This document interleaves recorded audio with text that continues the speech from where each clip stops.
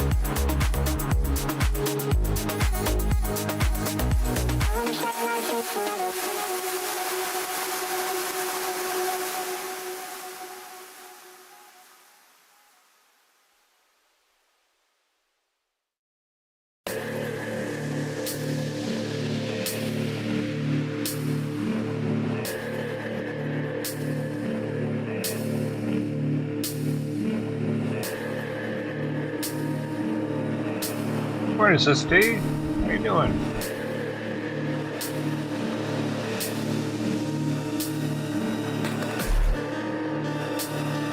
Whoa, it's cold in here right now.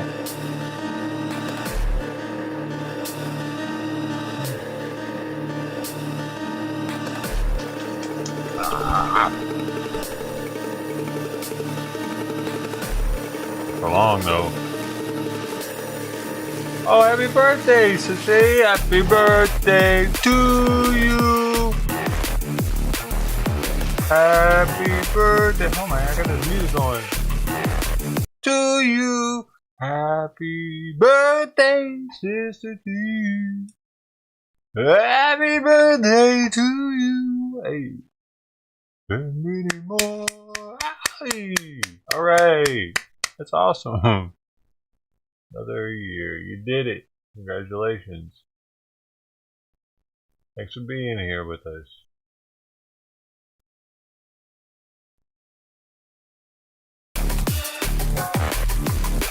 Any plans for the day?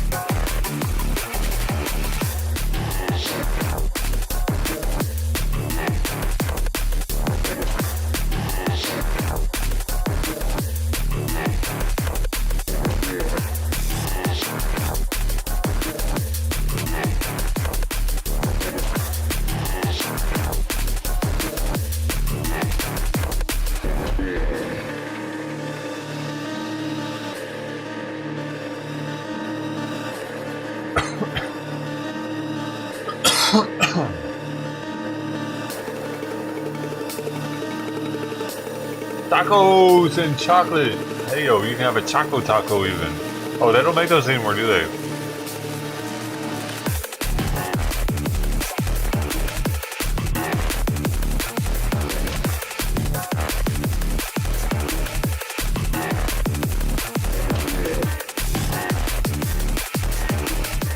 For CBT, good morning.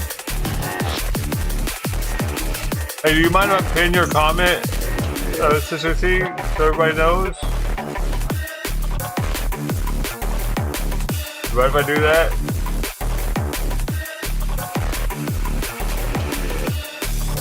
You were the first person to say something.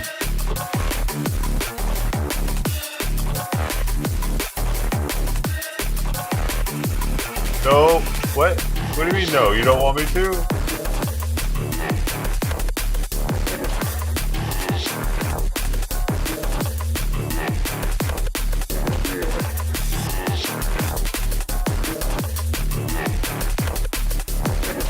Well, I'm asking her. What are you talking about? Is it your birthday too?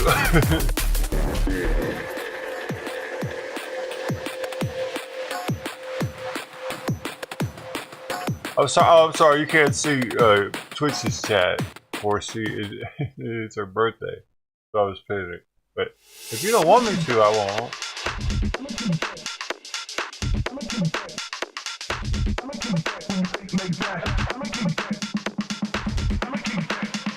Because Mark Bass was actually the first person to say something on YouTube.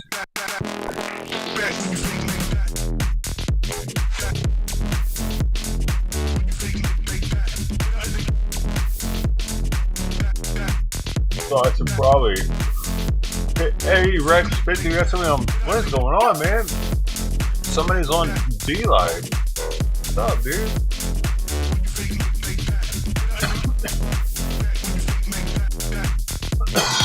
It's okay? Okay, I'll leave it then. I mean, if you don't mind people knowing, if you're not like worried about people doing something with your information or something, right, you don't have anything to worry about.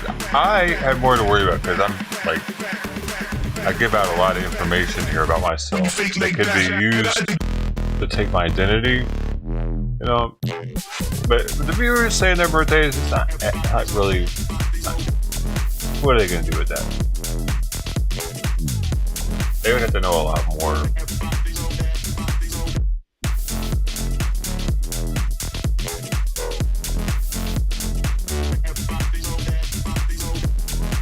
That makes sense.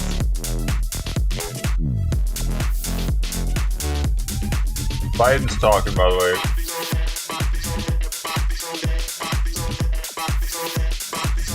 If you're new in this stream, there's more than just you on D-Live. It shows there being 0 viewers.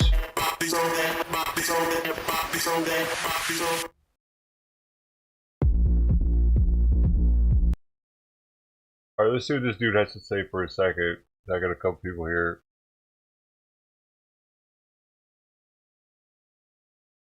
Pump up the audio. Pump up the Before I audio. head to North Carolina, I wanted to speak a few moments about what's going on our college campuses here. We've all seen the images, and they put to the test 2 fundamental American principles. Excuse me. The first is the right to free speech and for people to peacefully assemble and make their voices heard. The second is the rule of law. Both must be upheld. We are not an authoritarian nation where we silence people or squash dissent. The American people are heard. In fact, peaceful protest is in the best tradition of how Americans respond to consequential issues. But neither are we a lawless country. We are a civil society, and order must prevail. Throughout our history, we've often faced moments like this because we are a big, diverse, free-thinking, and freedom-loving nation. In moments like this, there are always those who rush in to score political points. But this isn't a moment for politics. It's a moment for clarity. So let me be clear. Peaceful protest in America. Violent protest is not protected. Peaceful protest is. It's against the law when violence occurs. Destroying property is not a peaceful protest. It's against the law. Vandalism, trespassing, breaking windows, shutting down campuses, forcing the cancellation of classes and graduations. None of this is a peaceful protest. Threatening people, intimidating people, instilling fear in people is not a peaceful protest. It's against the law. Dissent is essential to democracy, but dissent must never lead to disorder or to denying the rights of others. It's okay if you're an anti-Trumper doing it, though, for yourself. Others, so students can finish the semester and their college education. Look, it's basically a matter of fairness. It's a matter of what's right. There's the right to protest, but not the right to cause chaos. People have the right to get an education, the right to get a degree, the right to walk across the campus safely without fear of being attacked. But let's be clear about this as well. There should be no place on any campus, no place in America for anti-Semitism or threats of violence against Jewish students. There is no place for hate speech or violence of any kind, whether it's anti-Semitism, Islamophobia, or discrimination against Arab Americans or Palestinian Americans. Do they call it Islamophobia? Why is that? Why isn't there Jewophobia? Why is it? Why is there just as? Why could like? All right. Why is there gay phobia or gay? Why because you don't like something you're scared of it? Why does that mean you're scared of it? Why can't it mean just like they've done enough shit in history to make me not want to hang out with them? Not talking about the Islamophobia shit. You know what I mean? I might not just want to hang out with an Allah Akbar. I don't necessarily think he's going to suicide vest bomb me if I hang out with him. I'm not scared like that, but I just don't like him. I'm not trying to figure out how their brain works, and I don't give a shit anymore. You know? I don't need to do that. Do I need to do that? Maybe if I had to work with one, I got to get along with this guy. You know, if I got to get over this shit. Hey, how you doing, man? What do you do, man? What do you do in your spare time? You know, you got to be cordial, right? But I don't have any reason to do that. So I can go off my stereotypical my ways, can I? I mean, stereotypes exist for a reason. They're to keep us safe. They're to keep you away from harm. They happen. They don't just happen either. Stereotypes don't just randomly like, poof, hey, you know, black people commit a lot of crime. Why is that? Why is that a stereotype? I wonder. Like, that's just one. There's many stereotypes that are true, you know?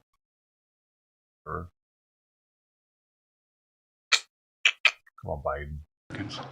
It's simply wrong. There's no place for racism in America. It's all wrong. It's un-American.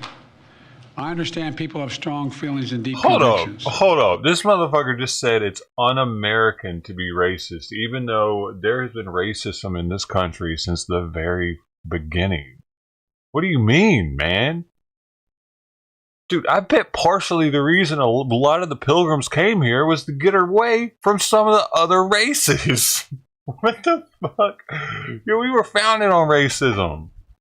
In America, we respect the right and protect the right for them to express that. But it doesn't mean anything goes. It needs to be done without violence, without destruction, without hate, and within the law. You know, make no mistake. As president, I will always defend free speech, and I will always be just as strong in standing up for the rule of law. That's my responsibility to you, the American people, and my obligation to the Constitution. Thank you very much. That's it? President, have the protests Always gonna ask. forced you to reconsider any the kitty, she's up there right now. So she's been at the high ground. She was sleeping up there when I got up this morning, so she's and check this out. Look at this.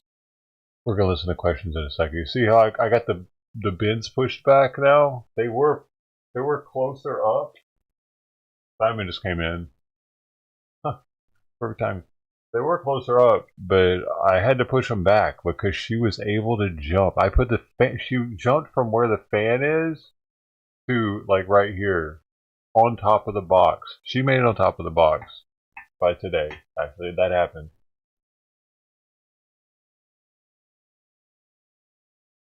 The policies with regard to the region? No. Thank you. Mr. You want to President, come do in? you think the National Guard should intervene? No. Mr. President, do you agree with what the candidates are calling for? Mr. President, the former president said that he was no longer.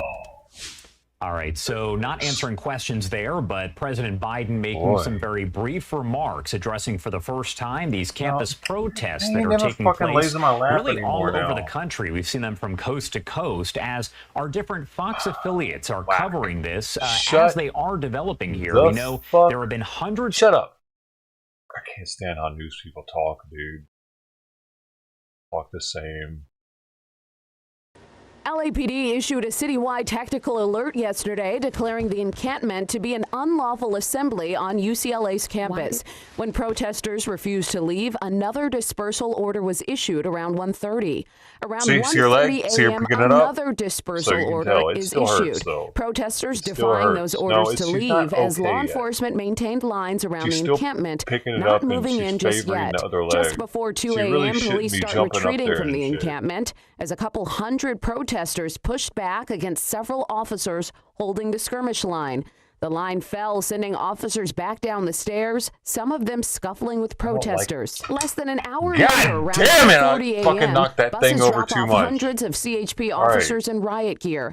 Demonstrators trying to reinforce the barricades to keep officers from moving in. A quarter before 3, CHP officers finally move in, starting to rip some of the defenses out of their hands, scuffling with protesters. Officers bringing out bright floodlights in what seemed to be an attempt to blind demonstrators on one side of Royce Hall. On the other side, officers returned to the staircase they were pushed back from. Some students putting their hands up, removing the blockade, allowing officers to get closer to the encampment. Now, a quarter after 3, CHP officers in riot gear start tearing down the plywood encampment. Protesters, for the most part, seem to not put up much resistance as barricades are taken down on one side of Royce Hall. On the other side of the building, protesters there blocking a different group of 100 to 200 CHP officers. Back where the plywood is being taken down, CHP officers appear to be firing less lethal rounds into the encampment, setting off smoke grenades, holding out protesters scuffling with police. Now, after 4:30, officers fully into the encampment, tearing down structures, detaining protesters, putting them in zip ties. Hello, I'm Mark Brown. Dude, I would have had to stay up till 4 in the morning to cover that. That's... Why? Bro, why did they wait until the middle of the night to do it? Oh, I guess because they're like really not supposed to be there if it's past school hours maybe. But it's so late, man.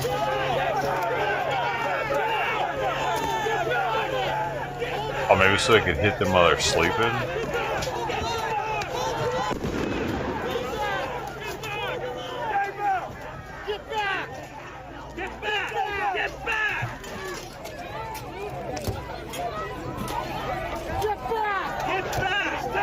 Big dude.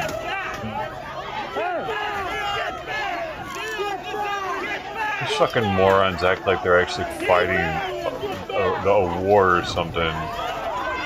Like this meathead's actually doing something right now.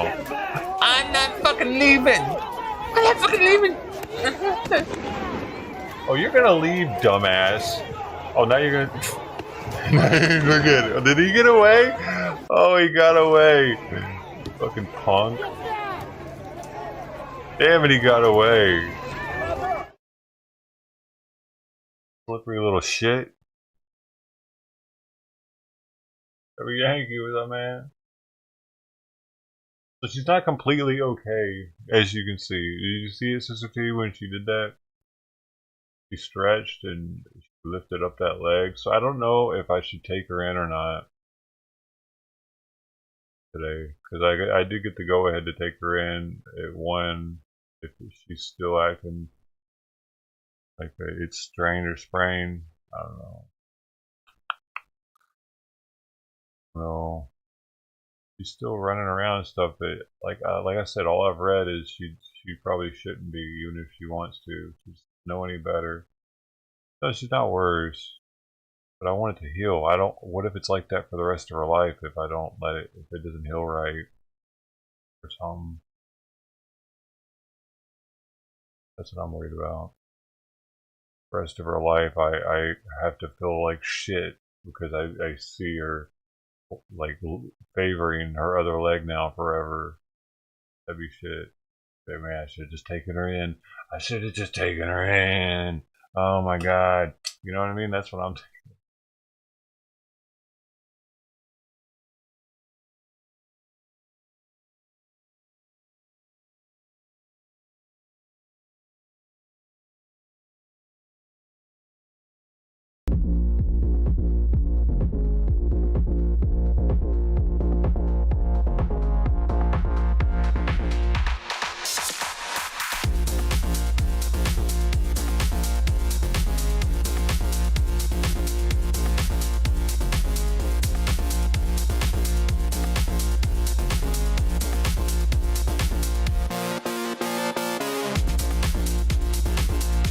These are all just random songs from our list. I don't know what the hell they're gonna sound like. They're just plain.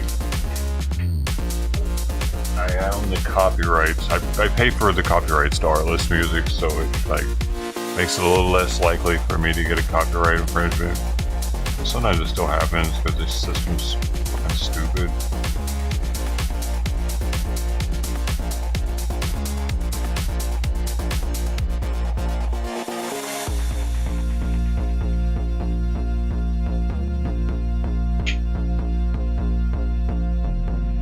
Oh, well, what am I do? Don't mind if I do.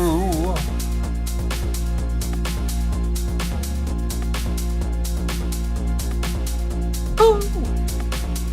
Smells so good.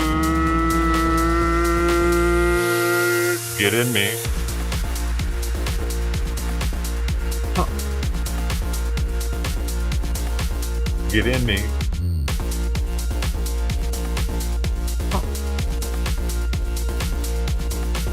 Smells so good.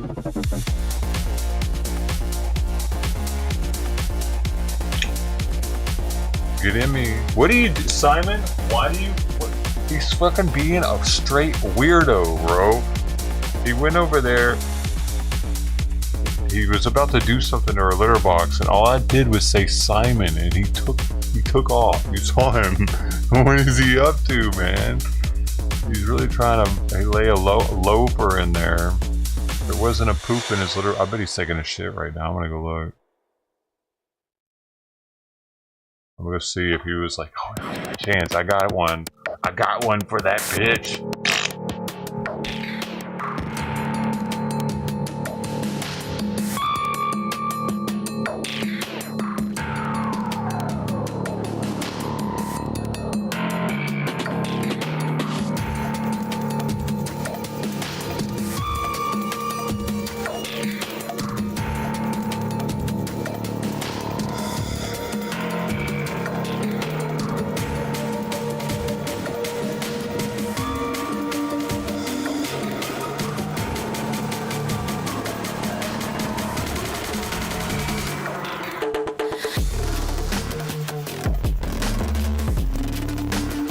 He actually was at his litter box. I don't think he took a poop though, because it takes him longer than that. He was just finishing something up, it looked like. Man. He's like, oh, I got one. Perfect timing. He's not looking.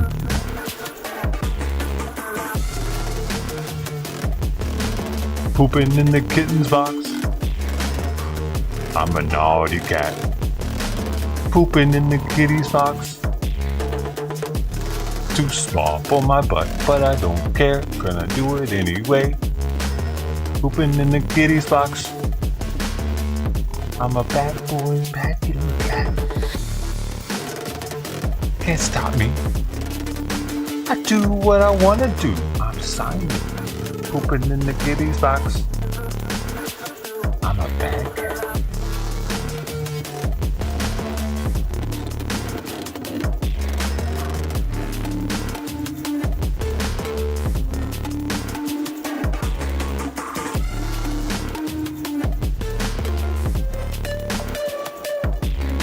Dude, it does have some kind of attractant in it though. Some kind of cat attractant to get her to want to use it.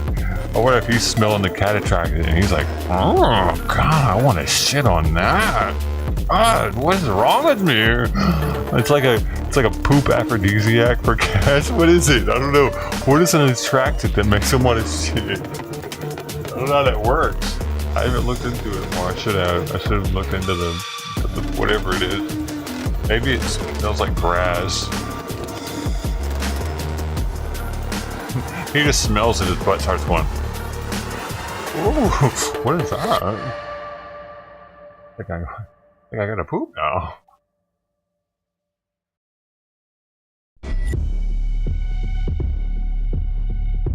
What? Cleaning wet thing before every use. This? Oh, what? No, man. No, I'm not. It's gross if you don't do that. Why? Do you have one and you don't clean it?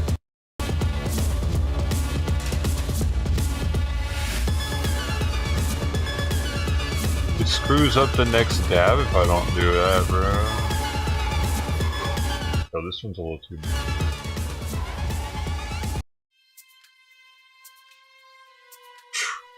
Sometimes I get old.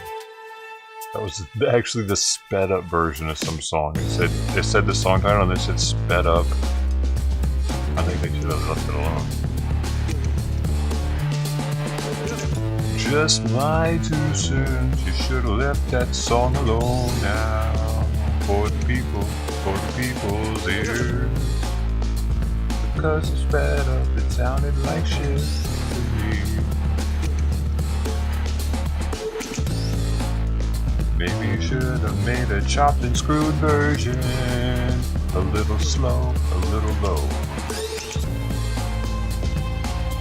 I probably would have dug it then.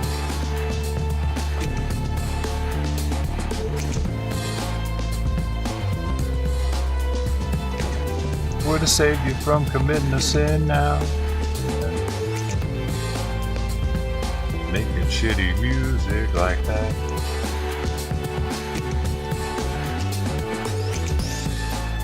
You would think it was made for a cat.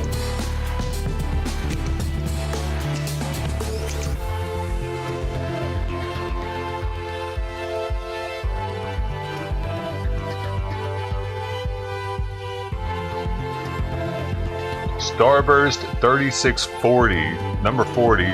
This is living soil. I've had this since 2022, November. Percy batter, so it's tier 1 Percy batter. This is some of the best concentrate that's available. So of course, I'm gonna clean the bowl before each dab.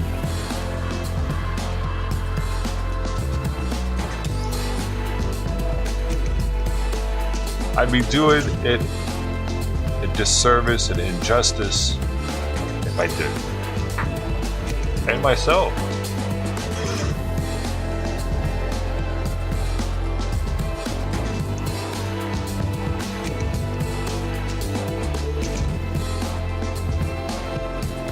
Especially when I'm going at 440, just load Tim dabbing. Oh yeah.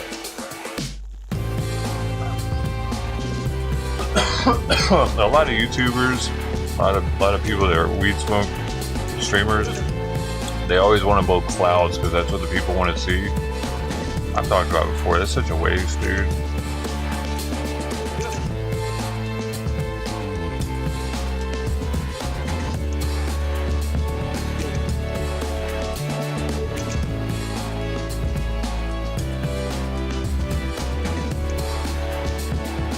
Not only do you burn some of the terpenes very rapidly, and they turn into some carcinogenic compounds. They don't do that if they're vaporized. Also, you're just getting rid of them instantly when you go to too high of a temp. The flavor sucks. You don't get that, like, dude, this tastes just like a candy. I feel like I got freaking some sort of new flavor of Starburst in my mouth. kind of lemony, kind of strawberry,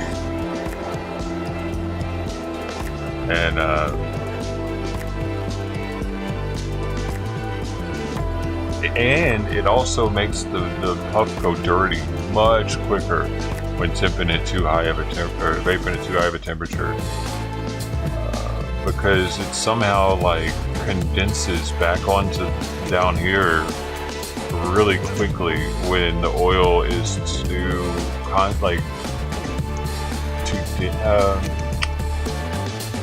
saturated into the air oil mixture that's being breathed in, that's being vaporized.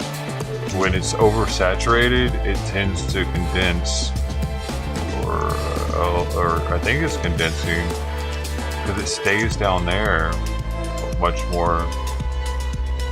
I think it has to do with saturation of the oil in the air.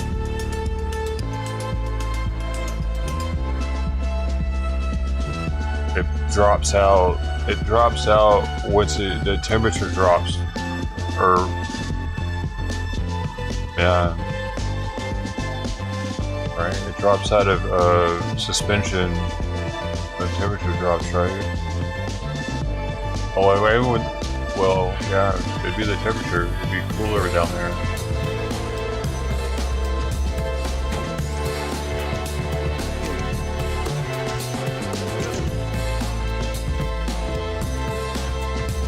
But the more saturated the air is with oil, the quicker it'll drop out of suspension. It makes sense.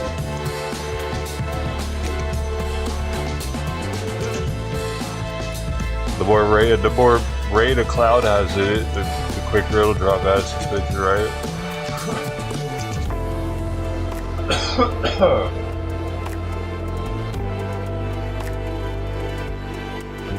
Same with the solution, it's DMT. The more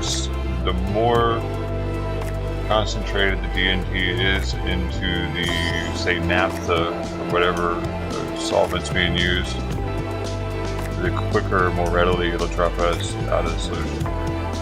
But with temperature change, by reducing the temperature in the freezer,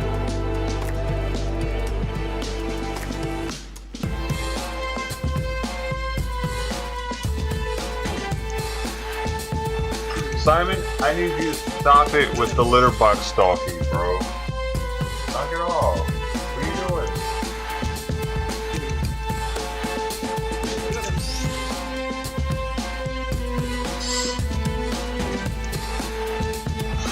Hash burn your lungs? This?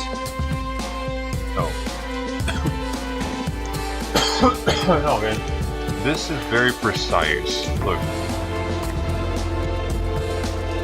The atomizer on this thing is only this part. This is the only thing that heats up, of course, and it's just like a dab rig bowl, except it's made with ceramic instead of glass. The only thing that touches anything is ceramic. It doesn't touch any kind of nasty heating coil or anything. You know what I'm saying? That's just a gross tasting. You'd be getting the cotton taste in there, the burnt cotton. But what's great about this thing is the dial, how you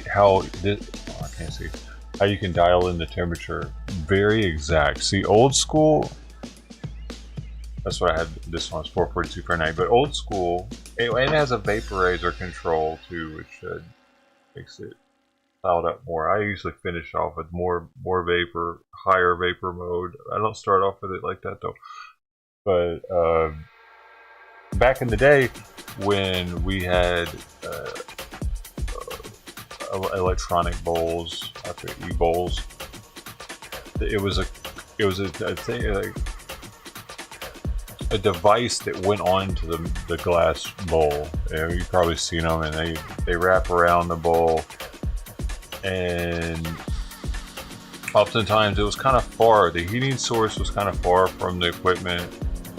It wasn't right on it like this, and it was much larger, and like everything about it was larger. This, being that it's so much smaller, it uses like it's like The other one is like analog, and this is digital. Also, more so, a lot of them back in the day. So it's more precise in that aspect too. But with it being digital, it can detect smaller differences in temperature change because of it than the older ones could. Therefore, making it so that you can really dial in the temperatures you want to vape something at perfectly, depending on, you know, some strains, the terps on them vaporize at different temps, legit. And maybe you get one that's got a really delicate terp in it that you don't want to just burn off real fast. You might want to start that one at like 10 degrees, like something that minute, 10 degrees lower, and it'll make a huge difference. You're like, whoa, we didn't know that was there. I was burning that one up a little bit before. That's what this gives you. Plus the added benefit of so many different tops are made for it. Like this one isn't stock. This is a Beta Labs top. It's China made. But you saw it, I just knocked it over. I knocked these, dude, last night it fell on the ground and it didn't even break. And so this one is my favorite top so far, the Beta Labs. It's kind of like expensive though, so it's a recycler, so it helps with the flavor too. And then the bubble caps also, you can get a bunch of these. You're gonna want to get one of those aftermarket because they get much more airflow. But I haven't tried the new 3D chamber. Its bubble cap might be okay, so that's something to think about. The new 3D chambers look pretty nice. The XL or something, 3D L XL, they're huge. I heard there's much less oil buildup at the bottom of them than these older ones. This is the older 3D. But it's pricey, dude. Like all this together is like $1,000. I think this is like a $400 top. There's probably like a $50 bubble cap. I didn't like know what it was going to look like. It was inside of a candle. I say probably 50 because I got the candle for cheaper than that. He was doing just like a sale, trying to get rid of some candles he had. You burn the candle and the thing would be inside the candle. I did them on stream like a while back. And the Puffco itself is like $300-$400, I think, like that. So like 4, 8, 50. This is probably like $100 for the 3D chamber. So yeah, roughly with tax and everything, about $1,000. They're not cheap. But the one reason you asked, does it bring you on? One of the main reasons I got it, besides seeing Eric Kahn use it on stream, and again, he was like all about it. So I'm like, wow, Eric likes them. But for my lungs is why I got it, because I was starting to feel like something was going on, man, with how I was dabbing on the titanium nail. Like it was starting to mess me up a little bit, and I feel like being able to be more precise with the temperature allows me to actually be much more safe with my smoking or vaping. Dude, they should hire me, huh? Did I sell anybody on the Puffco? I know it's expensive, but you don't have to spend that much to get into it. It's like $400 for the basic model, and that'll give you something that to still have a very decent. Because I had one of them like that for a while, man. Months. I had just the basic model with the bubble cap, with one of their bubble caps. But then I upgraded, and I was like, whoa! Now I see why everybody upgrades, because it's like upgrading a 4-cylinder Honda or something. You're like, okay, yeah, it can take it. Okay, now I see why everybody's doing it. Because it can take a little more horsepower, you know, kinda. Dude, some people even get aftermarket chambers that they like build themselves, or it's a trip. I don't know if it's like that for the Peak Pro for this one, but I know some of the Puffcos you can do that with. Some people put inserts inside of here, like sapphire inserts and stuff, supposed to retain heat better. But some people put spinner caps on the top and little beads inside of them, little quartz beads or ruby beads. Those are a little more expensive. They're supposed to retain heat better. I don't know, but, and then they'll have that instead of having the bubble cap, they'll have a spinner cap, and it helps to direct the airflow to the beads so that they'll spin at the bottom. I mean, people do all kinds of stuff with them. They're kind of like extremely customizable.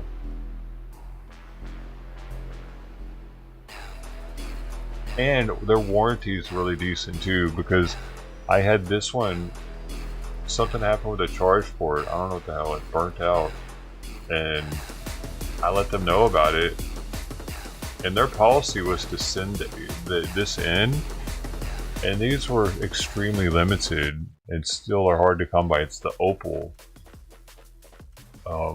They've come out with a new Opal now, but this is the original Opal. So they hadn't come out with that one yet. So I was like, hey man, can I please keep it? You know, like they're like impossible to come by. You're gonna make me get rid of my Opal? Come on, man. I'm like, okay, we'll let you keep it. I was like, damn, cool. And that's when they sent me this one, which is also a limited edition that you can't get anymore. They come out with the limited, like you can get like the normal ones usually, but when they have like the limited ones, they just stop making them after a while. So it makes them kind of collector items too in that way. Trippy, man. They come with a cool case too. Good. So like it floats even. It's made of like some styrofoam shit. Not styrofoam, but foam. So I can tell that it floats. It's got magnets on the backs right here. So when it opens, it like stays open because the magnets touch each other, and it's like a little mini table. Everything just kind of fits in here. I mean, mine's all disarrayed because never really used it, but little compartments here. So it doesn't just come with the thing, it comes with some other stuff too. I think it even comes with some of their little Q-tip things, which isn't really a big deal, but it doesn't come with like this is one of the travel pack pieces, but it only really works on the stock glass. Oh yeah, this is the travel piece, stock glass tip too, rubberized tip.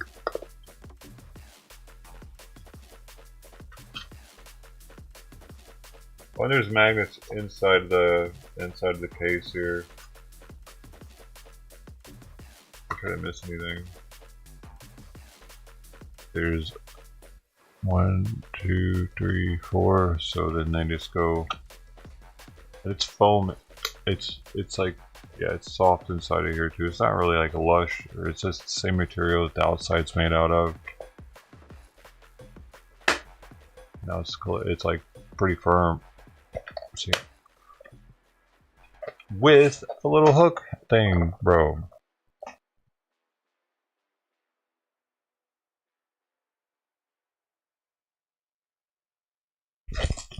Have I sold anybody on the Puffco yet? Are you looking them up right now?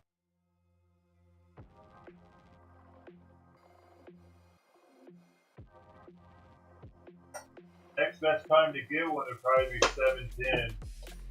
Around 7:10. Because 4:20 is the weed smoking holiday and 7:10 is the oil or hash smoking holiday. I might have some deals then.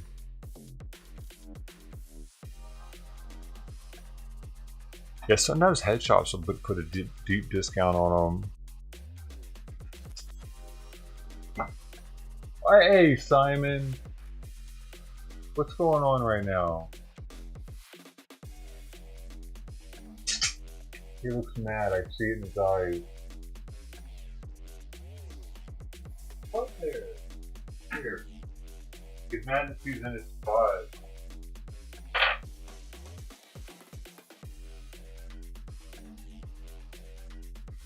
See if I can get them to go through together. But I know. Oh, look.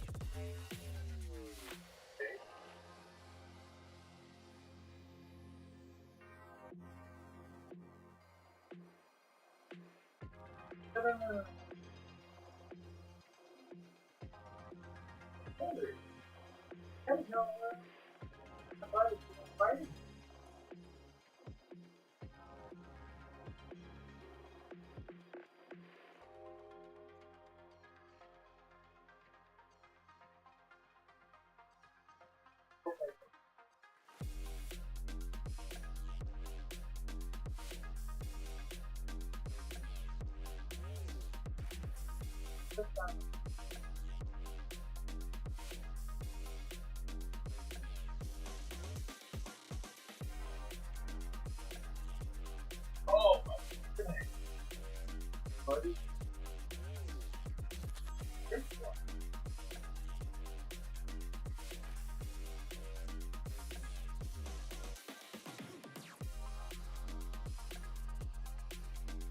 That's how it's here. Oh.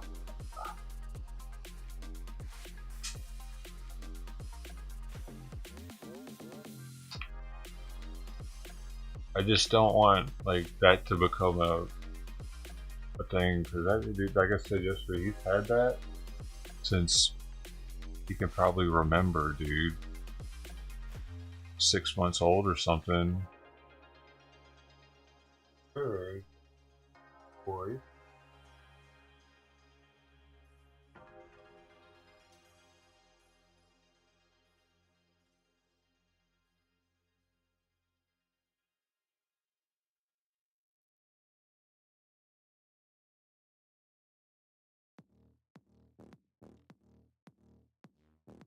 Why do you? He stares at her when she pees, and when I try to get him not to, he hisses at me. He really doesn't like her peeing in here. Simon. Simon.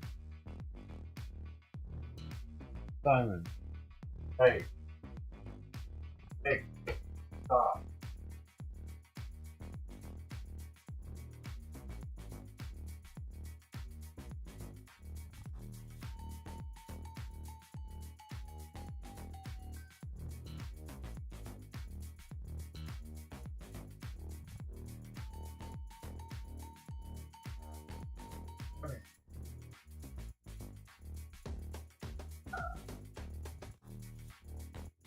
He's pissed about something, dude.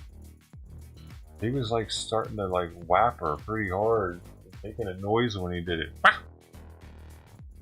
He just had a look in his eye whenever he was hitting her when she was on top of the thing up there. Didn't look friendly.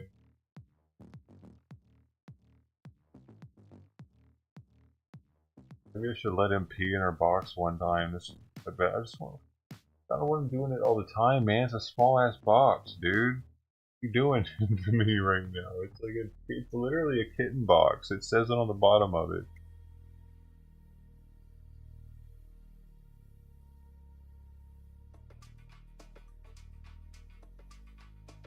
Hey, what are you chewing on, man?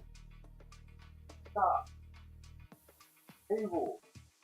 Stop. Oh my god. I just kidding. I wonder if he's driving Simon just as crazy.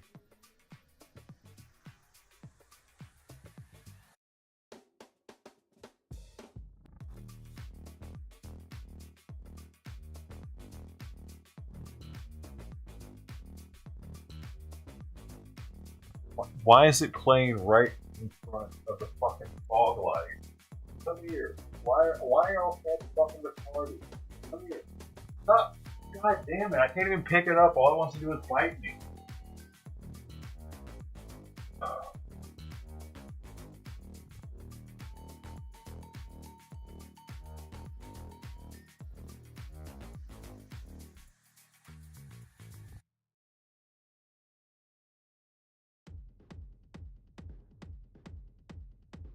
Great, now it's falling over again.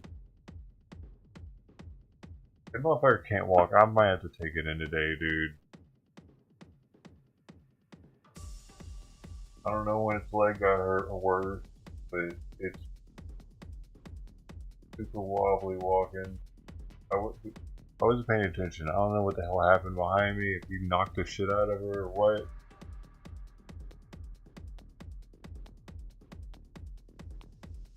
All she wants to do is get out. Are you seeing her down there?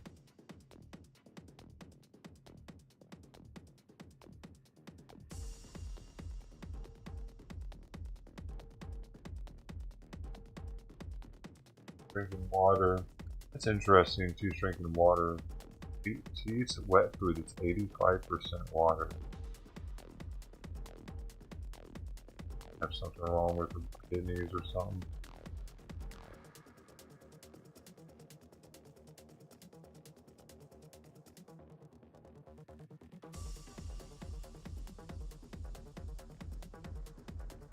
Urine still hasn't been tested.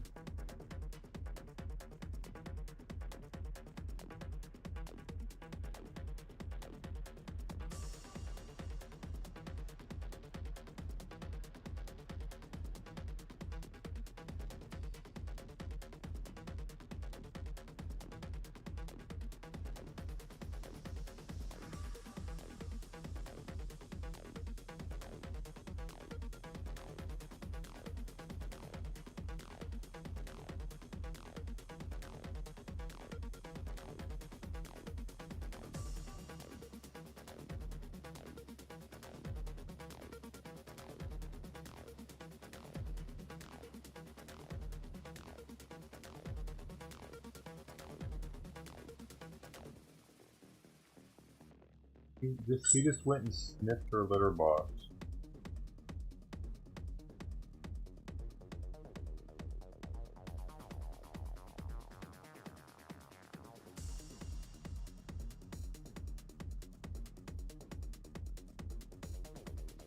Why do you keep enticing her, bad boy?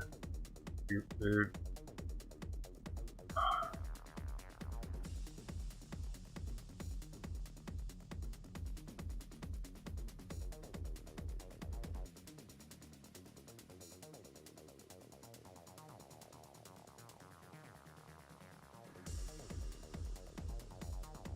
I'm about to get something taller soon because he keeps making her want to go out there more and more.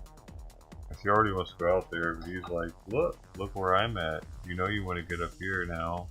Because she's gotten everywhere you can get so far. I can't fucking believe she got on top of this cat tower. I am in shock actually she was already able to get on top of this cat tower. Even with the injured leg.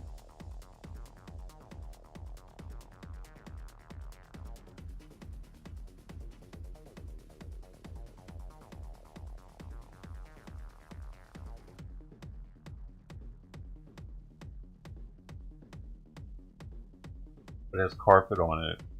That plastic's harder for her to grip.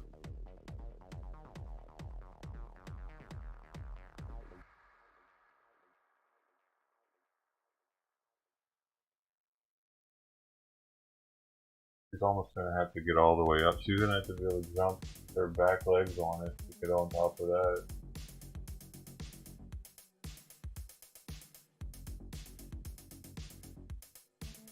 Don't just smell her. His pheromones. Well, he didn't pee in it. He just wanted to smell it. Oh, he would smell her pheromones.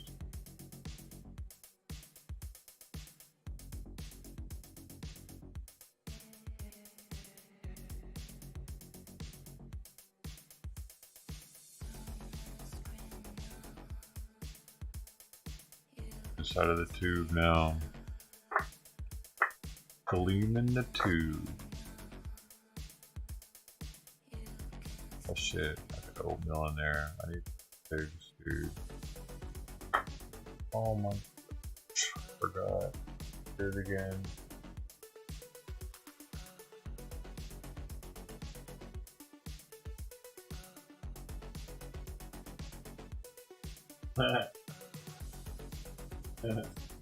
And she was in the hole. When I lifted it up, she was actually on the carpet. Did you see that? I wasn't expecting that.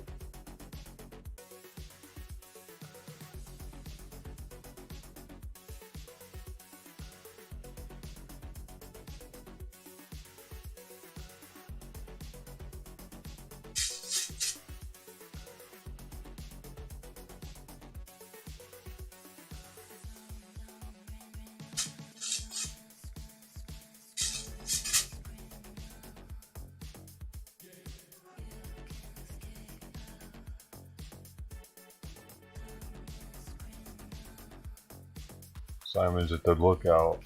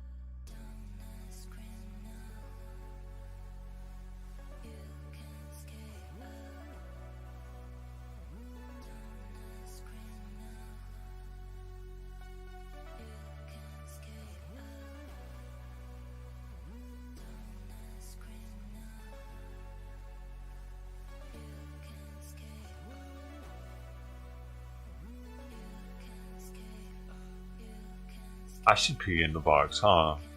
I should pee in his box.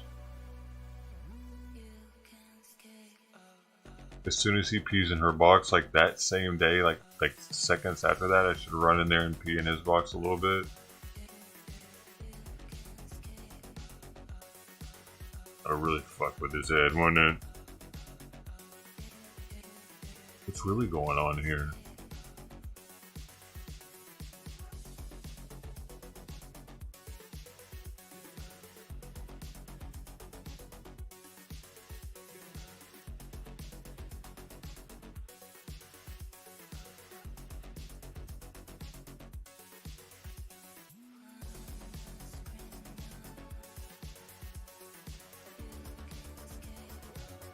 I can't see her. Playing with his ball, dude. He's really cute right now.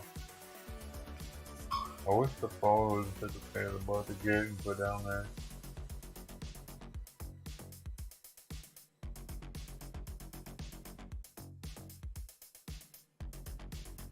Probably stop doing it by the time I get it.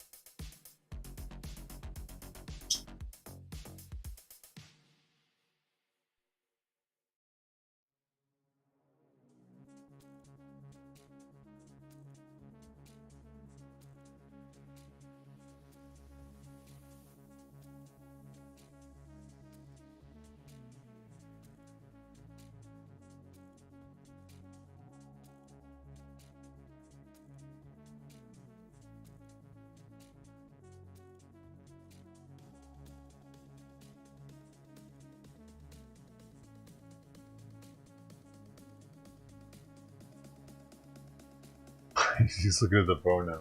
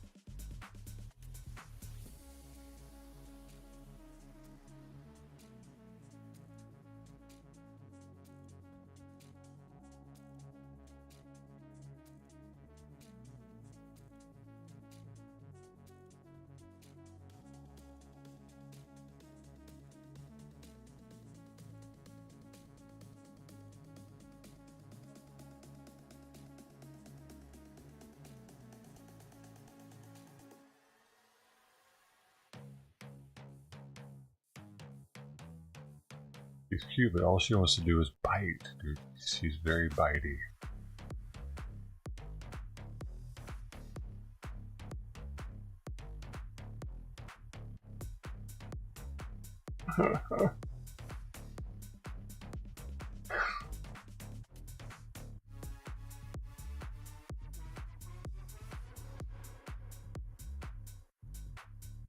Oh man, they had to move on me.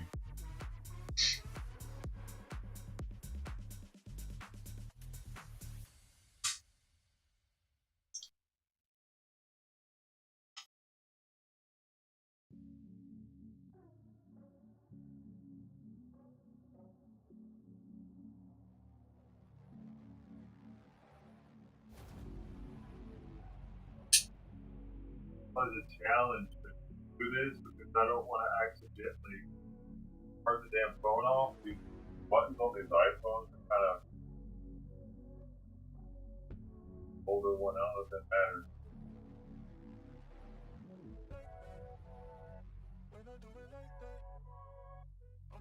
Getting it back clipped into that thing, and I gotta hold it pretty hard. Oh man. Alright.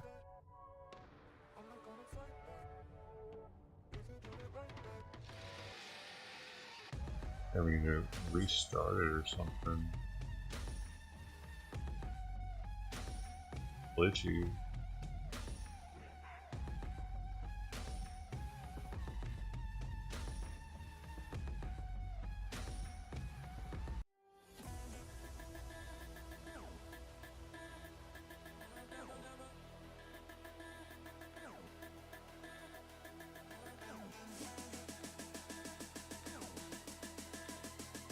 Probably a cat party up in here.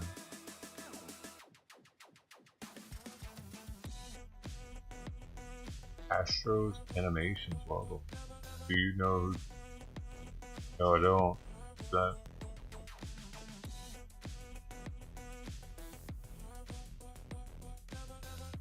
Pooping it. Oh, yeah.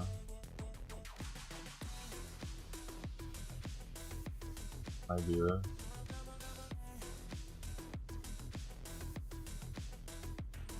They didn't just only leave mine in there. Just take his out every day, but just leave mine in there forever. That's how you show your cats who's boss. You leave one of your shits in there forever. Then when you change the litter, you be sure to save that poop and put it in the new litter.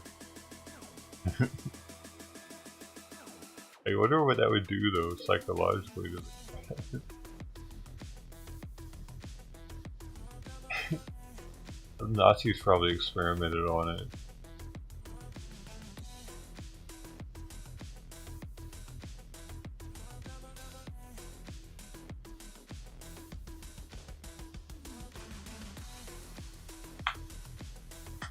Ooh.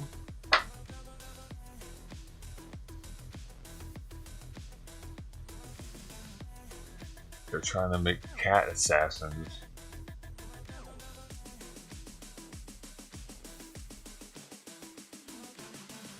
I mean, wouldn't that be the perfect assassin? If you could train cats to assassinate people?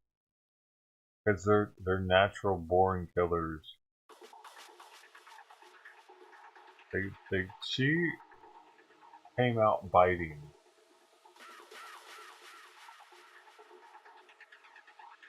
She's got all kinds of cute stuff in there right now we can't see. Look at Simon came in here. Fuck you, Simon. Fuck you. That came on me. Get out of here.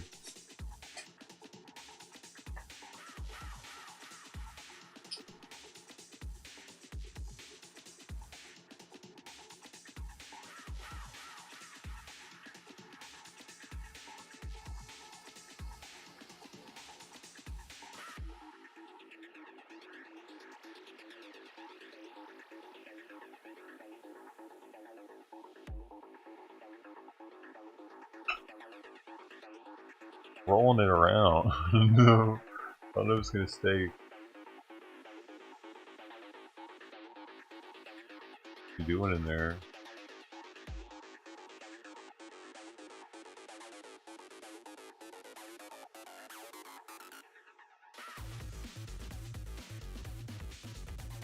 I don't know what the internet seems bad on it.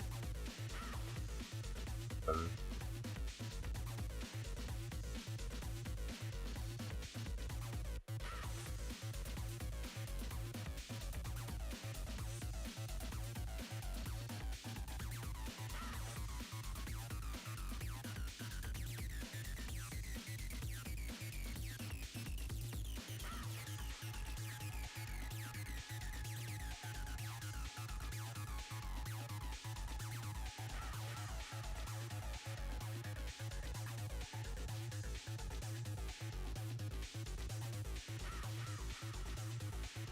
Let's see a video.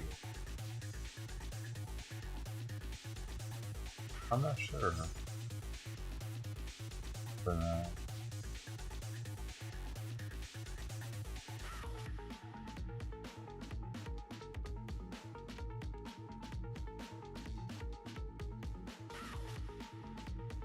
not using much of anything through the internet.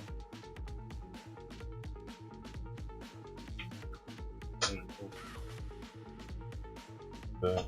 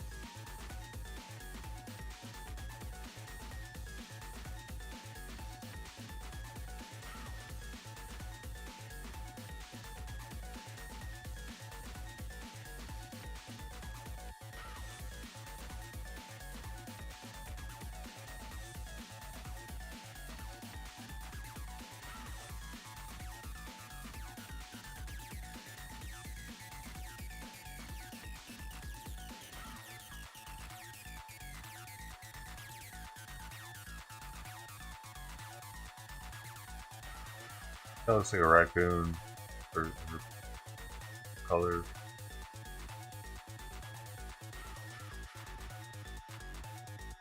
Oh, she's stalking.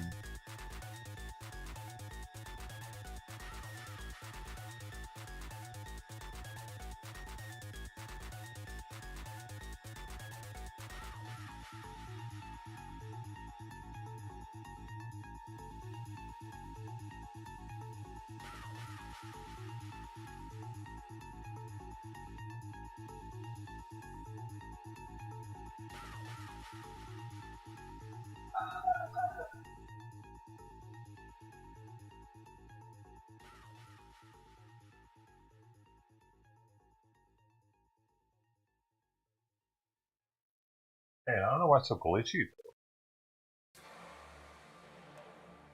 though. I turn it off, turn it back on again. Have you tried turn it off, turn it back on again? You know, I haven't.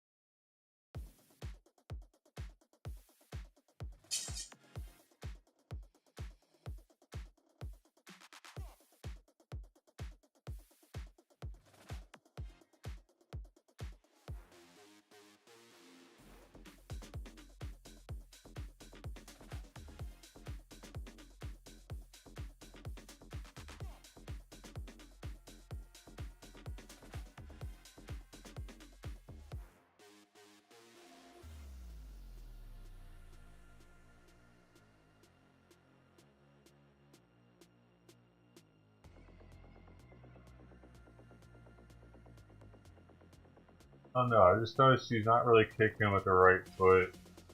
Not sure on how much she should really be playing.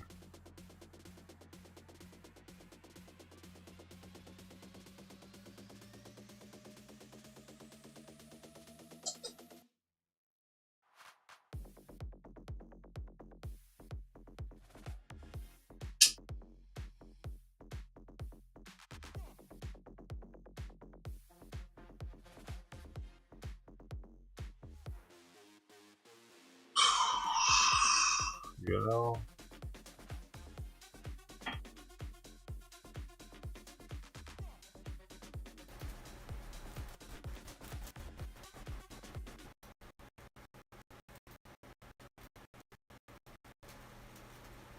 Right. After these messages.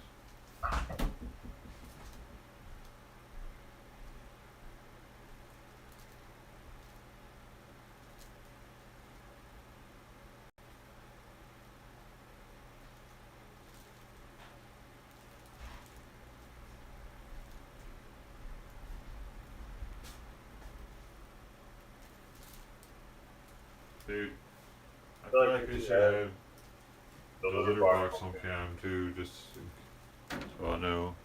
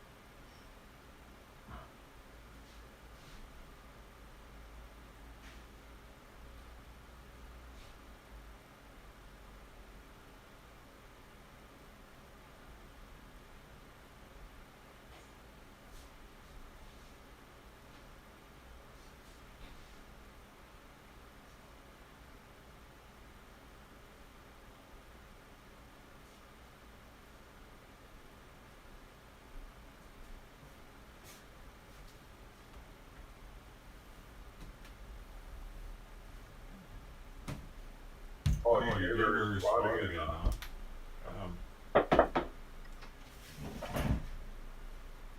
That.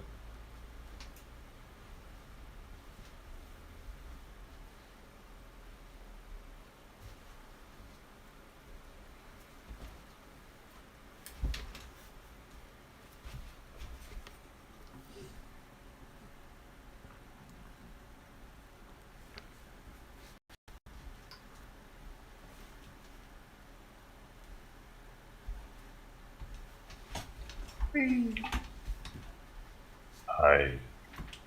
How's it going?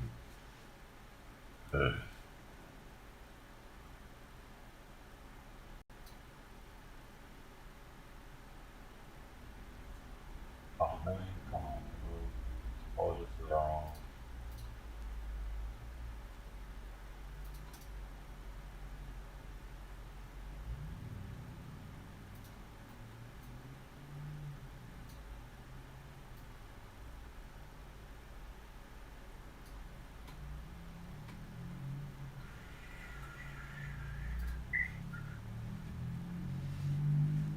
Is there? Yeah. I just hope he's happy. But he keeps wanting to be in our box.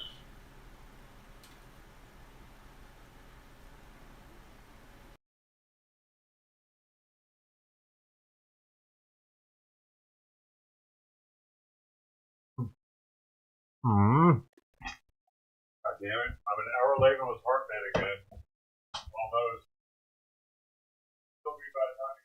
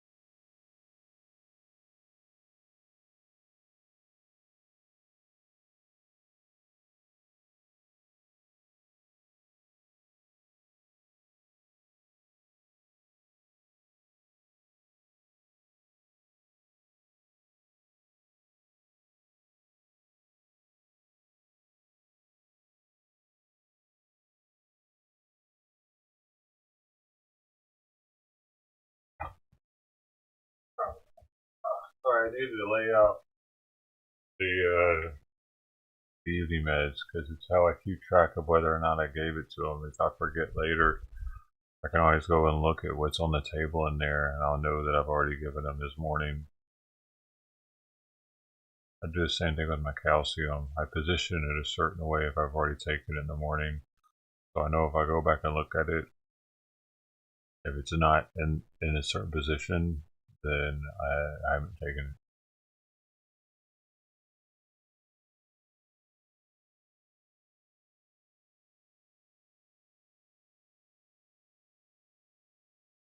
It's easy to forget with all this shit going on. Simon and the kitten now too.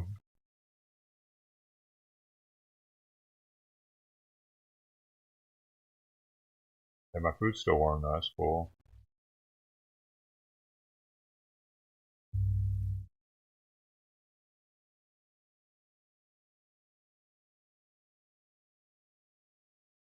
And he sure is messing with the base of his tail a lot. I hope he's not actually with some fleas, and I wasn't able to give him a full dose.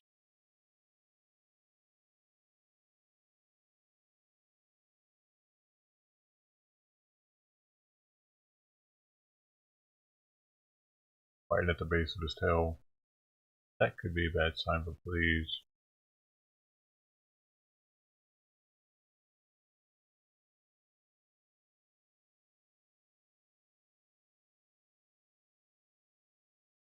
Looks like the encampment's completely cleared now. UCLA.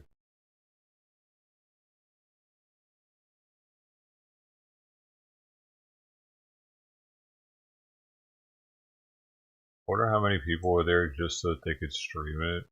Like they were acting like they were pro. Because you had to act like you're pro Palestine for them to let you in.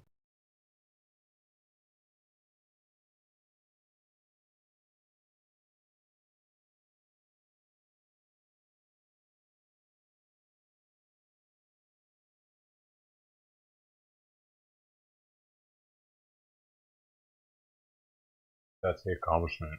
What, them removing those people? Well, I knew LA police were going to make a light work of that.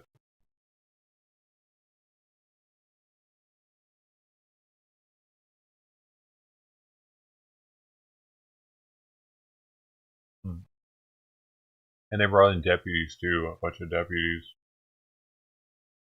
Like LA has the most experience of dealing with riots of any other city. The biggest riots in the country happen here. I mean, look at all that shit that happened during George Floyd. Everywhere. I remember the day Long Beach popped off, Santa Monica, and somewhere else even. I forget where the other place was that day. There were 3 places that popped off that day.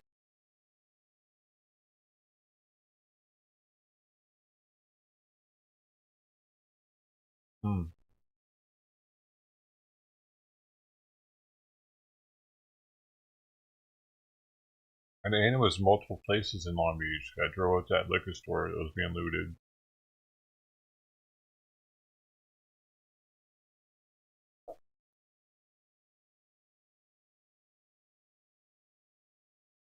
They had them all confined there in one spot. Like that's as easy as it gets.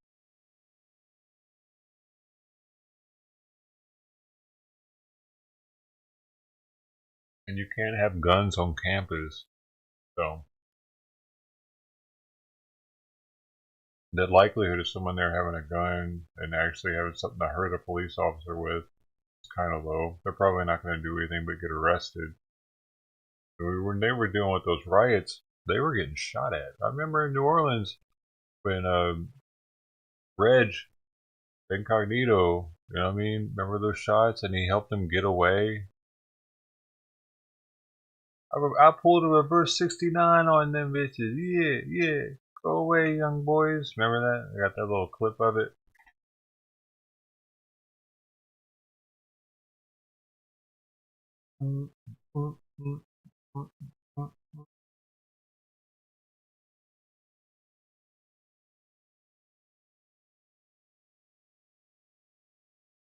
You know what I'm talking about.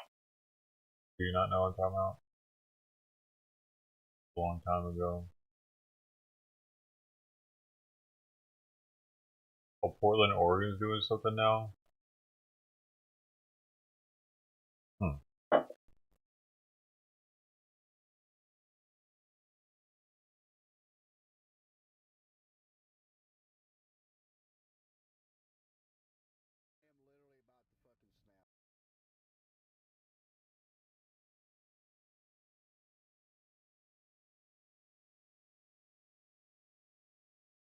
Saying right there, they want y'all to the.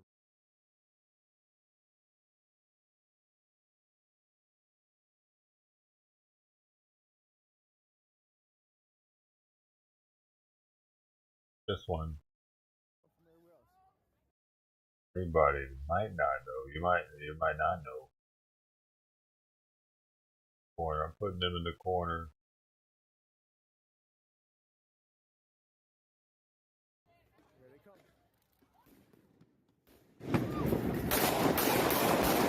Oh, they shot guns at him. Oh, shit. Shit, they shooting guns at him. Real guns. Shit. They blasting at the police. They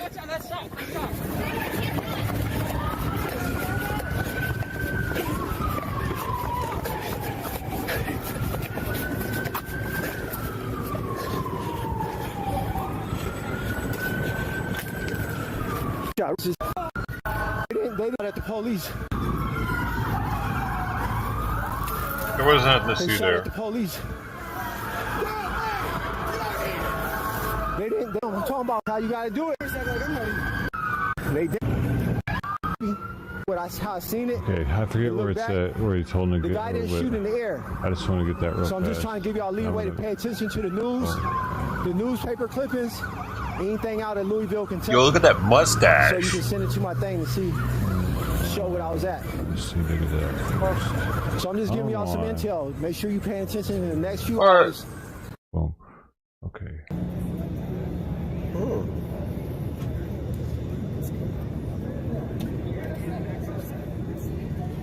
Damn.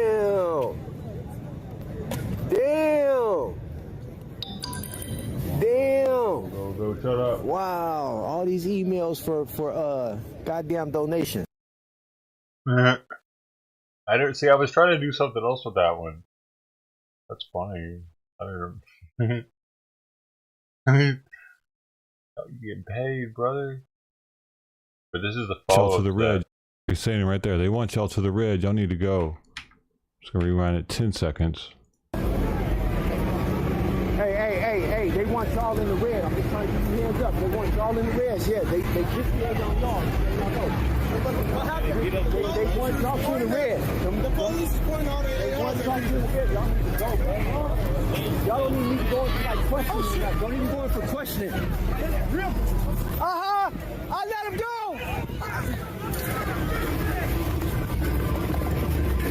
I got him out of here before they did their swarm.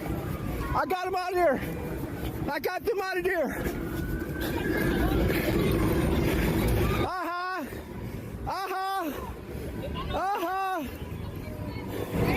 I put a reverse 69. I put a reverse 69 on you bitch asses. I pulled a reverse. Get out of here, young man. Get out of here and get that red off you.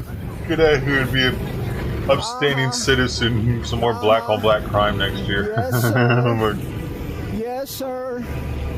Yes, sir. You supposedly just started the police. That corner, if I can show you the ones that came in, the feds. If I can show you the ones that came in. He helped police shooters get away. Points for me. Points for me.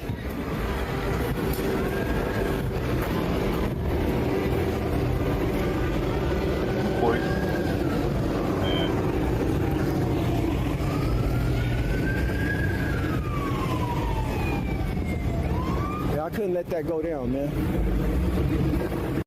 Okay, how am I?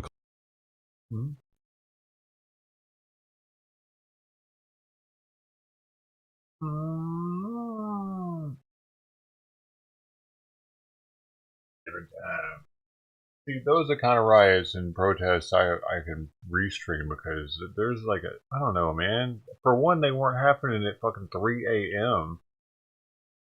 last night with the UCLA. They were like they were popping off way earlier because they were trying to loot way earlier. You know, I mean, they were trying to loot like at 10 o'clock. Even earlier, man, in Long Beach, it was still daylight.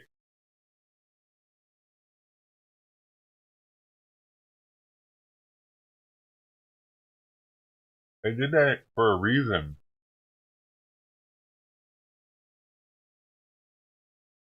That's when the cops are most overwhelmed, right? Like everybody, like they got more calls during the day because that's when everybody's awake making calls.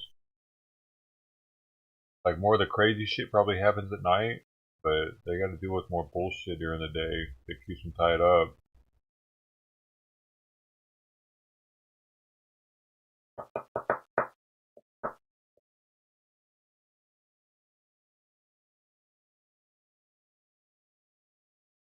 Until people start looting, there's really not much content with these protests. That's how I see it. Any of them.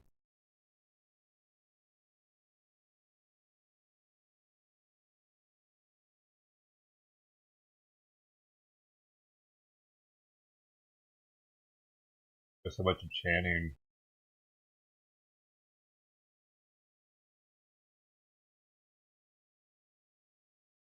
Could be trying to tear down fences or something.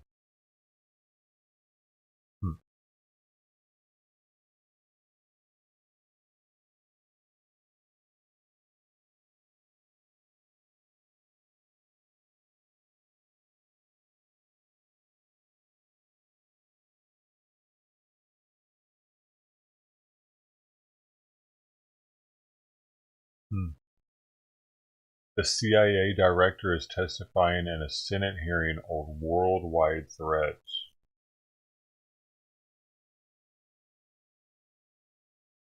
He loves this, though.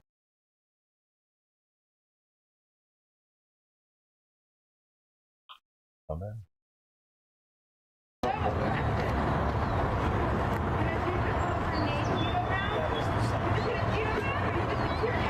What is this? Alright, well, you make sure the booth knows that we're going to be down for a bit while we find somewhere. Alright, thank you. But now, if Portland's starting to get stupid, that's another story. Now, but they want to...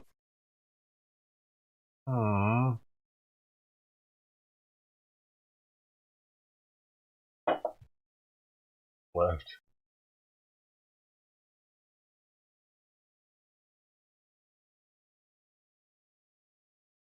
Wait, there's another. And now here, more on campus, if you will. This is what's happening in Police have Portland. a line set up, blocking damn, I'm anybody good, from getting baby. on campus, getting back towards the library area. I can see the library shit.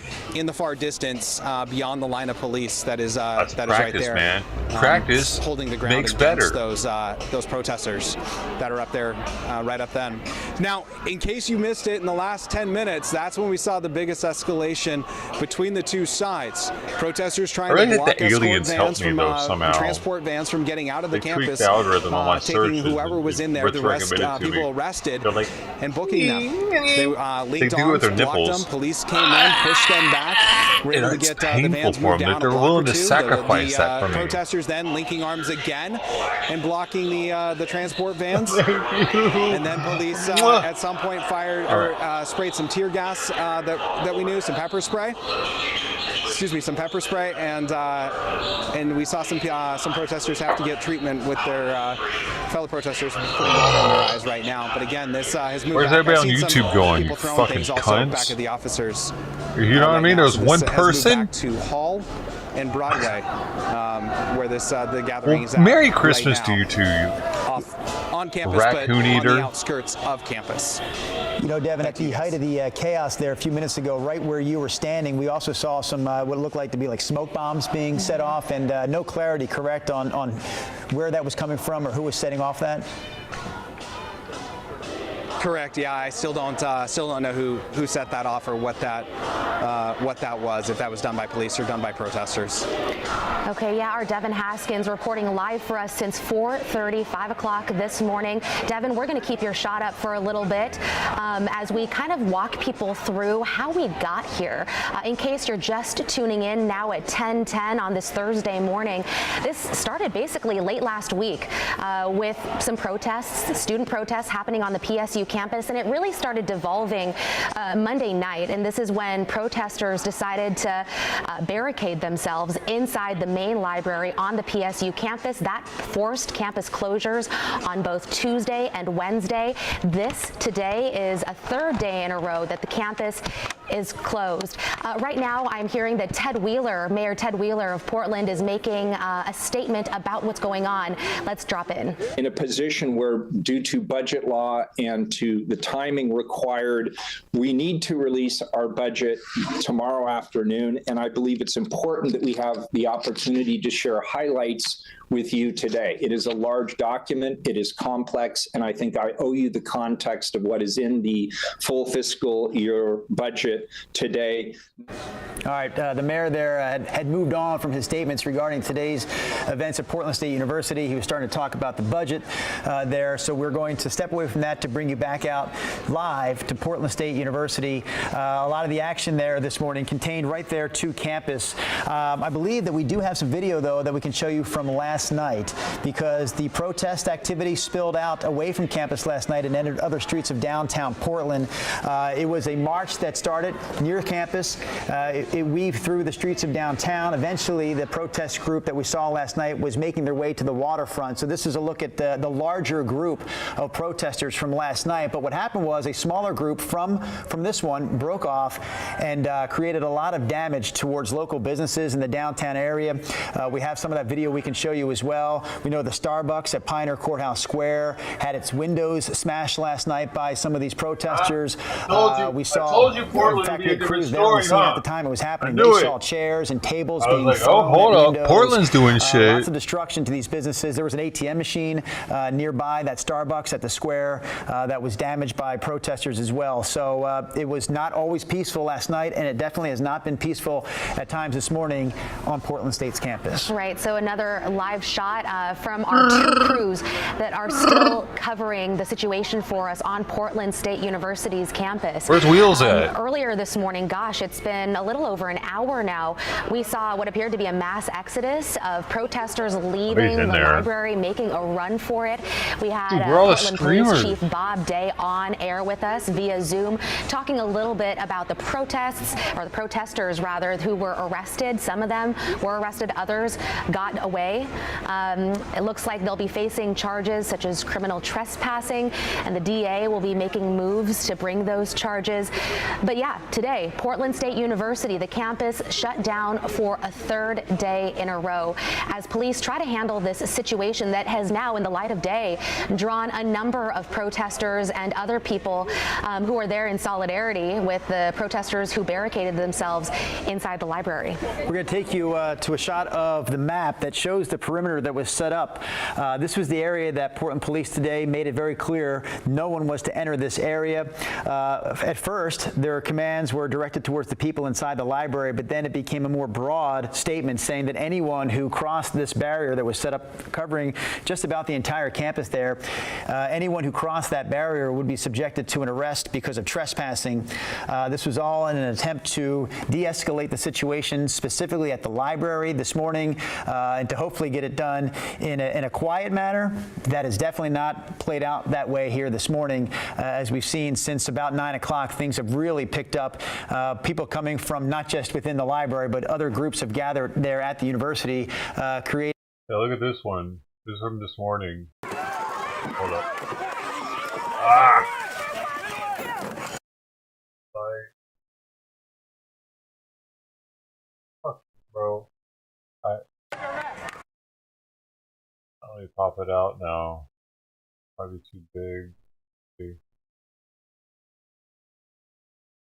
Out of storage.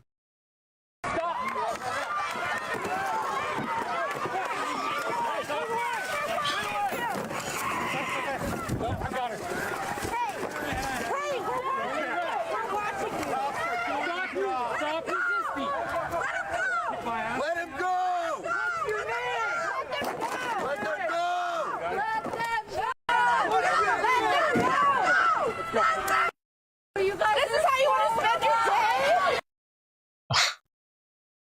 What do you mean? What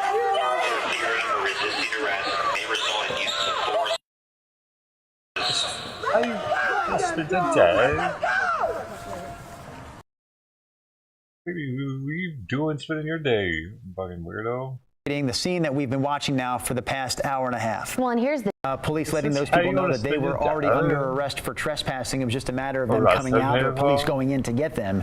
But then it became a matter of resisting arrest.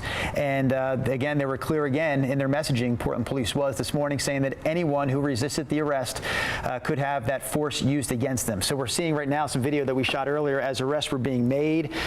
We've sort of lost track at this point just how many arrests were made there on campus this morning.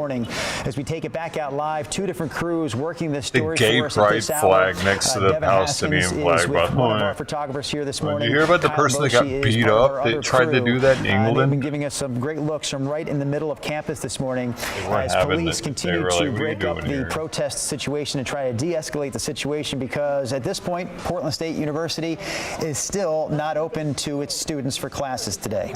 Yeah, and you can see there a live picture looking at the barricade there that has been created. Gosh, I think that was probably over the weekend into Monday. You can see a lot of the flags, Palestinian flags, also graffiti on the walls. This is very similar to what we've seen from inside the library as well. You can see the barricade up, some they want to be included out there as well. And earlier this morning, our Devin Haskins, he was out there, gosh, starting at 4:30, 5 o'clock in the morning. He had been talking about how he heard hammering as some of those protesters were trying to build up that barricade into the early hours of this morning, trying to fortify the walls almost. If you were tuned in earlier, you would have also seen some soccer goals that protesters had dragged in to create some sort of barrier buffer between themselves and police. We also saw that video earlier of police. Police can tear down houses. We've seen this shit. You have videos of police, like people barricading their house and they tear down the entire front, the side of the house just to get to them. Oh, you think that wall's protecting you? Bop. Like they think their little plywood's gonna do anything?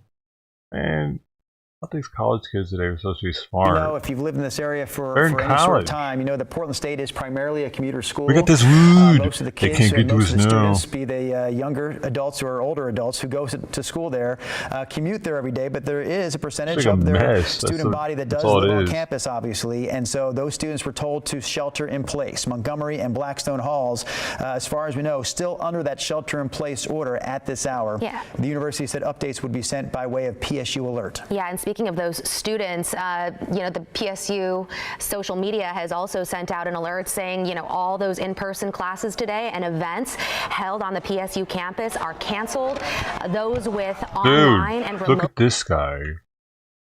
Look at these pink capris with the fanny pack, with the hair. Held on the PSU campus are. He's clearly a supporter of the cause, because if he was walking around Palestine or Gaza, he'll be a golden god. Those with online. He's got a beard too. Oh, he's got a beard too, baby. Held on the PSU campus are canceled.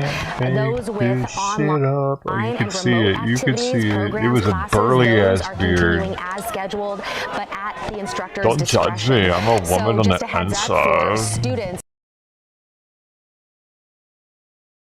Where we were originally, back near the library. So now we are back on campus. That's another reason why Portland's really good with this kind of shit, because they have the weirdest people up there. 50 or more, back behind the line, standing here. Now they were one of the first states that had a segregated park that segregated men and women. Behind the line, kind of a tactic we've seen in other protests. It's the park with the deer that all that shit took place at then see 2020. how it reacts. right now this crowd again has become more volatile this morning as these arrests have gone on, and that's something we've seen. Why is YouTube so dead lately, man? First started showing up since 6 o'clock this morning to the arrests and the departure of those transport vans over the last half hour or so as they tried to make their way out, and that's when you really started to see more of the confrontation between police and protesters. YouTube's really like shut me down and everything. A handful of arrests being made throughout the morning with the transport vans being blocked and protesters taking over the streets and blocking the streets. We saw at least one person get put in handcuffs or zip tie restraints and taken away. Unsure what those charges are, who that person is right now. But right now, again, just kind of give you a layout of where we're at. We are on campus on Portland State, across the way, across the South Park blocks from the library, where police went in earlier this morning and pulled out and arrested a number of people that were barricaded inside. We also saw a dozen or so or more run out of the library just before 9 o'clock this morning. And as you heard Chief Bob Day say at some point this morning, that some of those were arrested, others were able to get away. You guys will keep an eye on this situation. We'll send it back to you. Yeah, thank you for your reporting, Devin. Devin has been out there, gosh, since 4:30, 5 o'clock this morning. When he was first out there, the situation seemed pretty quiet and calm. But then 6 a.m. rolled around. That's when Portland police came onto campus, putting themselves right in front of the main library there. And ever since, the situation has become more chaotic. Where the heck are all the Portland streamers at, rising dude? Throughout the morning, especially at 9 a.m., right before 9 a.m., when we saw those protesters making a run for it from the library. Devin, thank you. We'll continue to monitor what you've got going on your end, but we also want to get to some updates from Portland police. They have said that protesters are throwing water bottles at police, and also in this tweet, Portland police saying we can now confirm that our clear of the Portland State Library is complete. They say they've found caches of tools, what appear to be improvised weapons. They say what you're seeing right now appear to be ball bearings. Portland police say they found paint balloons. Why are they in they powder, found spray bottles of ink, and also DIY armor, although police were careful to say that none of this stuff was used on officers. But again, the first part of that messaging is the fact that the job of clearing the library was complete. Now we're going to head back out live because, Devin, you have stuff happening right in front of you this morning again. Give us an update, please.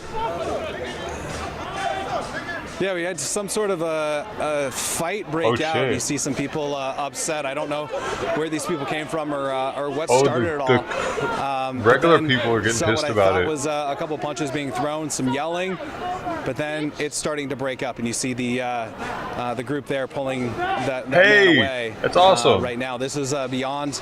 I don't get no violence. This is kind of that's where cool. They were like, "Fuck your stupid thing. Fuck out of here. I'm trying to go to class." See some people in PSU sweatshirts start to try and help restrain the man who seems agitated, but again, I don't know what caused it all. But there you don't know what caused it all, motherfucker. What do you think caused it all? These people have the whole school shut down. People want to graduate college, probably. They're probably getting a little pissed off about it. They're seniors, especially. Like, I got 1-2 months left, and you motherfuckers are. What are you doing to me right now? I need to go to school. The people that were being challenged were all wearing masks. Yeah, and that's my best guess too, is that obviously there was a differing of opinions, but I don't know, again, I didn't hear any of the initial arguments as far as what started it all. Sure. What we can also tell you that we can tell you about Portland Mayor Ted Wheeler, who just a few minutes ago addressed this situation during a larger briefing from City Hall this morning. So we're going to listen in right now to what the mayor said just a few minutes ago regarding the situation this morning at Portland State. Before I kick this off, I want to acknowledge that there's a lot going on in the community today, in particular the incidents down at Portland State University. This is an active police operation. It's one that I'm monitoring closely as the police commissioner. You can go to the Portland Police Bureau website for the most up-to-date information on what's taking place at PSU. Mayor, right? I also want to make clear that within the next couple of hours, in partnership with the Portland Police Bureau, I will be holding a press conference to specifically address the operation at Portland State University. We are not an authoritarian nation where we silence people or squash dissent. The American people are heard. In fact, peaceful protest is in the best tradition of how Americans respond to consequential issues. But mayor since 2017. Neither are we a lawless country. First elected in 2016. We're a civil society, and order must prevail. So you heard President Biden there. He made a national address not too long ago talking about these types of protests. I started the stream with that. That's why I wasn't listening. All over the United States on college campuses. He said that these types of, intimidation tactics, violence does not correspond to peaceful protest. And yes, students, people have a right to protest, and he and his administration condones that. But people do not have a right to cause chaos, he says. And it's an interesting note here because these folks who are protesting obviously want policy to change, right? They want the there's one of them green hats I want. Protesting, obviously. What's her name got me, but never sent to me. Says. And it's an interesting note here because these folks who are protesting, isn't it? Maybe not. It's got a lot of writing on it. I remember having that much writing on them.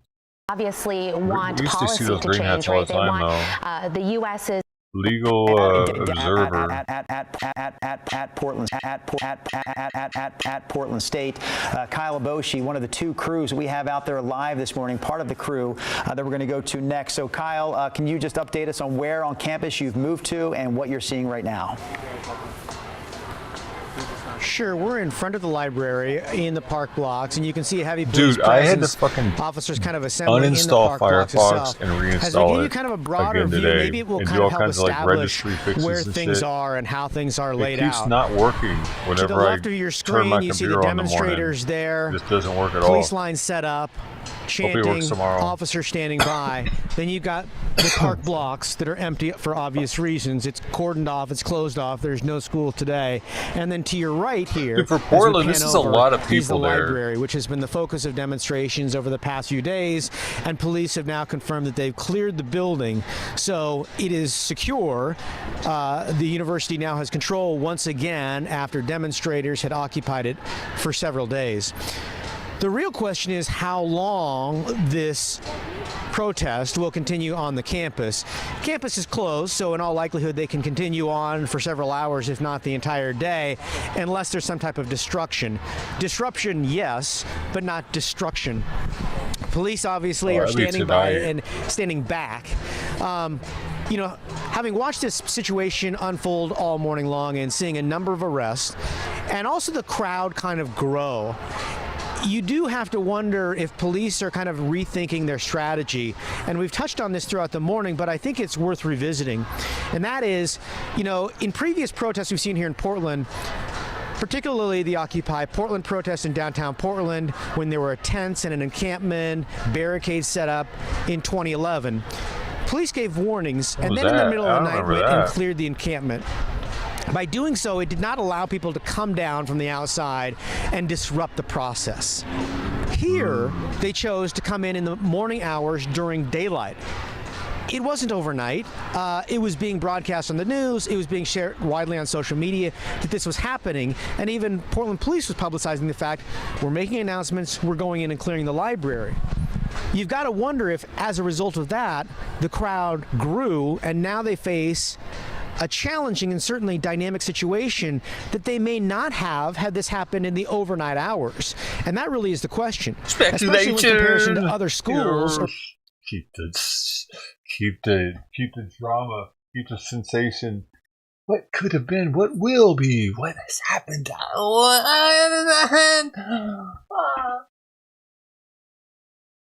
gonna have to wait and see.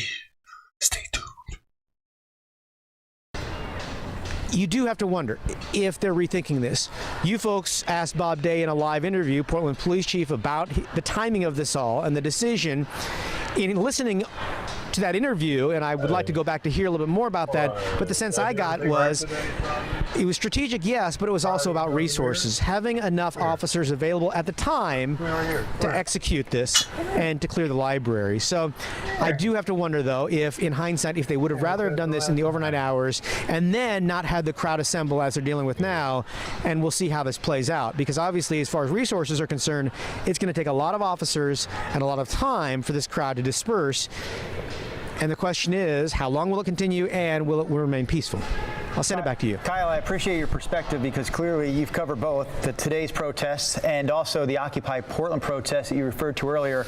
My thought when you ask about the timing of the police activity here today, my thought is, in the Occupy Portland situation, that was out in the open for the most part, right? We could all clearly see where those tents were set up, where that encampment was laid out, and you can kind of see what police were getting themselves into. I wonder if, this situation was a little bit different for police in that we didn't know exactly what was happening inside that library. They weren't exactly sure what they were going to walk into there. I don't know if you feel like that may have been a reason why they played this differently than they played the Occupy Portland situation. Yeah, and I think that's fair. It is a little bit difficult to compare the two because in looking back at that Occupy Portland protest in downtown Portland, they also erected a chain link fence around the encampment. They put up lights at night, making it safe for them to go in and also potentially safer for those who were occupying that space. Here, it was an unknown. Yes, it was a library. The lights were on. They never cut off the power, and so in theory, it's well lit, and frankly, although there are windows, many of them were covered. So I don't know if it would have been that much different a situation day or night in going into this library. At the end of the day, they were able to clear this library in a couple of hours, maybe. I don't know what the time frame was exactly, but you just wonder if that could have been accomplished at 2 in the morning, been wrapped up, and by that time you wonder if people are kind of waking up. Again, it's easy to... It says September 13th, 2023, Portland voters approved a plan last year to change the city's form of government. The new model, which will begin in 2025... wait. Damn it. I gotta click on it. Gives the mayor more of an executive role and strips much of the office's current legislative power. Under the new system, the mayor will no longer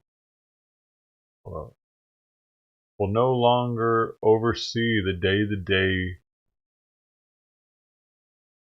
operations.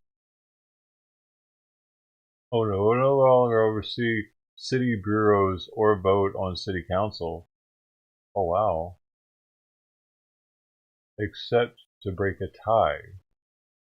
The office will focus on overseeing the day-to-day operations of the city and working alongside a new city administrator who will manage city bureaus. Wheeler has previously expressed his disinterest in this new role. 61-year-old Wheeler has entered the mayor's office in 2017 and was re-elected in 2020. His tenure overlapped with a global pandemic, rising homelessness, and more than 100 days of sustained racial justice protests. Wheeler did not say what his plans are for after his term ends on December 31st, 2024. His letter, Wheeler, who was born and raised in the city, wrote that serving as Portland's mayor has been both humbling and the greatest privilege of his life.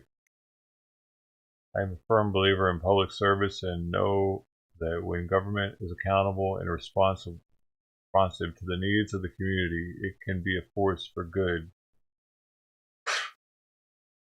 Hey man, you gotta give him credit though for going into the hot zone the way he did. That was intense. He could have easily gotten killed in there because of how volatile everything was. He was in the middle of that crowd getting tear gassed. Pretty heavy. Without a mask or anything. Prior to joining City Hall, Wheeler served as state treasurer and chair of the Multnomah County Commission. So it sounds like he's gonna.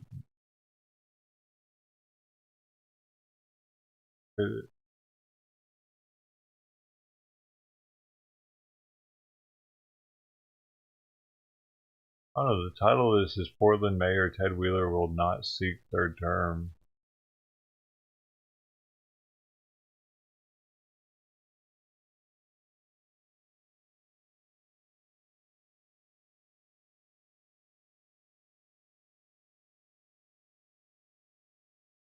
There's some more information there, but we're going to keep your live picture up for just a minute. Devin, into the library this morning, clearing it out. No protesters left inside the library, but clearly the campus itself has not been cleared. Things are not back to normal, and for the third day in a row, Portland State University has canceled all classes. We've heard from Portland Police Chief Bob Day about this. We've heard from Portland Mayor Ted Wheeler about this. We actually have sound, Christine, from the governor, Governor Tina Kotek, also talking about the situation this week and today at Portland State University. And it looks like we have a statement that we'll read to you on the air here from the governor saying, I fully condemn the criminal actions taken Thursday morning, this morning, that resulted in the burning of 15 Portland Police Bureau cars and endangers first responders and the surrounding community. Now, this was something that happened actually in Northeast Portland, where there were 15 Portland Police Bureau cars that were set on fire at a training complex over there. At this point, we don't know necessarily the connection between that and potentially what's going on here at PSU, but this was part of the breaking news that we had this morning. Yeah, that was the second of two breaking situations we had right around 5 o'clock this morning. We have since moved our crew away from that Portland Police Training Center near the Portland Airport. This is more from Governor Tina Kotek now. She says, more specifically to the Portland State University situation, I have absolutely no tolerance, she says, for discriminatory harassment, violence, or property damage. This includes the acts of vandalism seen this week at the Portland State University Library and against nearby businesses. Yeah, and a third quote that we have from Governor Kotek saying these actions are in direct opposition to Oregon values and threaten working people, families, businesses, and our community as a whole. So a lot of people weighing in this morning from Governor Tina Kotek to President Biden to Portland Police Chief Bob Day and even Portland Mayor Ted Wheeler. Yeah, the governor's remarks there that we just read on the screen, echoing what we heard from President Biden earlier this morning, talking about all of the protests we've seen on college campuses across. Okay. Sure. Okay. Need me to move? No, you're good.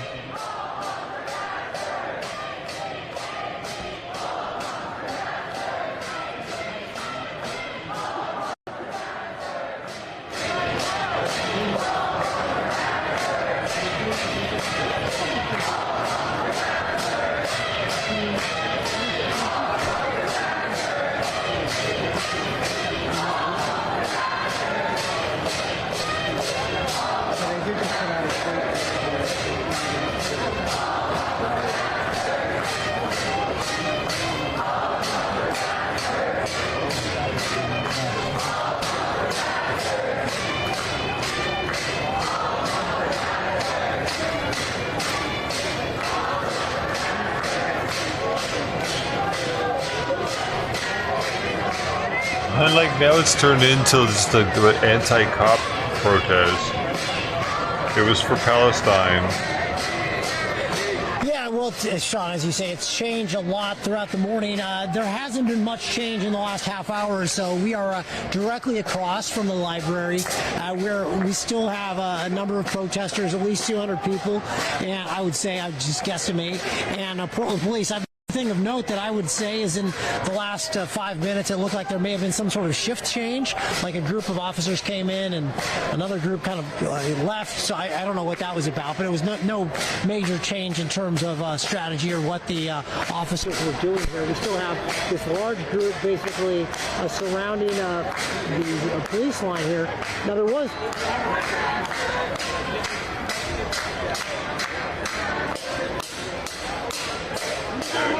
She's definitely sleeping much more because, dude, she wasn't even able to sleep when I was ever in the room with her. She would always be up. Now she can sleep with me and you're talking and everything.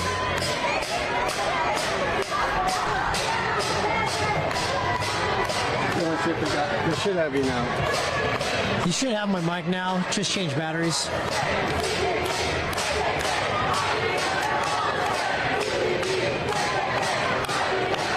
So 9 out.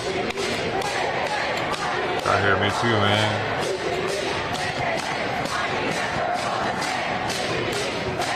I don't recognize any of these people.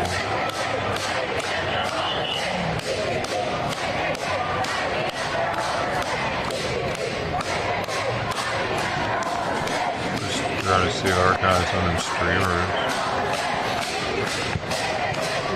That might have been Ari though.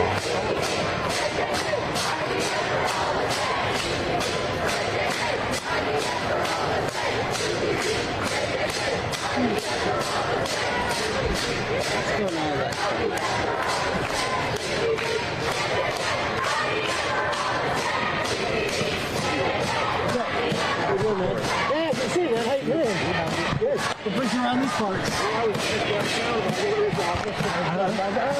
Check out see what's going on. Well, Cultural protests. where everybody is today. Entertaining. You got pops and ideas. Yeah, it's been a morning, man. You've been here. No, I got down here about 8. I'm actually almost done. They're sending me out of here shortly, but getting relieved. But everything's pretty much over. yeah, generally speaking. I mean, I think they're just trying to wait these folks out because they got to clean this up and keep people out of there. I mean, barring someone doing something stupid, unwise, that should be it. Oh, I'm sure. I mean, I haven't really talked to them. It's hard for me to say, but there's no way they're all students. One second.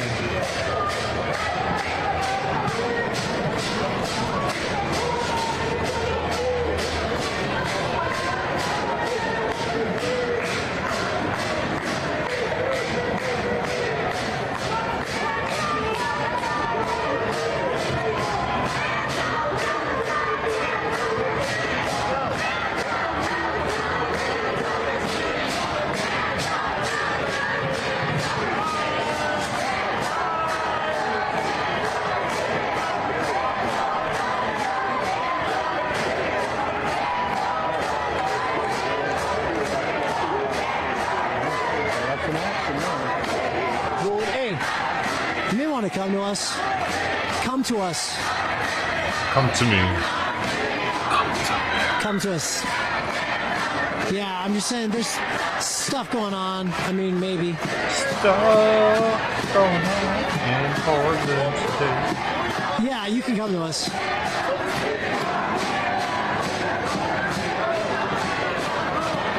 The entry fee is you gotta be gay. Right. So, guys, I just wanted to point something out because it just happened in the last minute or so. I did see some students basically pull down some of the yellow police tape. Oh! The police here have been basically, they haven't been moving. They just been kind of holding the line touch here. our tape, but I kid. did see one of these, I don't know if they're students or not, protesters pull down police tape, and now the officers have come over. Oh my God, here they come from everywhere. They touch the tape. The 10 4, they touch the tape. We're on our way. I've actually seen officers talking to police. And then, as you can see right here, we've got more troops now making their way down. There they are. To reinforce them. Shit. And, Reinforcements. They touch the tape. Police tape has been getting pulled down. Nobody's crossed it, but it's been pulled down, and now we have an officer here putting more police tape in line. Why can't they just punch them in the face? You know what I mean? Yeah, we had a situation there where we had someone pull down the tape. Like, you pull down the tape one time, okay, but if you get caught pulling down the tape another time, the officer gets to punch you in the forehead. So I can't obviously hear what they're saying from our vantage point. With some tactical gloves. The police have gone over there. They're speaking with I those would people. keep you on pulling the tape down. I bet you that. People, I don't know who. I don't want to say student. Again, I don't know who this was. They have a mask on anyways, but pulled down tape. Officer saw that, and they saw But that. what if it's a retarded person? Speaking to them That wouldn't be right, would it? They don't know any now better. they're making an announcement. What think about that video?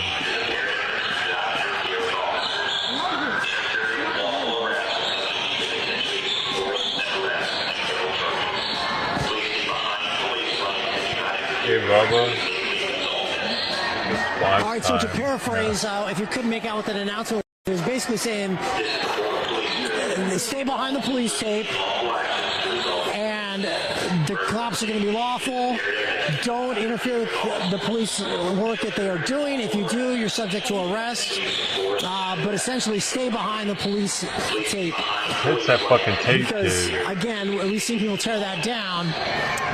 Now, they haven't crossed it, I will say. They didn't tear it down and then come barreling across it, but That'd they been did make that awesome. announcement to stay behind the lines or Run you do at 'em. risk, Why don't they just arrest. run at 'em? So that announcement just went out twice there, as we saw there. So this is the first, again, kind of interaction since in the last 20 minutes since we got moved back here that we've seen some more interaction with police and the protesters that are on site here. They are putting up more police tape Are they on the getting far side of thrown? where we are What's right falling? now. Yeah, go ahead.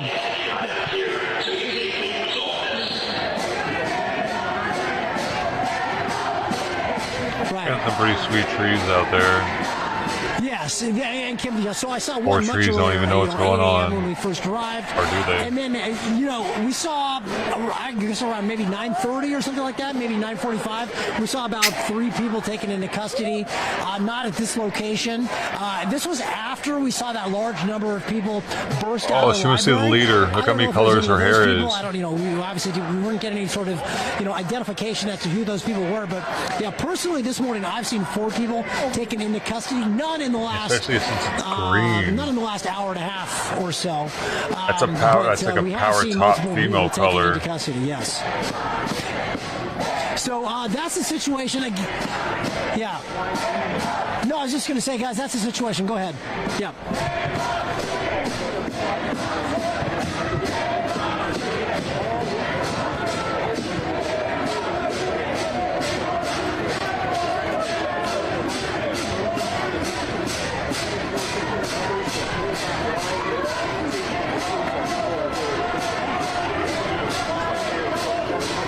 I haven't seen one person I recognize yet, man, which is interesting. A little bit.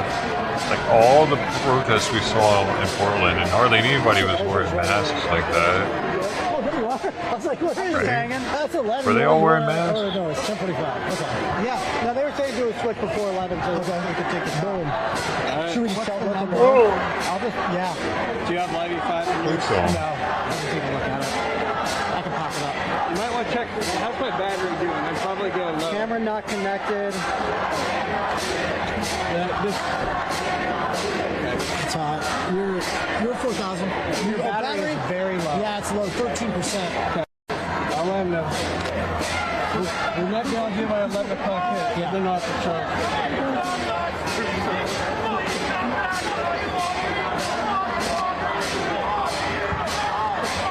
Simon's sleeping down there. My camera's 5. I want him to sleep Can in you my hang up lap, from man. IFC? Oh, yeah, I'm sorry. I'll try one more time. Do you have somebody? Hey, Jessica has got my Live E battery. Yeah, have one. Do you want to let them know that you take it over though? So, Hey, just so you guys know, this is Ezra. I'm taking over. Which live view is this? Live view 5. Ezra is with me. Ezra sounds like he's supposed to have an 11 o'clock. It works. Working on dialing in. Hey, this is Ezra. I'm dialed in now. Oh, what's she doing now?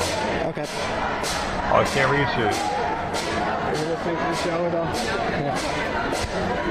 we won't be able to hit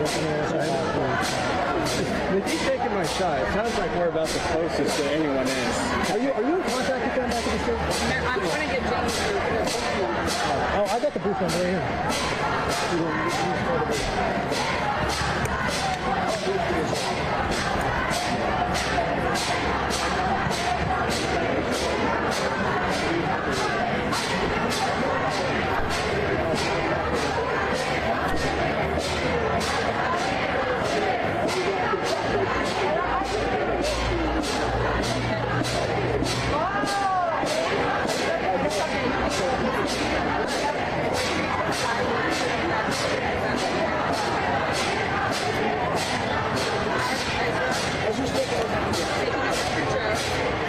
Maybe I should say something in their chat. I'll do the wavy thing.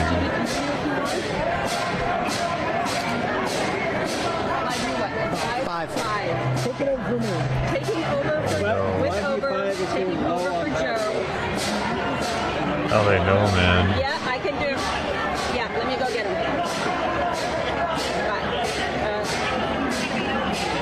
Okay, all right, we'll do. I'm gonna grab the guy. You're gonna let them know where. So we're gonna do it as soon as he gets over here. Is that the idea? Are we doing it? I don't know. We wanted to take the shooter before 11, so they're going to deliver into the 11. So I'm just gonna kind of put you right here. Totally. My cable has been really hit and miss, so I want to stay on the stick. Totally fine. Let's move past this tripod. We'll just do it right here. Great. We want to start here and then put her here. And then, you got down. Yeah. Absolutely. I just leave it up a shot of police while we wait.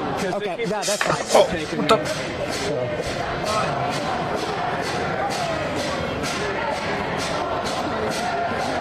What was your name? Matt. That scared the shit out of me because he like lunged at her all of a sudden out of nowhere, out of my lap.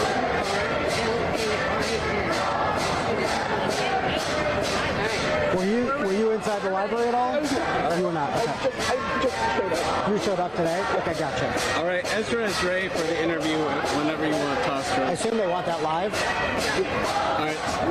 You can step up. Ezra, right there. You can wait right there. Ezra will walk over. So you can stand like right. Is that good? Yeah.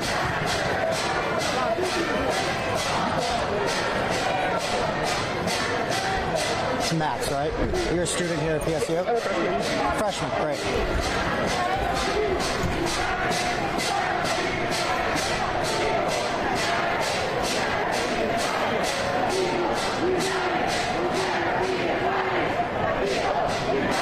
Can you turn the microphone around? Just put that sticker behind it. Yeah.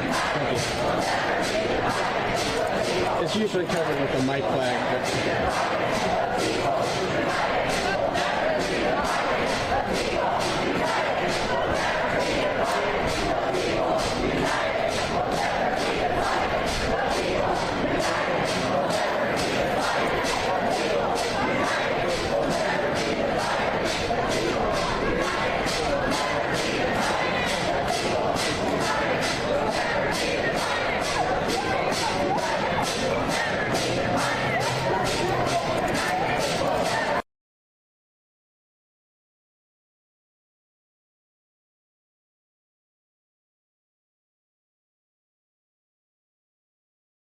I think I might need to make it so she can't climb up there anymore.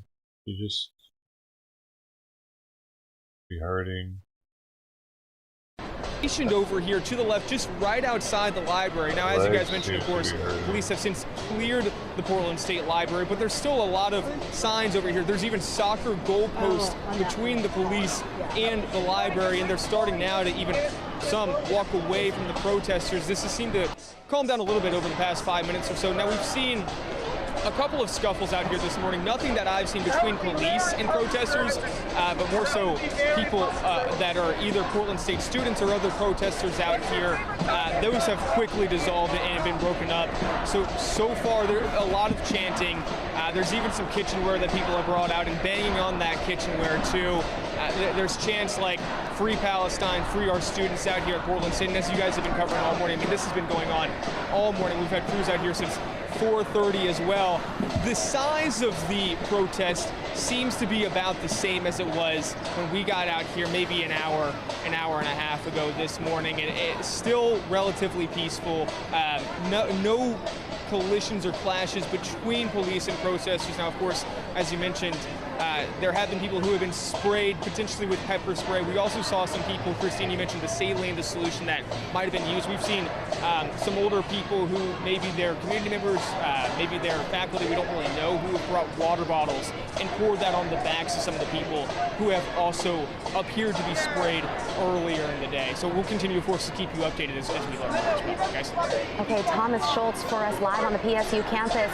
Thank you, Thomas, for your reporting. And important note here, you heard Thomas Thomas just say that he didn't see any clashes or anything, but again, this is a very fluid situation. We did see earlier from our Devin Haskins, his camera, his perspective, some shoving, some pushing from Portland police. We definitely saw somebody on the ground getting arrested earlier, getting their hands zip tied behind their backs. So I think it's definitely an evolving situation. It can be a bit of a roller coaster when it comes to police making a move, then getting a response from protesters in the crowd. We had a camera there live when they were trying to remove their police transport vehicles from campus. We assume with some of the people that were arrested inside those vehicles, and there was definitely a line of protesters trying to impede the progress of that vehicle. That's when things really picked up. The police continued to push their way through to get that vehicle on its way away from campus, and the crowd was following that vehicle for some blocks, and that's what we saw. And again, Devin wasn't, he said it was just too crazy to figure out where that spray was coming from, the pepper spray that is, who was firing it off, but it definitely got into the eyes of some of the people who saw protesting there this morning. Yeah, and the protesters who've been arrested, they're going to be facing, according to Police Chief Bob Day, criminal trespass charges. And the protesters that are currently there that you see right there on your screen, Police Chief Bob Day has said that if they interfere with a lawful arrest, if they interfere with police, they could be subject to force themselves or potentially be arrested. So at this point, it's still early in the day, and you can see a number of protesters on the PSU campus this morning. We'll have to keep tabs, though, on how the situation may progress, how it may devolve, how many more arrests could be made. At this point, we really don't know how many arrests Portland police have made so far. We've seen maybe a handful on our air in particular. And in terms of the arrests, we don't know if they're students. We don't know if there are other groups that joined up with the students. I guess that's something that time will tell. We've definitely seen damage. We've seen it through pictures that were sent to us from inside the library. We saw damage last night in downtown Portland away from campus with a separate movement of people who were marching through downtown towards the waterfront, and part of that group broke off, damaging some of the businesses in downtown, specifically near Pioneer Courthouse Square.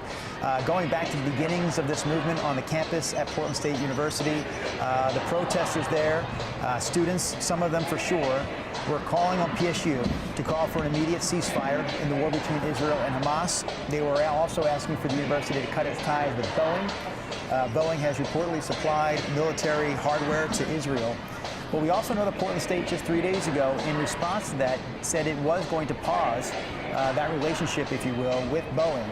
Boeing has been a supporter of the university over the years, supporting with things like scholarship money, but the university said in response to the demands of the protesters there on campus earlier this week that they would pause that relationship with Boeing. Right, so you just heard Drew talk about the demands that these protesters were demanding of PSU and also the administration, because they want a ceasefire in Gaza. But if you're wondering how we even got here, late last week it started as a student protest, and it kind of devolved Monday when some of the protesters decided to barricade themselves inside the main library at PSU, and that is what set off a bit of a cascade chain of events, because a barrier went up, a blockade, or barricade rather, and Tuesday and Wednesday campus was closed. Starting out this morning, PSU had said that they were continuing to roll forward with a reopening of campus, but that tune definitely changed as we saw the situation develop on campus. PSU saying that all classes are canceled again today for a third straight day. And that means, of course, it affects students who have in-person classes. They won't be able to go unless, that is, their instructors have decided to go remote. But students will have to kind of keep tabs on the situation there.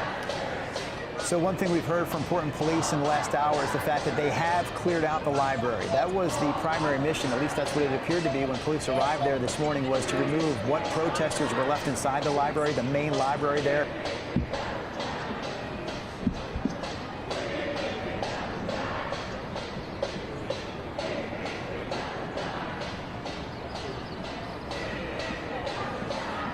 The kids of Portland care so much about Palestine.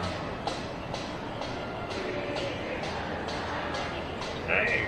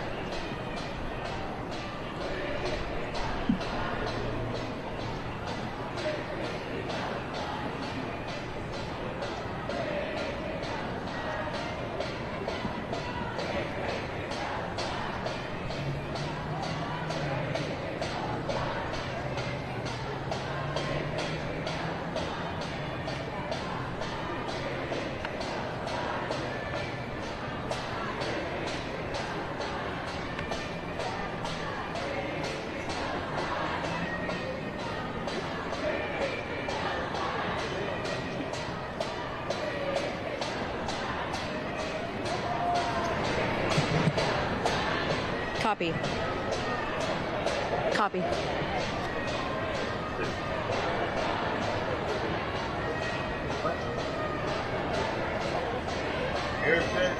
No. Oh. Oh, there's the...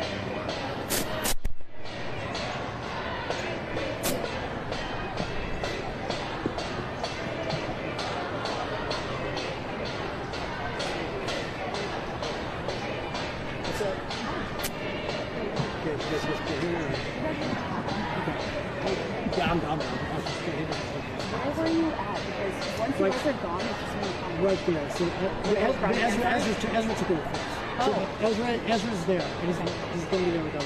Is there another spot you think we should try? Or no, I mean, it's all right here. So now really, I think this is actually all good for us in case. Okay. All right. All right. Bye.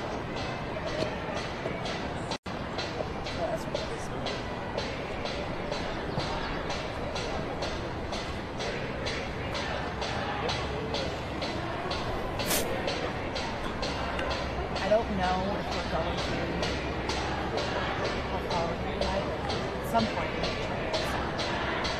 or I can just use maybe baddies and then just like shut up.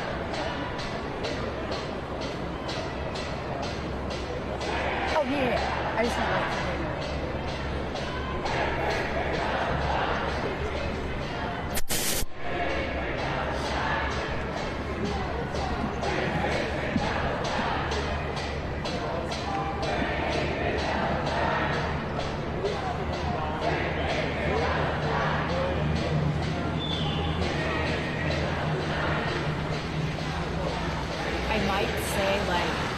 let me just show you on this side how empty it's gotten. Are you able to pan and show this? I just want to point out that it was a little part of people are moving, and then you can go back.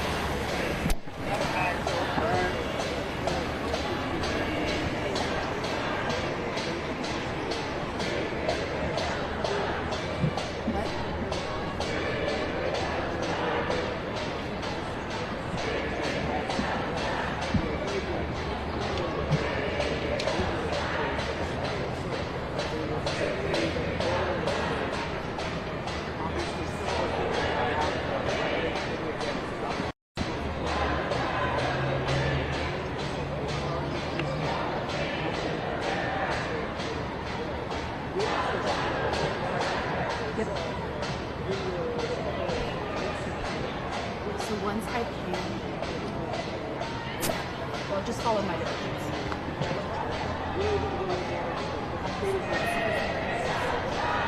Here's the perspective. Let me have you pan over here. Blah, blah, blah. I'm going to start the person who's here on the bucket. And then I'm going to go back and I'll just start the line. I'm going to have to talk about the students.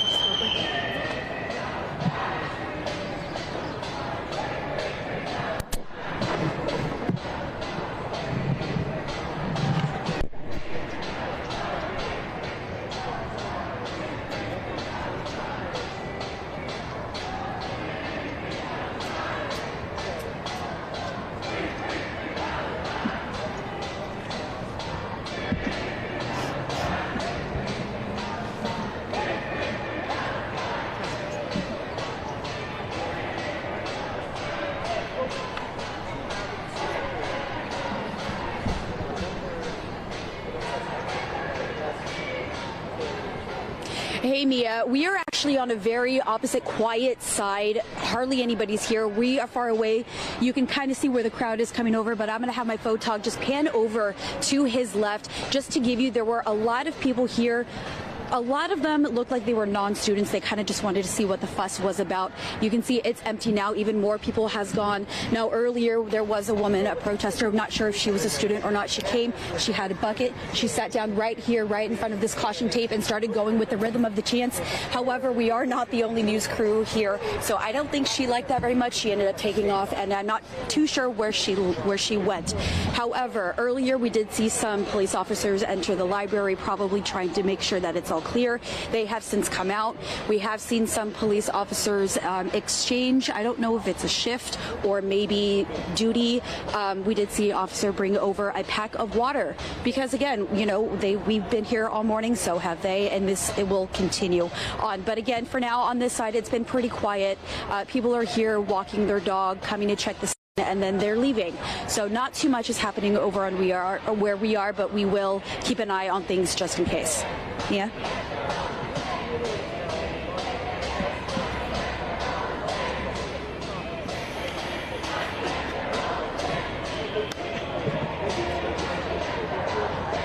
Oh, she did. I heard.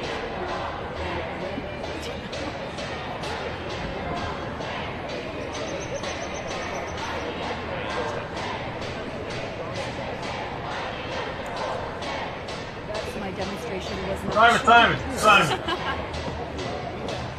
What are you doing? What the fuck are you doing?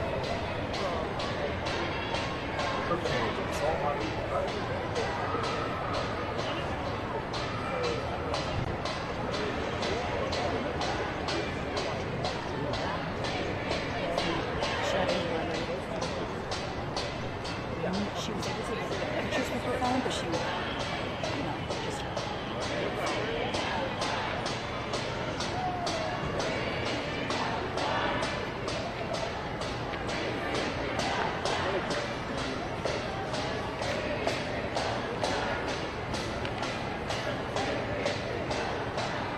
He hit her so hard. He hit her so hard multiple times that she's scared of me now.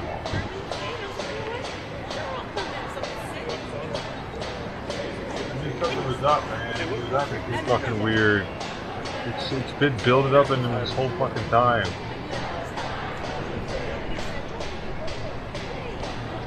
It's been a weird kind of tweet. Oh my gosh. It's feeling like at all times he's like liable to explode on her. There it was. Excuse me. You hear her like 3 or 4 times in the same spot. Now she's peeing even. Of you. And he had his like mouth all half open when he turned back at me at the door. The rest of the world going down the tubes, and we're calm. You have like old school film in there? 1947 4x5. It's still good? It works better than I do. You do it off of Amazon or what? No, Blue Moon up in St. John's. I'm not photogenic, though, otherwise I'd say yes. The library, they'll probably want some pictures taken. You'd be awesome. You'd be awesome. You know, to me, I'm doing stuff for history. And I'm not trying to, I don't want to steal photos. I want somebody to participate so that we can see that we've got humans and we're not all drones and robots. We have to look at you when you take the picture? If you look through the lens, I disappear. You're looking at somebody 100 years from now. Just, you know, just straight. Okay, thank you. He just took a poop too. That's his second poop this morning. I could do all the pictures that really freaked her out, dude. Jump, but it doesn't matter because there's no people in it. That's the second poop. You know, I've kind of gotten tired of performers. 6:30 or 7. Like, they are performers. People that are, you're working, you're here to do a job, and I've gotten pretty jaded about protest. But you're still here. I'm still here. But I feel like it's my duty to document. But not document like... It's good to be documented. It's good to document. It's, you know... We have to have something to go back and look back on. Otherwise, we have no history.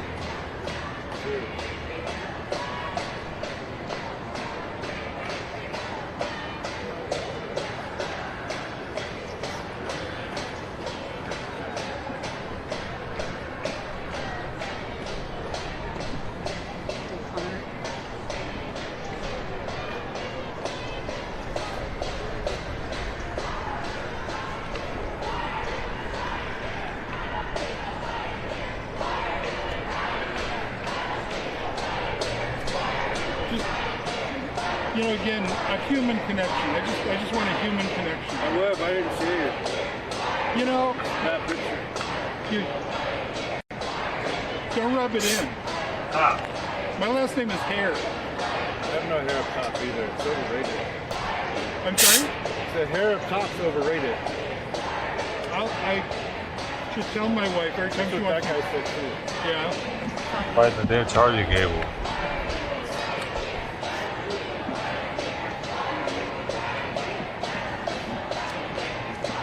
I'll give you my card and I can send you a copy.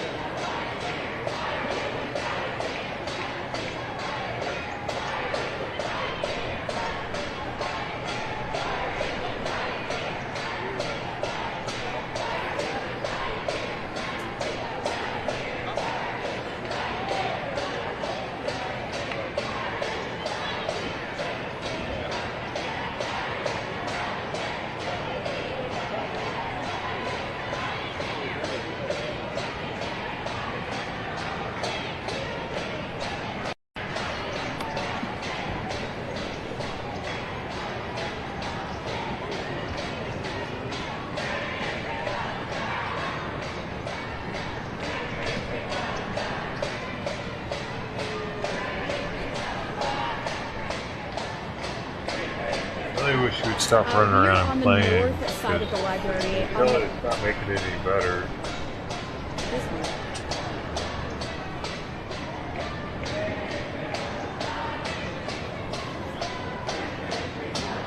Can you hear me now? Check, check.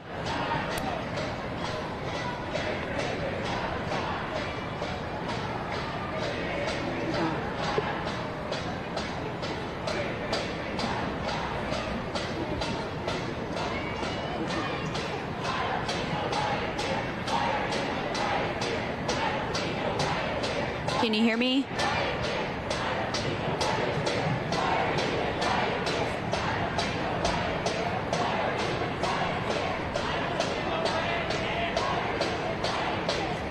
Would it be all right if I did a photograph of you looking away? Yeah. Just from the back, okay. That's very fine.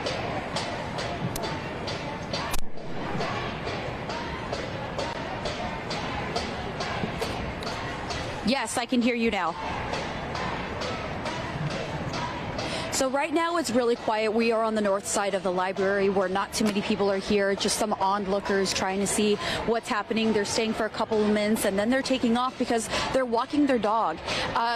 Earlier, I tried to speak with a couple of students. They didn't want to go on camera. One student did tell me that he is a grad student who is part of the media with the school. Now, his frustration is that they locked all of the buildings, so he can't get to his equipment. He even expressed that there's frustration because there's a fish tank in there and nobody could even feed the fish to get inside to do that. So a lot of frustration. Both students did tell me that they are nervous about midterms and finals coming up because they don't have a place to study. They can't go anywhere to study. So that's what I've been hearing so far. We're going to try to talk to more students and see what their thoughts are. But for now, you know, police are here standing by, keeping everything surrounded. Caution tape is up.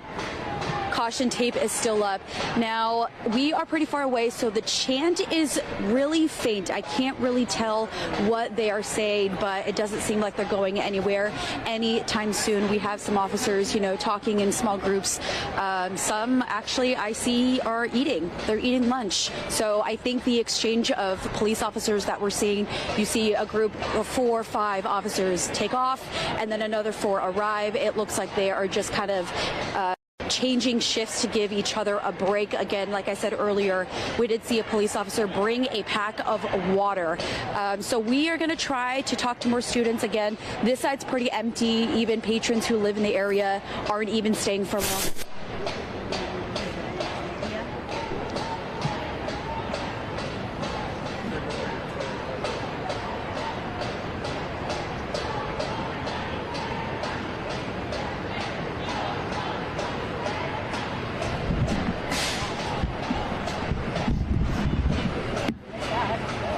I could have.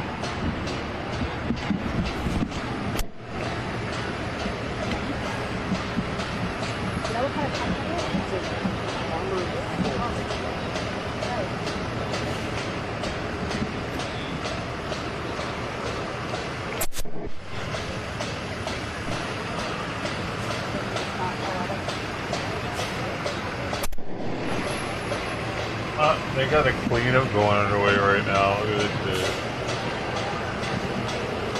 For UCLA.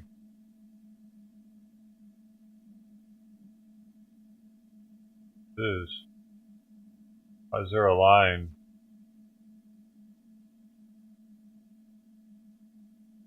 Are you coming back to me?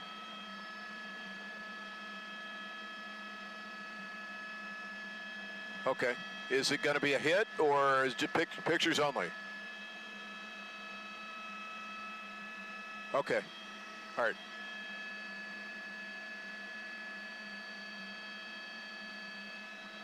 Should be I could tell where the tents were. Was killing the grass. But then on the edge, it was helping the grass.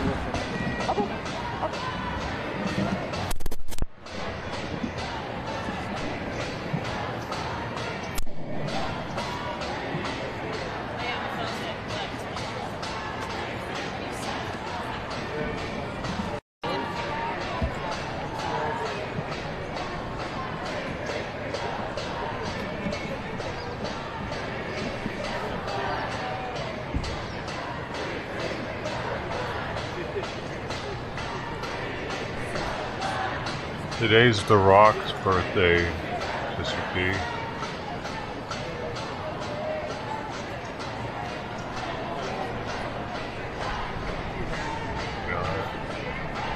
Hey, Ruby, how you been?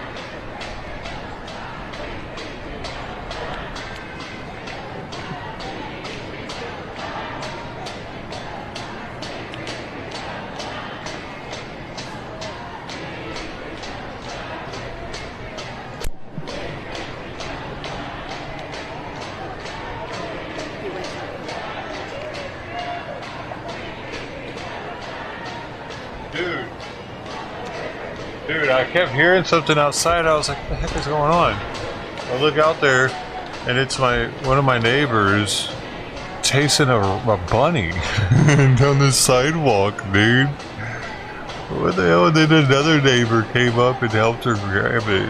That's why I didn't worry about going out, because I saw him walk up. I figured 2 people can get a bunny. Don't do 3. For one person, it was looking actually kind of hard though. I was thinking, like, I was right at the moment of like, should I go out there? But then he walked up. It's pretty big too. Red hair. Oh, orange hair.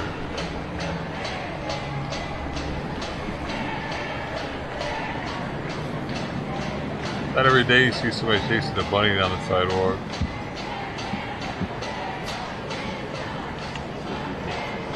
I don't know if it's a bunny or it's a rabbit. It might have been a rabbit. I think it was a pet. Yeah, because it was pretty big.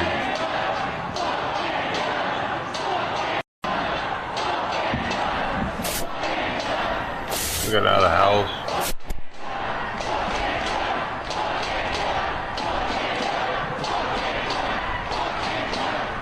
Yeah, it's not really the wild rabbit area here.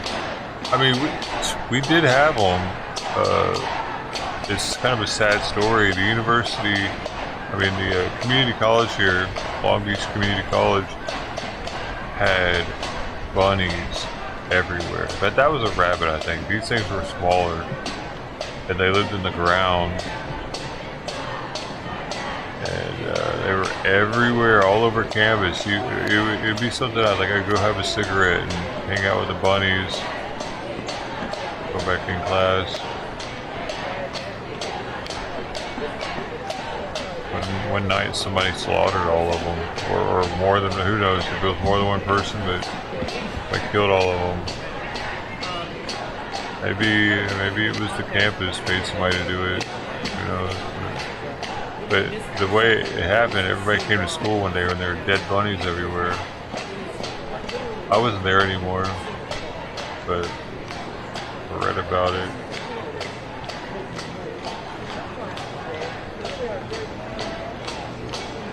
Might have been Colorado when it happened. I can't remember. Crazy.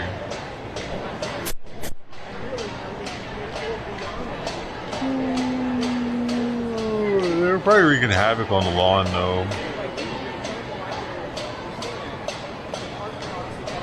It was part of what made that college what it was though, having the bunnies there. You can't really change things without them.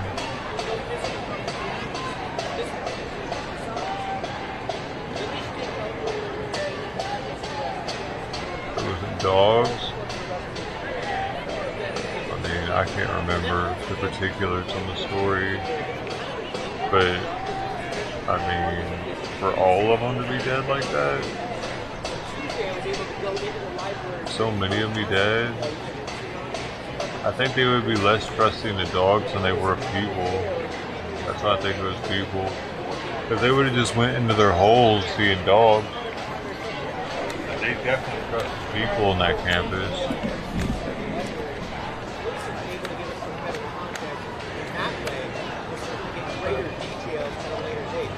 The other question that is, for those students who may have been inside the library, will there be disciplinary action, whether it's suspension or expulsion? We've seen this on other college campuses where there has been student discipline. We have not heard from the administration whether that will occur or not. I think so. And we've seen this repeatedly throughout the process. It's almost like a shift change. We've got those who are front line, then others will come in, relieve them, and those who are on the front lines will take a break. Over here, you begin to see some others coming in as well. OSPs will appear to support the police. One of the incidents happened in 2007, but this is before. This is like a different incident. And on this incident, carcasses of 11 rabbits, one of which had allegedly been cut in half, were found scattered on the lawn.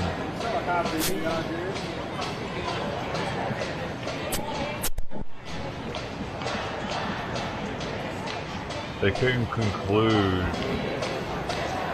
Some are dead rabbits and mutilated animals were cause for concern. They didn't know for sure on that one either. Oh, the mutilated rabbit was cut perfectly in half with precision. The bottom portion had not been bound. That's interesting. It would probably be jagged if it were a bite.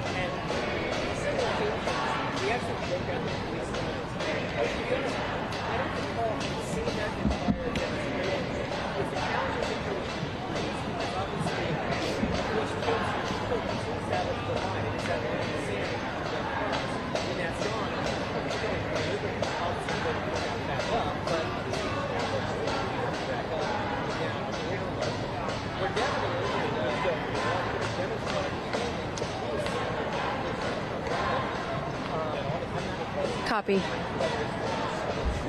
Copy. Huh? We're gonna do this again. I want to show that this is empty. Actually, let's just start here.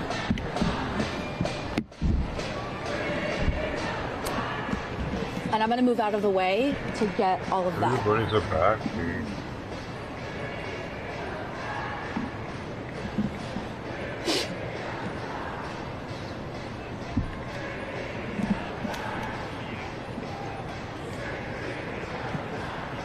Honestly, from our distance, we can't really make out what they're chanting. It sounds like Free Palestine. It's based on the audio that I'm hearing through my microphone. But yeah, we've heard various chants, some directed towards police, some political speech as well. But you know, the key thing to keep in mind at this hour, right?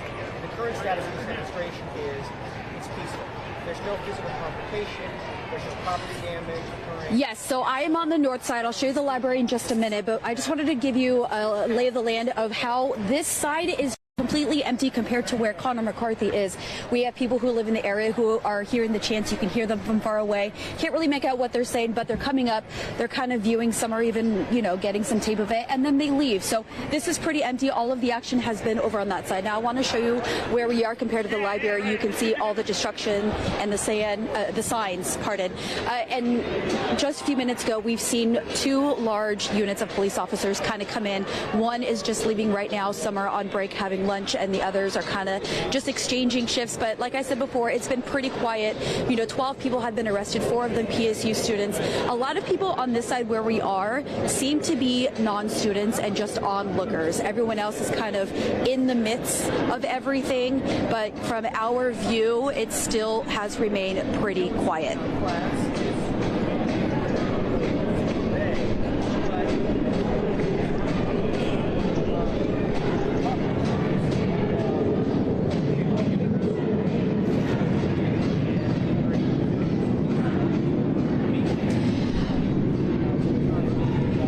Not seen any officers go into that library for at least about 20-30 minutes-ish. It's been quite a while, so I'm going to assume that everything has been cleared inside. Yeah, well, she's sleeping also today. The police officers do have everything surrounded. We are behind some caution tape, and even 1 block behind us, there are officers and units there. So everything is pretty surrounded right now. They're kind of just keeping an eye on everything and trying to see if they're, you know, see anybody kind of trying to do anything. But for now, everything's pretty surrounded and covered.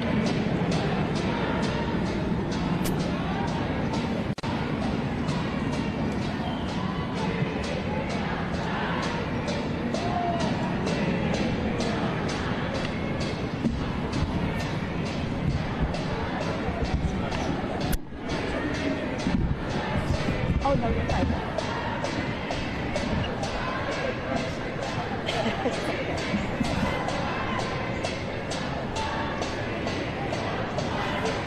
I just went down the street, but I haven't walked through. This is where they were occupying before, and Yes. they moved over there? Yes. So they did clear the library? They did. Okay, I So saw far, the that video, what we everybody know. running out, but I didn't know they were Yeah. So this is, they're not occupying the building, they're just having a demonstration. What's it been like for you? You look young. Last night, because I live right outside the park blocks where the protest was last night. It was really interesting. So I actually sit and work from home. Yeah. So I saw them starting to congregate and everything. And then at, I don't know, 5:30 or something, they started having speeches and singing and chanting, same stuff we're doing right now. And then they marched. And then when went around and obviously came back. And when we came back, it was really interesting because you could tell there was this whole group of people that was in all they ran this way, and everybody else kind of dispersed. So it was like, you could tell who the troublemakers were right at that moment. Did you be interested in doing a movie with us? What if it was a live? Just for us to use for later. As Like on video? On video? What if we just use it? Or maybe just have to think that, hey, you're down the floor and this is what you want. So here's why. I live right on the ground floor of the park block, and I've already had people up on my during the Columbus Day thing a couple years ago. I got accosted. So we don't have to do this now. What if, I caught your description of what you saw this morning, so what if you said... That was last night. Or, I love it. What if I said you were that one? I don't want people to figure out. Or just that you wouldn't come on that. Not even good if you wouldn't know. Okay, thank you. It's really weird. Here's so many Americans seeing these Palestinian chants and shit. Antifa.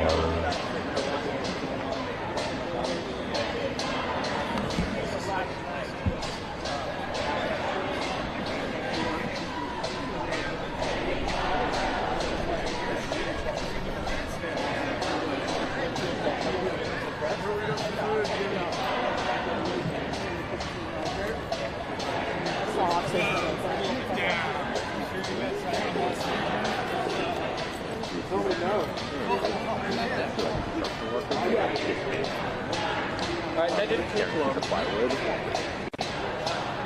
My friend texted me. Yeah, it was pretty wide-eyed. Yeah, I was like, when they went by Starbucks,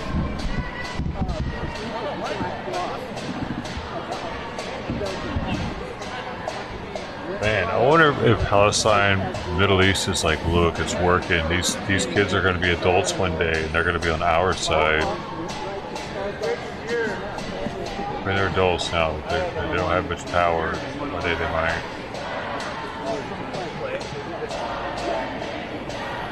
That's like a block from my list. They stole the Heroes cafe. They had a little bit sandwich board out there for their advertisers. I saw it going down the street.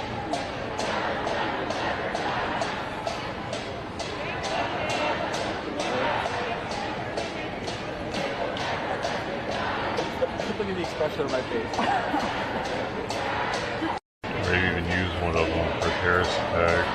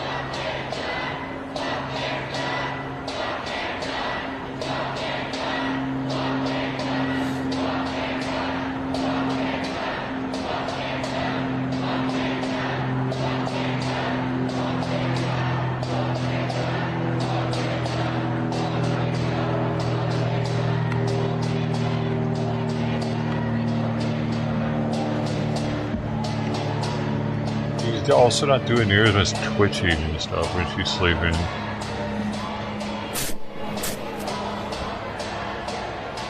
That was either the fleas or the tapeworms.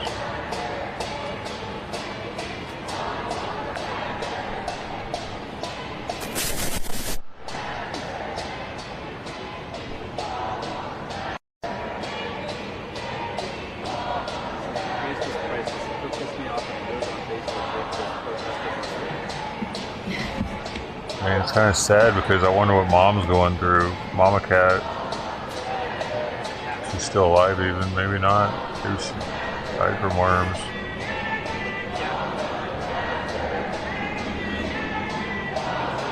Maybe a carcass is under the house. I don't know, we might have smelled it though.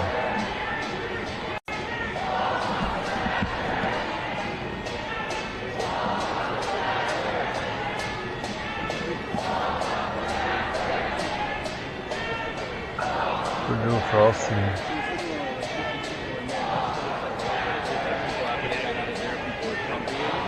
I was not here when that happened, but yeah, that's definitely, it's more like 200 people.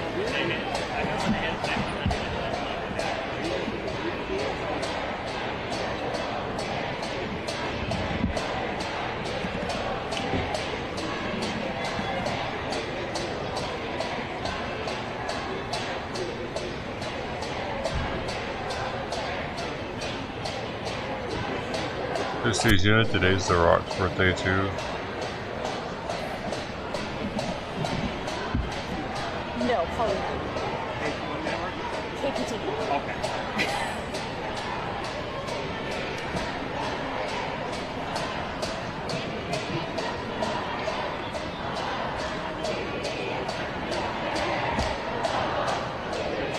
Her leg wouldn't have got hurt yesterday. It was going alright, man. She was getting better from the other thing, and now this.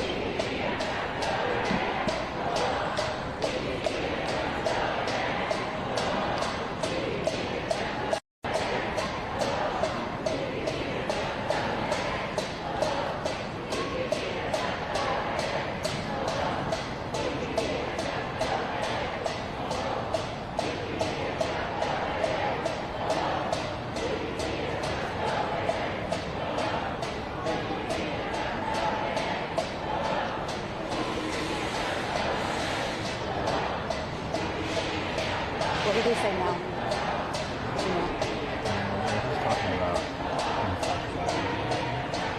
The chant.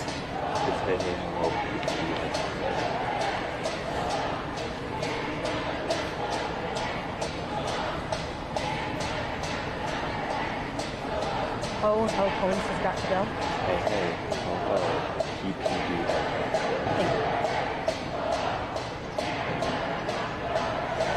Ooh, you have good ears. I can't hear. So young.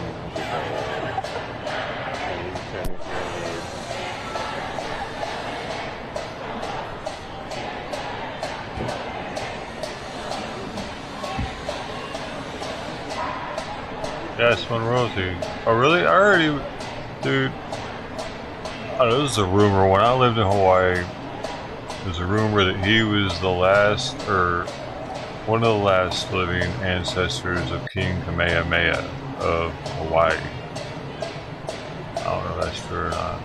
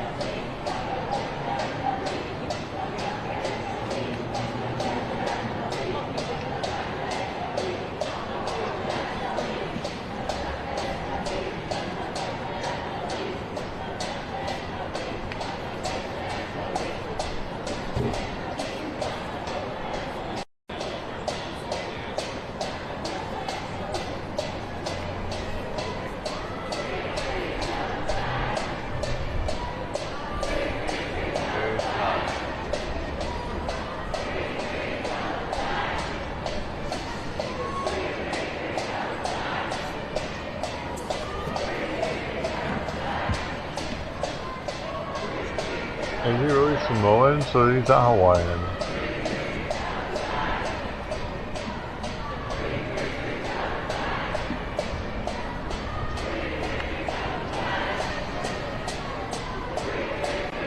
a part Samoan ancestry. You can't, like, Hawaii. I don't know if he played King Kamehameha or was going to, but Hawaii was making a big deal of it, saying it was cultural appropriation, actually. So it was just a rumor. It was so big.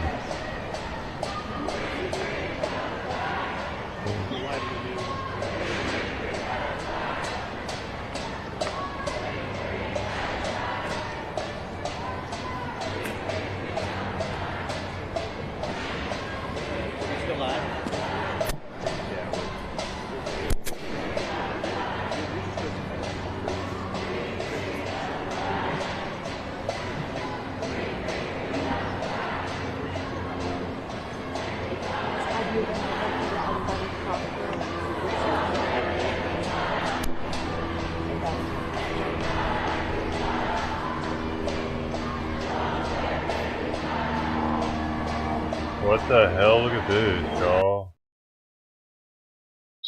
Stanford submits deeply disturbing photo of anti-Israel protester wearing a Hamas headband.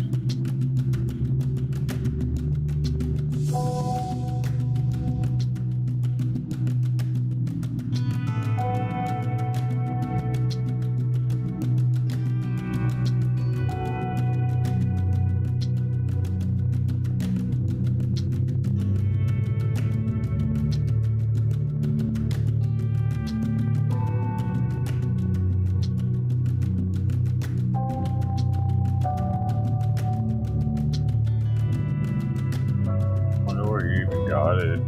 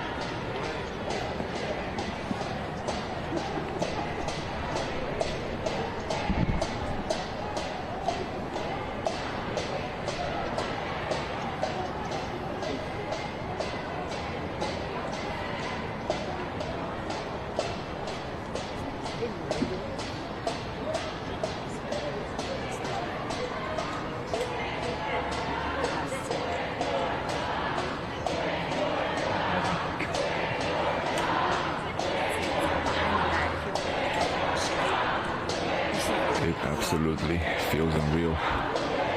We've been talking. I see. Yeah, I can do. Yeah, maybe they're going to have second steps to try to get a different angle. I don't want to play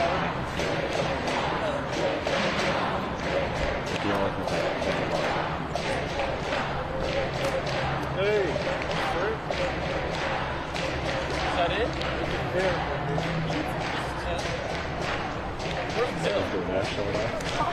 Bill's that way? Hey, you have a little phone, you can take it out and get a map. Shows you right where you are. Been awake for 15 hours, I don't know. Can't think. So I have all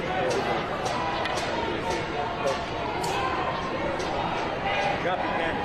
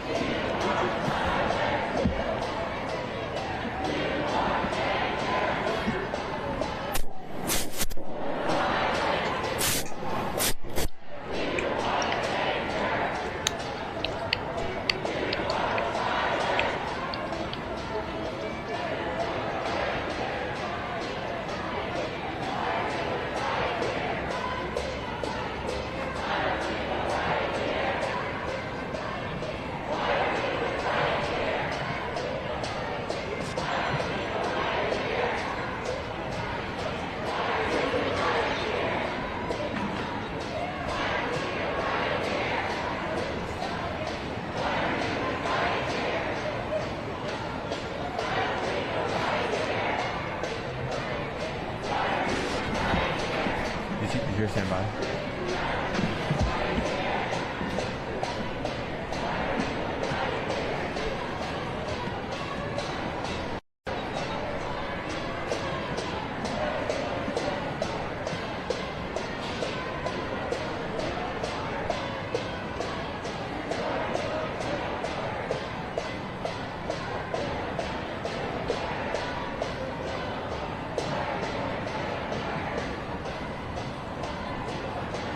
Good morning. Yeah, it's still really quiet here on the north side where we are. I've been here for a couple of hours now, and nothing much has changed over here. The crowd seems to be over where Connor McCarthy and Ezra are right now. Now, I did speak with a couple of students earlier who didn't want to go on camera, expressing their frustration that they have midterms and that they need the library to study, and so there's nothing much they can do but to, stay at home and do their work there. Now, I did speak with a gentleman who also did not want to go on camera. He lives within a block from here, and he had witnessed the chaos that unfolded this morning at about 5:30. He says that he saw multiple people dressed in all black. He saw the police arrived, and that's when he saw everybody just running, and he did not want to go on camera, which is fair because he says that he's had people come up to his balcony and the railing of his home, and so he just wants to protect his privacy and his home, so we didn't want to push the issue there. But again, here everyone is still very quiet. Police still have the library surrounded just in case anything were to happen. Caution tape remains up. We still have a few looky-loos coming over here to kind of see what's going on, walking their dog, but for the most part, all of the action is in the center of that grass area. So much action. Oh my gosh, I'm gonna cream myself. I better go find a pie to put it on.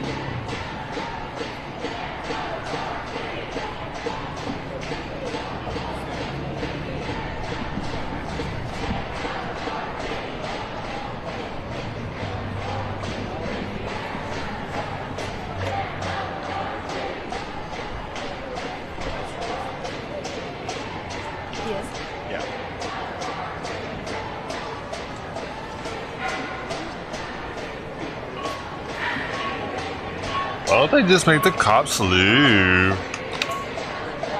Bugging them. You have what, I'm sorry? I live at the Blue Mountain. Oh, you do?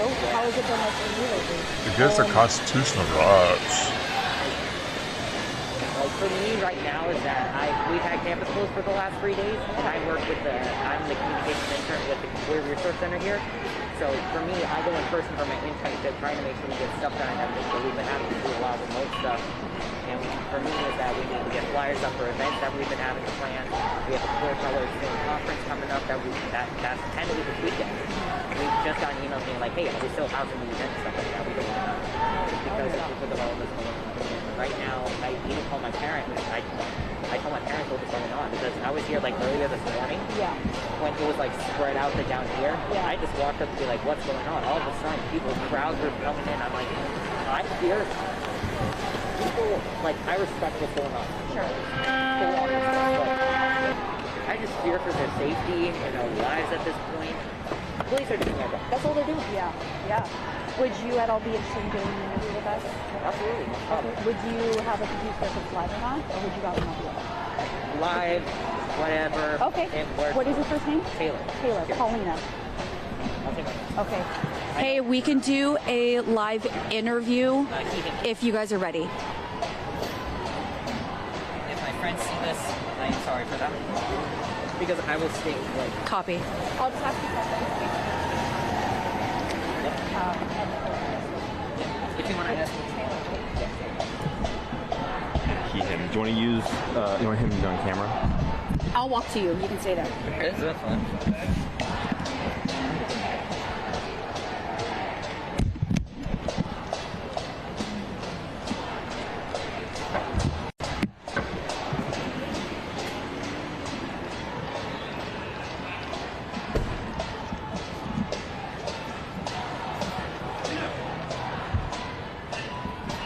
I do. I want to show you, speak to Taylor, who has been in the area for the last few days. Taylor, tell me what the last few days have been like for you. I live at the Blue Mill Residence Hall here on campus. I've been here for the past term, or in this case, the past year. For me, is that since I work with the Queer Resource Center on campus, I'm mostly going in person. I have in-person classes I have to go to, and The I respect Queer what's happening in the Middle Resource. East. Full on, give moral support, and I That for the grieve for the retarded families I've queers? lost. For me is that I worry for the safety of all the students that are here, all the people that are in the Portland community that are here, that are right now experiencing Peer experiencing this Resource. protest. Right. And as someone who constantly lives here, I fear for everyone's safety and everything like that. Like I was They here got a earlier Queer this morning. Resource, too. I had someone I saw someone crash through the barricades. I'm like, nope, that's my time to dip. But I'm here basically trying to do whatever to help my community in any way, shape, or form.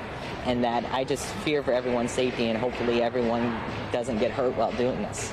Taylor, all morning we've been talking about how classes, not just classes, but events have been canceled. You are in charge of events. Tell me about what's that been like of trying to coordinate and kind of keep things moving forward, but you really can't. Yeah, I'm the communications intern. I'm usually the one posting up the flyers, making the Connect page events, make sure the Instagram posts are being made, hoping that stuff will get out there for anyone who follows the Portland State Queer Resource Center Instagram, the VRC. Is he saying Portland queer State in general. or peer? Basically, I'm the one who tells people about these events. It tells people if they're canceled or not. Having to tell people that it's been canceled, it's hard for me. But it's also the fact of me trying to also get my hours in to graduate. So it's also that fact too. Like I've seen this all over TikTok, all over social media and stuff like that, and I advocate for that. And for me, coming in person and seeing this and seeing what's happened to our library that's been here for probably many decades, even before I was born, it breaks me a little bit. It breaks my heart a little bit. And seeing some of the people that I've like done clubs with and stuff like that are here, and I even told them this morning, just be safe. That's all I care about. Taylor, you mentioned that you were speaking with your parents earlier today. fucking What was loser. that Your conversation friends like? are I out mean, there. Are they here in Portland? No, Just they are in Salem. I'm originally If from you're not Salem. I was like born saying in that what Portland, they're but doing I is grew up stupid, all over you're Oregon, just as but bad I'm as also them. calling from Salem. Just be careful But out I there. even told them, hey, I wish I could be out there with double-check you. them I want to every day. I told them graduate what's been though. going on. They told me to stay away from We're me. having I'm like, fun. I know that. But I'm not the out person who goes looking for trouble. Or I'm the to Queer try to Resource advocate in guy. person. You know I'm a what social I'm media saying? creator. I love using my voice in social media to spread the words to the world rather than being in person and risking my life in this case as well. Like I will advocate for some people out here if they think that it's their duty to come out here. He monitors how many queers there are. They shut him the fuck off. They're like, get him out of here. Get this queer out of here. Trump is coming out of court. Ain't no queers allowed here either. Get the fuck out of here. I'm just playing Twitch. Don't ban me.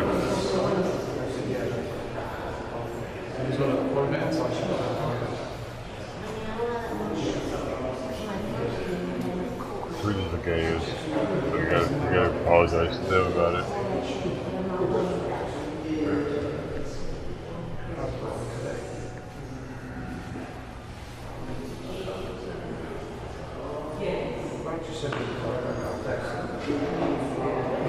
I really don't mind gay people.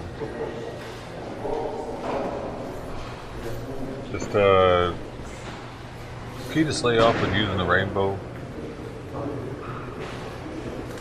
And admit that you have a mental disorder. Those two things. And we could be friends. I can admit that I have a mental disorder. You know, about you little sexual deviant. I guess you admit it.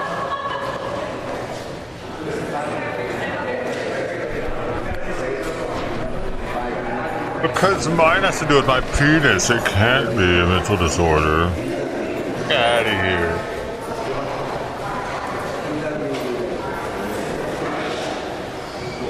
That's the most mental disorder you can get. Be gay or tranny. I mean, think about it. That's really like backwards of some shit. How can you get any more backwards or something? People say, oh, but gay people are so loving. There can't be nothing wrong with being gay. What does that mean? They're better than a regular person? Does that mean we should be sucking their cocks? Being so great? They would love that, wouldn't they? Boy, if that was like a law, gay people got their cocks sucked by straight dudes like once a month, they would all sign off on that shit. Best believe it. I wouldn't sign off on them sucking my cock. Wouldn't do it. Even if they are women, I'd be too paranoid that they would give me an STD or something. I'm celibate intentionally at this point. Chicks, vaginas are scary, dude. I used to be addicted. They're like, you could end up catching something and you gotta live with that shit forever. Herpes or something. Plus, dude, vaginas are kind of gross. I mean, assholes are gross too, but like, I don't know, man. They all slimy and they all smell different. You gotta be scared the first time if it's gonna stink or not and shit. What the hell?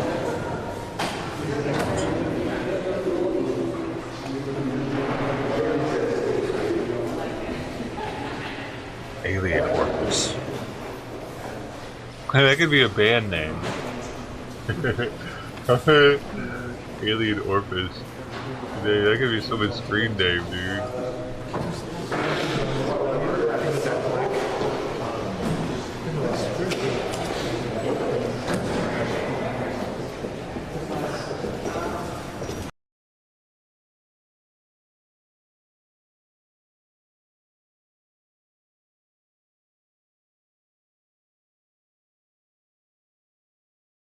Protesters followed them, chased them, set up those garbage bins, recycling bins to try and block the road. And then you can see they're taking off, going pretty quickly. We see this so often with events like this. These protesters, they call it de-arresting people. They're trying to get them out of the police custody. But obviously you can see the van was able to leave and 12 people were arrested. It's not going to work in that situation. Not going to work at all. Let's go out to Shelby Slaughter again, see what's going on out there. What are you seeing right now, Shelby? From K2 News, this is breaking news. And asking them, you know, if they're students or if they're observers, and a lot of people just told me that they were observers. They didn't feel comfortable saying if they were students or not. So a lot of these people are just here checking out to see what's going on, and then you can see a lot of passionate people up front by police. But again, that chanting has not stopped since I've been here all morning. People have been chanting consistently, and you can see, I don't know if we can even see it, but someone does have a drum over there and they're just banging on it the entire time. It's been pretty consistent, but not too many changes. Again, the crowd hasn't really moved much. When I walked over to the other side, I did see tons of water. So it sounds like it looks like people are in it for the long haul and just trying to stay hydrated and eating and drinking out here. So no sign of it stopping anytime soon, Angelica, right? When Wesley was out there earlier, there was much more of a buffer between those protesters and police, and we've kind of seen that. And you saw the library, closer. then the encampment in front of the library. Dude, look at this. Did you know this is a thing? Debut, weighing in at 25 kilograms and proudly representing. There's junior fighting.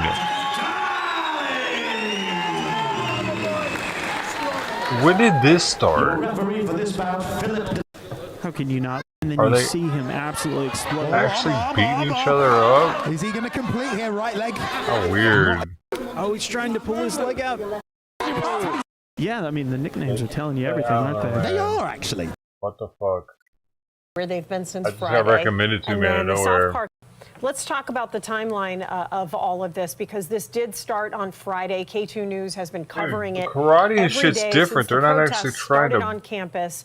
It hurt was each last other like Thursday. that. They started That's gathering at the interesting. park blocks. On Friday, they Like, moved that's an outside the library and they offensive set up that martial encampment. art On Saturday, training, PSU President like- Ann Crud met with the group, asked them to leave peacefully. On Interesting. Monday, they broke into the library on Monday night. Tuesday and Wednesday, they closed campus just to be safe. Where those And kids then end up being at some bullies. point yesterday, early, by 1:30 in the morning, Wednesday morning, they hit that deadline. Negotiations fell apart. And last night, the university said anyone still inside the library was committing criminal trespassing. And then police started moving in just after 6 o'clock this morning. At this point, 12 arrests. We're told 4 of them are Portland State students. And you see right there how long this has been playing out. So for the last week, and they've had several days to leave the library, the university really did try to keep from bringing police in to clear that library. And a lot of viewers have been asking us, like, why didn't they move in sooner? Just arrest them right away. And when I talked to Chief Bob Day earlier, he kind of talked about how they had a plan in place with the university, and this is part of their new strategy when they're dealing with protests like this. It seems at this point to have worked out because we haven't had any major problems, but we, of course, have a lot of questions. Like this. But let's look out through the arches right now. We're hearing another announcement to the final holdouts to please surrender. Thank you for watching. Go to newsnationnow.com. And this is Royce Hall. This is the theater building at UCLA. This is an iconic building. I love architecture, and I think this is just a gorgeous building. And look at what's happened to it.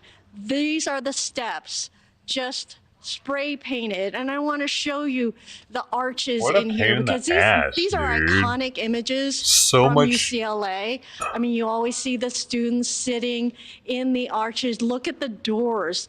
They are blocked. They are just spray painted. All of these archways are spray painted. If we walk behind this way, you can see law enforcement there at the end waiting to close in on that final holdout. But check out this area. It's heartbreaking to see this building this way, spray painted everywhere. But these arches, Marnie, this is where you often see students sitting here, studying, enjoying the wonderful California weather. But absolutely heartbreaking to see Royce Hall like this. But let's look out through the arches right now. We're hearing another announcement to the final holdouts to please surrender.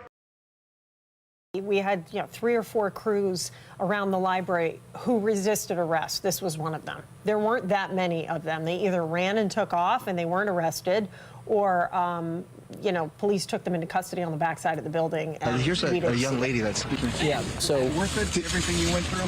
Absolutely. What the people in Gaza are going through right now is nothing compared to what we've gone through in the past week. Even with all of the, violence that we faced from fascists, the things that we faced from the cops here, nothing is compared to what they're doing and what they're experiencing right now. So free Palestine. And when things unfolded this morning, did you expect that? How did you think it all went down?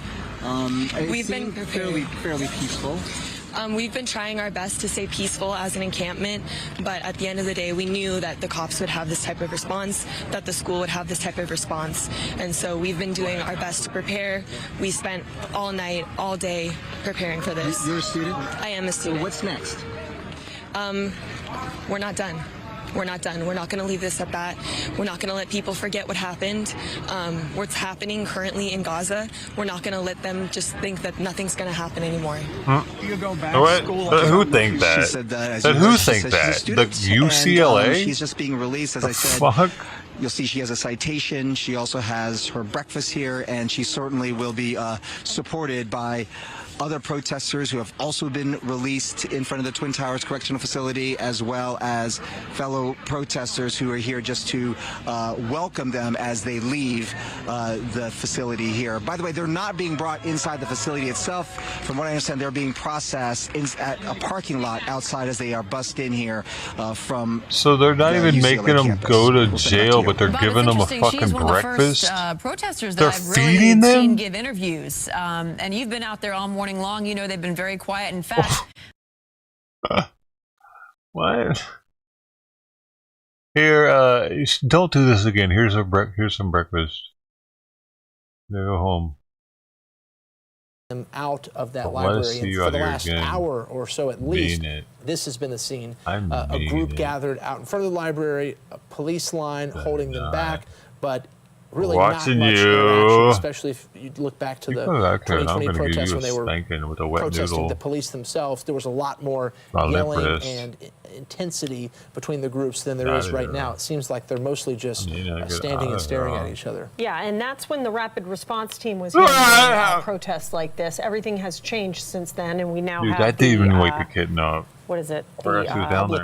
Public order team, and they He's have breathing different kinda fast, strategies and though. different tools, and they've spent the past couple actually of breathing years sort of fast. You seeing revamping that? how Portland police respond to riots. So it'll be really interesting to hear from the police bureau, the police union, about how they think everything played Yeah. out today. Of course, it's not over yet, but they have moved out of the library. They've cleared the library after a 3-day standoff there. And we saw Oregon State Police. Joe English had that earlier. You guys were live on air with the Oregon State Police who rolled up on that truck on the side of it earlier this morning. So there was some collaboration with Oregon State Police as well. And that shot you're looking at, obviously that's Shelby Slaughter there in the picture, but they're in front of the library. Shelby, is there anything even going on? It seems pretty calm. Seems pretty calm. The only difference is they're starting to link their arms because they took down the police tape. But other than that, the chanting and clapping is still consistent. Not much movement from the police. I know just a couple minutes ago we did see a group of them come over to the protesters. I think that was just them swapping out shifts. But other than that, police have not done much. We have been watching the library. No movement over there other than just watching the construction workers go in and out to kind of start making those repairs. But I mean, for the most part, relatively quiet besides all of the chanting. Okay, Shelby, thank you so much for that look. Once again, outside the library at Portland State University, going on, seems like hour 6 here. Yeah, let's talk to Noelle Ford at the live desk. What are you watching right now, Noelle? Yeah, Angelica, I'm just looking at the pictures that Portland police have released from inside the library, because like Wright was mentioning, we're not going to be able to get inside there because of the fire structure issues. So this is what we have right now. This is what Portland police found when they went into the library and cleared it out. If you take a look at your screen, you can see it. This is makeshift weapons, Portland police says. I do want to clarify, though, none of this was used on police. This is just what they found in the library. So it appears to be tools, improvised weapons here. I'm going to scroll through them so you can see. You can see this is saying to wear under clothes. It's in a bag, something that they found. And then this next photo here, these are paint balloons, so balloons filled with paint. And then the next one, these are spray bottles of ink. These are all things that Portland police found inside of that library. Now, police have cleared the inside library. We've been telling you that, but there is still a presence outside the library right now. We're waiting for updates. I've been looking from all of the city, county, state leaders. Dish soap, I haven't so it's seen all much, but I'll slippery. bring you any updates when I see them. But we're waiting to hear more information. We're waiting to hear their comments, their reaction to this, you guys. So I'll toss it back to you, but I'll be checking, Twitter feeds, everything, seeing any new information. Interesting to get a sneak or a peek at their plans, their strategy for what happens when the police move in, because they have it written out in Sharpie all over the place right there. They were certainly ready for that. Yep. Yeah. And that's what we've heard from protests really across the country, is these protesters who occupy these buildings are ready and waiting on the police and law enforcement when they finally come in. This is one of 3. Now, NYPD cleared the Columbia protest, UCLA was cleared this morning, and now Portland police have moved in to clear the occupation at Portland State's library. And one of the surprising things is the numbers that you see at the bottom of your screen right now. We were told there are about 100 people in the library and only 12 arrested. Let's listen in right now. We're about to hear from Mayor Wheeler, the police chief, the Multnomah County DA, and the president of Portland State. Let's listen in. All right, good afternoon. My name is Mike Benner. I'm the Public Information Manager here at the Portland Police Bureau. Thank you for coming this afternoon. We appreciate your patience as this is a very fluid situation. It's been a busy morning. Hey, Brody. And again, appreciate your patience Yeah, and being here. We have a number of speakers this afternoon. chick. We'll start with Sergeant Kevin Allen, who will give a brief synopsis of what we've seen since around 6 o'clock this morning. Following the sergeant will be Mayor Ted Wheeler, then our police chief Bob Day, District Attorney Mike Schmidt, and then Portland State University President Ann Cudd. Sergeant. All right, thanks. I'm going to be giving a summary. It is not a comprehensive summary because, as many of you know, our officers are still out there and we're still getting information filtering through our command post. So I'm going to give you the information that I know at this point, and then we will be releasing more as we confirm it. But we do know that this morning we had a planned operation to go to the Portland State Library and begin a clearing operation. We started that operation about 6 o'clock in the morning, where we entered the building. The strategy was to start at the top of the building and work our way down. So officers entered the building and went in an elevator to the top of the building, secured the roof, secured the top floors, and then slowly, carefully, deliberately working their way down, clearing the building as they went. As we expected, we encountered a lot of barricades, a lot of things put in our way to try to slow us down, and that did cause it to take a couple of hours for us to get through the building. The biggest challenge, most of the barricades were on the first floor. A short time ago, we released a video of officers breaching the door to the first floor. That was definitely the most difficult for them to get through, but they effectively got through it, and when we approached the bottom floor, a group of people who were in the library fled out the front door.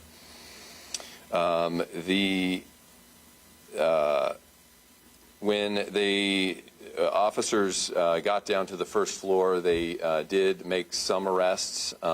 We know of 3 minor injuries, actually 2 minor injuries to officers.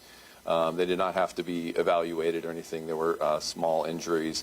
One officer was sprayed with a fire extinguisher. The person who sprayed the officer with the fire extinguisher was arrested.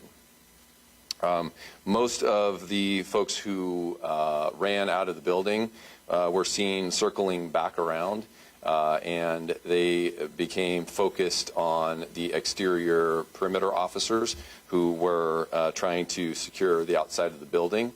Many of you have video of some of that where there was some confrontation, there were some uses of force. I know of one instance where an arrest was made right in front of some of the cameras. What we know about that arrest was that the suspect had a hard shield and was striking at an officer with that shield, and that's why that arrest took place. All told, we had 12 arrests that we know of, and of those 12, 4 are believed to be Portland State University students. The rest are not believed to be affiliated directly with the university. The challenge on the outside came to pass when some of the members of the crowd realized that we had a custody van where we had people who were arrested in the van. They tried to blockade the van to keep it from leaving, so we had to bring in officers not only from the Portland Police Bureau, but we had the Oregon State Police there as well, and their MRT team that helped us get those vehicles out.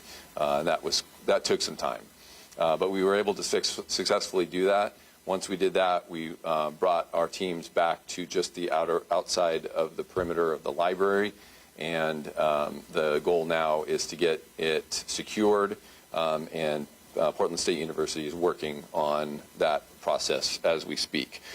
So it is still an active scene, obviously, so there may be more information coming down. I want to emphasize, too, that there were people that left and ran off, but that does not necessarily mean that they won't be held accountable as much as we can do with the criminal justice system. We are actively investigating crimes that were committed, and future arrests are possible. And, of course, we'll share those with you at a time that is appropriate. One other note, on the first floor, we did find some interesting items. We've put out some photographs and some video of some of those items. They include what appear to be some kind of improvised weapons with, there were these hollow bamboo sticks and a bucket full of ball bearings. We're not sure exactly what they were planning to use those for, but those were all staged up. There were paint balloons. There were spray bottles full of ink. And dude, Antifa's gotten soft out there. What happened? To be deployed at officers. There were also little cups. They didn't use anything. There was paint on the floor and like a soap those or a cups. slick substance that made footing difficult. gone. We think that was put there to try to make it slick for officers so they might slip and fall.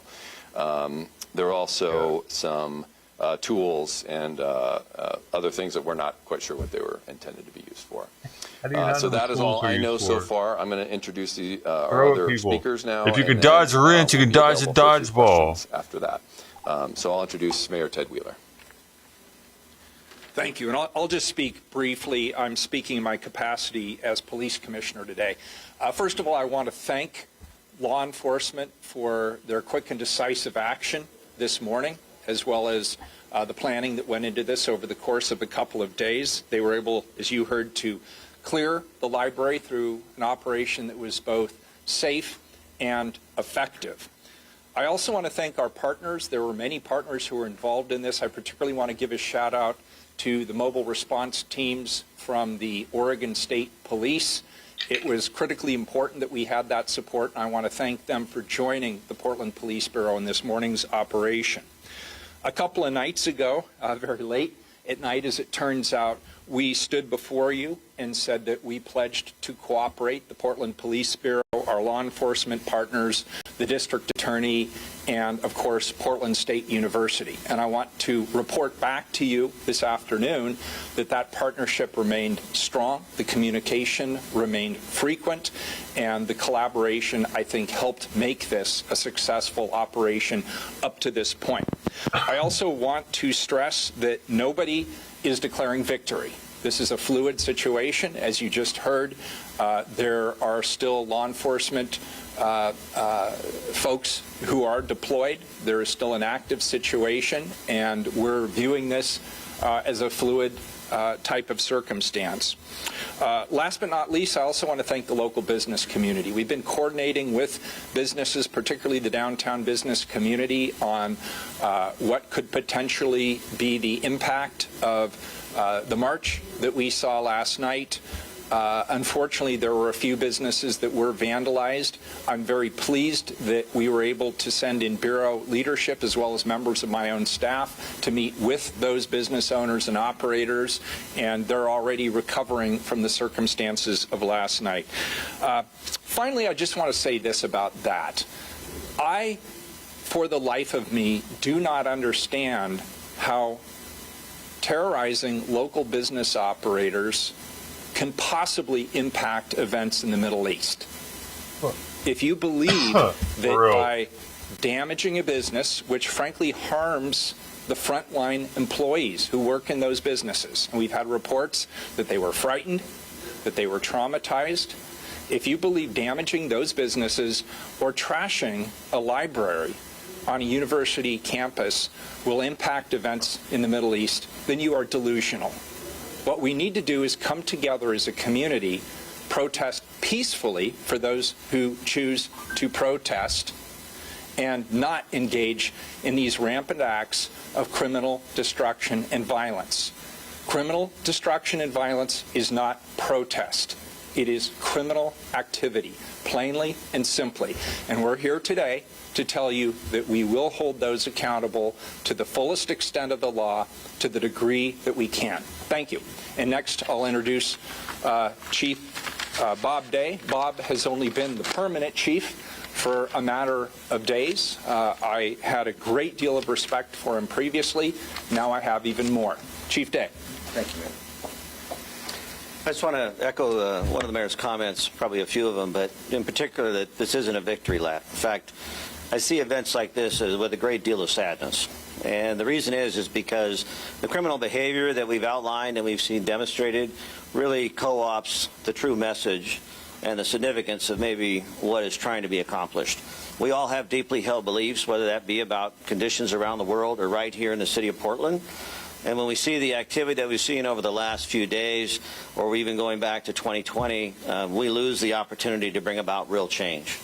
And I know that Portlanders at their core want to be about real change, and this isn't the way to go about it. So we're going to continue to be very intentional in our efforts to address criminal behavior and support First Amendment rights. I also want to thank the mayor and D.A. Schmidt and President Cudd for this unified response that not only we demonstrated here Monday evening, late at night on a moment's notice, but all throughout the week.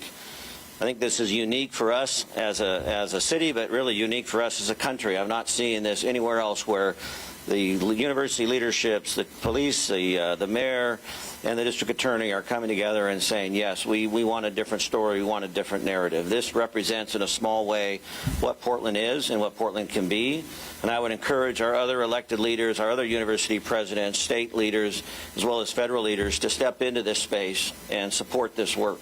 I'm appreciative of Governor Kotek's recent comments as well as her assistance in providing the state police. But we've not only had state police support, we've had great regional partner support. We've been able to rely on our partners from Gresham, from Milwaukee, from Multnomah County, Beaverton, Lake Oswego, et cetera, helping provide safety and security while we've been addressing these issues primarily downtown. Certainly is not lost on me the events last night with the protest and the damage that was done that the mayor highlighted. We also had a number of police vehicles set on fire out at the training division and this event today. I've been asked several times if I see these as related or connected. Right now we're looking at them as individual events. They're all individual events, and we are in the process of investigating them fully and thoroughly with the appropriate resources. I'm not naive to the fact that there may be connected, there may be some crossover, and we will certainly make sure that our investigators are in communication with one another as we look to make arrests and prosecute. But in regards to the training division and the loss of those police cars, which is substantial, our new officers use those to train in. They're a vital part of our training unit. Something positive and encouraging was it didn't take but just a few minutes this morning for that news to spread, and we heard from the State Academy and many of our neighboring agencies saying, hey, what do you need? We can offer police cars for your training. So it's not going to set us back, and as you know, we've been doing a lot of hiring and a lot of training, and so the ability to have that support and not be able to have to miss a beat so that we can continue is really important. Just overall, I want to commend and thank the men and women of the Portland Police Bureau, the state police, and those other agencies I mentioned. This is a tough job, and these events can be very taxing. People have worked a lot of hours under a tremendous amount of pressure and scrutiny, and to this extent and what we've seen so far, I've been very proud and very pleased with the work we're seeing. We've got more work to do today. We're going to have more work to do tomorrow. That's just the nature of what we do, but I couldn't be more proud to represent the Police Bureau and continue to promote this beautiful city that I know we all love and care about. I'd now like to turn it over to District Attorney Mike Schmidt. Joke about O.J. Simpson being innocent. Thank you, Chief. Thank you, Mayor. As Oregonians, as Portlanders, we value the rights for our voices to be heard, as you've heard from everyone up here. And I'll always work to protect that right. And we will always work to protect that right. But unfortunately, what we've seen is that some people have resorted to destructive behavior, which is not acceptable and will not be tolerated. Things like spraying graffiti, breaking windows, and setting fires. I condemn these criminal acts. My office is working closely with the Portland Police Bureau in this situation and other agencies. I appreciate the collaboration. They have my full support in their response. I want to again be very clear. We will prosecute these cases, and we'll use every tool at our disposal to make sure that people are held accountable. I have a prosecutor embedded in the investigation, and we will make charging decisions as appropriate once the evidence is collected and reviewed. My office is happy to provide updates as charges are issued and that information becomes available. I want to thank our community members who have engaged in demonstrations peacefully and civilly. We want people to be able to safely demonstrate, and when others engage in criminal behavior, it's unproductive and makes it less safe for everybody else's voices to be heard. With that, I'll turn it over to President Ktten. Good afternoon. So it was our hope that we could resume our educational mission and hold classes today, but with the escalation of protest and violence on our campus last night, including protesters threatening to take over additional buildings, that really became untenable. So we made the decision to close the campus and lock down our buildings. The Portland Police Bureau has done an amazing job, and I'm so grateful. They've cleared Millar Library. I'm so grateful for their assistance and the care they showed as they carried out that difficult task. We asked for their presence and their assistance only after extensive negotiations using faculty members as intermediaries. We gave students in the library the opportunity to leave without the threat of expulsion or suspension and no transcript notation, no changes to their current status in student housing, and no changes to their scholarship status or financial aid, as well as no impact on their educational visa status.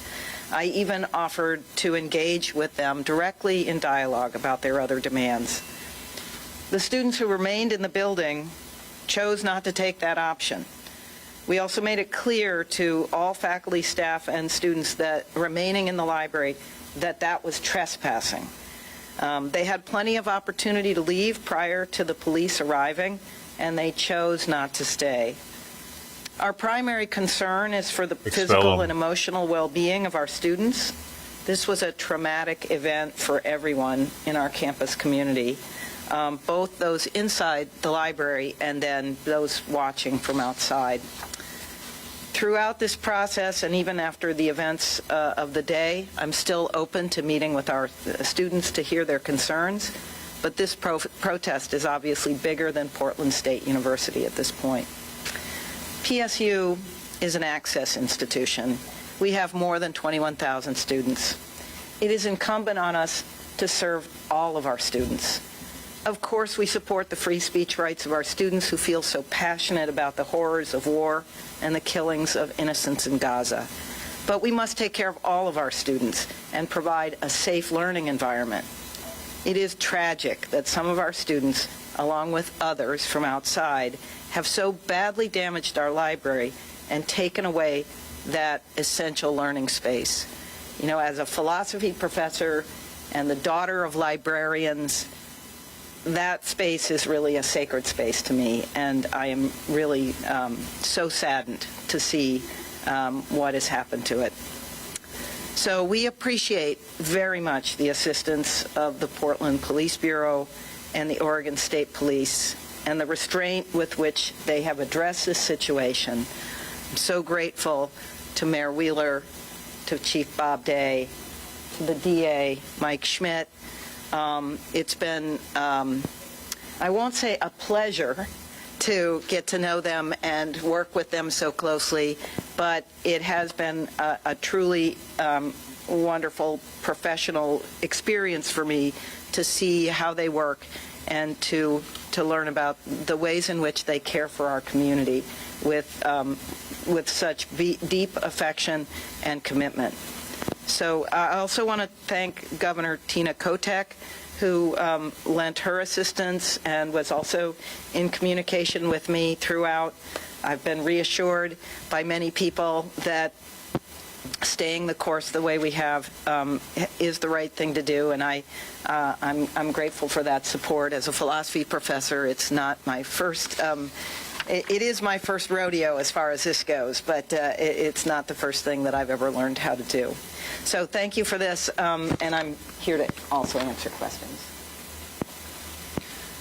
As I'm sure all of you can appreciate, it's been a long day for all of the individuals up here. They have a lot of work to do in the coming hours, but we do want to allow some time for some Q&A.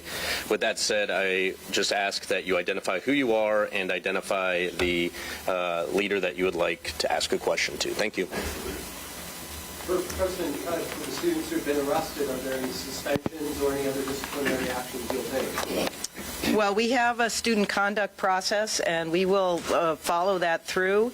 They'll have, due process throughout our process. But, these were very serious events, and there will be consequences. Is your offer still on the table? No. My question is for Chief Day. Emily Gersh with K2 News here. Of the protesters that ran outside of the building this morning, what actually happened there? Were any of them arrested? Yeah, I believe so. Some were arrested. Kevin would, I know that, yes, some were arrested. How many of that, I do not know. I also know that we're actively distributing information with pictures and photos of those that were not arrested, but we're seeking to take into custody. But there were some arrests made, yes. Did officers chase those protesters, and about how many ran out of the building? I do not know about the pursuit or lack of. And in terms of numbers, I've heard numbers Why didn't they near 50. harpoon them? But certainly, we're going to have to review the video to see. And you're in pursuit to make arrests? We're continuing follow-up investigations with all of these. So yes, we have information. We are actively looking for people who were not arrested, but we have probable cause for based upon. They have nets. Well, Cowboys.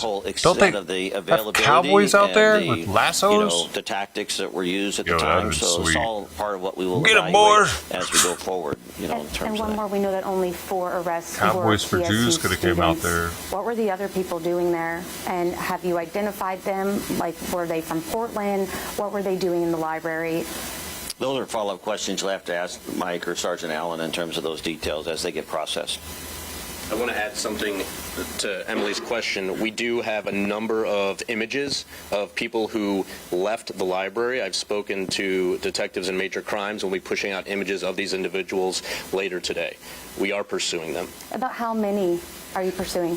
We don't have an exact number. Okay. This, again, is a very fluid Ballpark, situation. like dozens more? Potentially. Okay. I have a question maybe for Sergeant Allen, Drew Reeves with KPTV. You mentioned 4 arrests were students, a lot of them were not. Do you know the group that was left in the library this morning? Is it a majority not students, you believe, or do you have any idea? Well, we only have the information on the people that we arrested. Obviously there are some people in there that we may not necessarily have their identification. So it is too early to answer that question reliably, but we did know that there was some those are 2 seeds. You're probably going to have another one come out, Brody. Students, and we found that to be not the case. My question is for President Kitten. I'm Julia Silverman from the Librarian. What more can you tell us about damages to the library at this point? To books, to rare books, to electronics? Is there a financial estimate? And do you know how long the library is remaining closed? We don't have very much information right now. I've actually been watching news coverage to see what it looks like inside the building. We've had very little look inside, so it's hard to say. But the damage does seem to be very extensive on a couple of the floors where they were really barricaded against the police. And I've also seen images of graffiti on the walls. Some of those walls are going to be hard to paint and to correct that. So it will take a while. I've also heard reports, both from an officer and one of our CPSO officers, as well as from the news media, that there were some thefts of some very, some rare archival material that we'll be very sad if we've lost that. President Kitten, can you just... Let's give someone else an opportunity. Sorry, I just have a follow-up when you're done.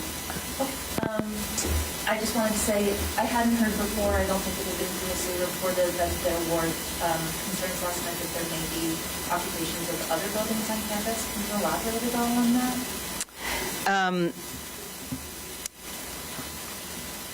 Not really, other than to say, at other universities, we've seen that happen. We've seen you clear one, and then other places spring up. So we actually, have thought about that potential contingency for a while. But last night, because there were more people coming to campus, that seemed like it could be a real possibility. Actually, the other night, there was one instance where, and this was the night that I was negotiating with students, so, okay, that must have been Tuesday night. It's hard for me to keep track, but Tuesday night, that's when the tenor really changed, and there was an incident where in one of our other buildings across the park blocks from the library, some clearly students who were in that building legitimately, I mean, they are students, the campus was closed, but somewhat legitimately they were in that building. They barred the doors from other protesters coming in. So that was kind of an indication that the students who were some of the protesters were worried that those from outside might be trying to come in. I just have a question on the security situation on campus and at the library prior to this event. Is the library accessible to anyone, or do you have to be let in by a student or a faculty member? The library is open to the public. Okay. Or was. It won't be open to the public again for some time. Will you be giving tours of the library to the media? Excuse me, Chief. We are planning that tomorrow. You are. I just had a question for the Chief. Can you explain the tactics, why you went in this morning versus prior days, and also what the officers might have encountered when they went into the library? Were most of Everybody's going to the library. Where are we? Portland, they call it a library. Yeah, so the decision to make when to make entry is just always based upon resources, time, people. Paramount to all of the missions of policing is around life safety, and that life safety is for everyone involved, not just for the community or police officers, demonstrators. It doesn't matter what the title is. We want life safety for everyone. So as we said before, we're working closely with President Ktten and also working closely with Portland State University Police. And Chief Halliburton was here a minute ago. I want to give him credit and appreciate his leadership in this as well. But we wanted to make sure when this turned from a public order event to a criminal event, which is really when they breached the library, that we were working closely with the DA and others to make sure we had the right charges, right understanding of legal authority. Well, and when you're in library. As stated earlier by Sergeant Allen, as we processed the building, it just turned out that most of the people were on one particular floor. And my understanding is there was some interaction, and then that's when they, fled. So what we encountered as we were clearing the building were, several barricaded doors that we had to break through. And then once we got to the bottom floor and made contact with folks, that's when they ran out. President, good night. A follow-up on your comment with KPW. I was wondering, what specific buildings were you worried about that were threatened to be taken over, and what were the conversations like with you, your staff, and maybe law enforcement to make sure that didn't happen? Yeah, so we were worried about the building specifically on the park blocks. And we do have different forms of access control, so we raised that level of access control on the park blocks. So it could be, so we have, swipe cards, right, ID cards that swipe us in, and we can, maybe I shouldn't be talking about security, but we can, adjust the level of who can enter what buildings, right? So that's... Last question down here in the corner. We got to get these folks out of here. I'm just wondering, I think this is a question for DA Smith, what will the investigation look like going forward, where how you might tie property damage or anything within the library to individuals? What's that going to look like? Is it going to take a typical amount of time? Is it going to be an elongated DNA swab the whole place. Yeah, it's too early to say. I mean, it They're depends, gonna- right? they're gonna We'll be need looking camera at all footage kinds of of evidence that we can gather with cooperation with the police, but things like video, photographic evidence, witness evidence, all of that will be taken into nobody's consideration. gonna rat Where on we can each tie other. specific individuals Probably to not. specific property damage, then they'll be charged for that. Thank you. That's it. Is it possible to just get an update on the public order team? We have been very communicative over today, the prior days. Please email us. We'll be messaging out more later. Who knows what later will bring also. So thank you for joining us. Appreciate it.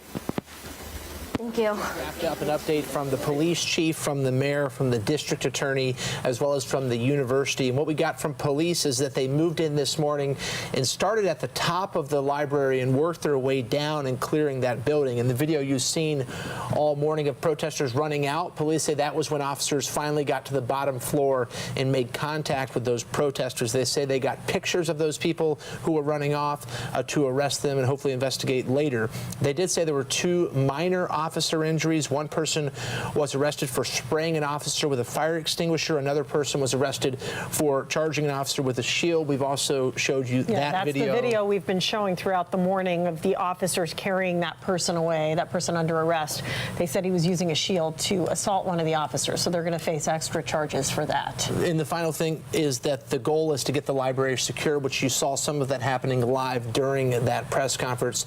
We did hear from the elected leaders. The mayor weighed in on all this. Yeah, the mayor voiced his frustration, echoing what we've heard from city leaders across the country where this is happening, not just over what's happening at Portland State, but what happened last night with the May Day protests and businesses being targeted. He called the people involved in the, what he said was violence, delusional. He said, I don't understand how they think what they're doing, destroying local businesses, terrorizing people working at those businesses, is going to help the situation in Gaza. And 2 big updates we did get from the university before we wrap this up is that the president says they had heard that protesters were threatening to take over other buildings, which may have expedited the police plan to go inside. She also did confirm the theft of archived material. She said they would be very sad if they've lost that material. So a couple of big updates there from the Portland State president. All the things we are going to be tracking here at K2. K2 has been on the air since 4:30 this morning, bringing you every aspect of this protest and police action live as it's happening. We've also been bringing you up-to-the-minute coverage on our website, KATU.com. We're on your side to keep you informed on every platform. You can count on our crews to keep digging for the details on these arrests, any possible criminal charges or consequences, as well as the cleanup efforts at PSU. Please join Deb Knapp and I at 4. Steve Dunn and Deb will be here at 5 and 6 for all the brand new developments.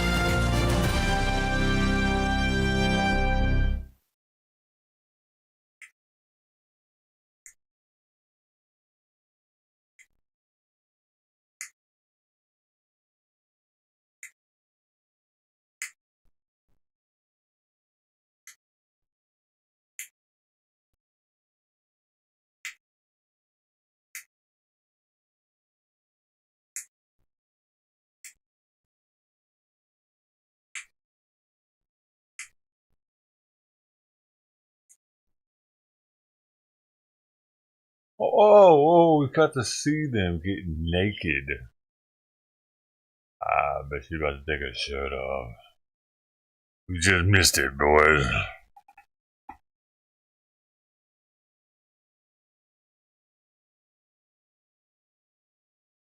Shit.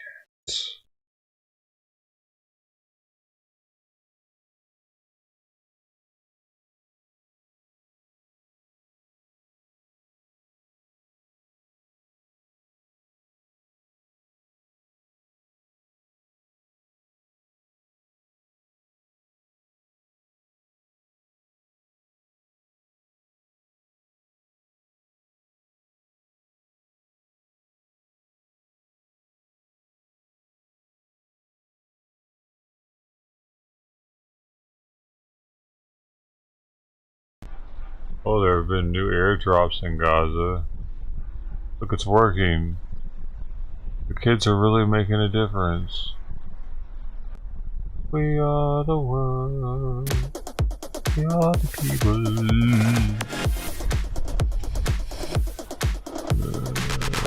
people. Oops. as well as bombs, as well as a little bomb action. Do you want some food? We must give you bomb too. Do you want some food? You go boom boom, boom boom, boom boom. Are you still hungry? That was the jam.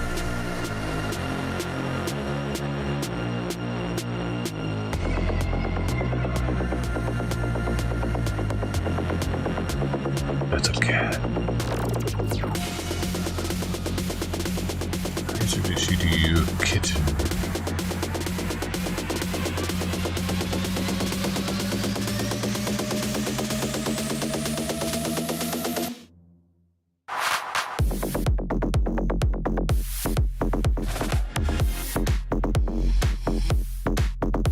She's actually dreaming that she's in a nightclub right now.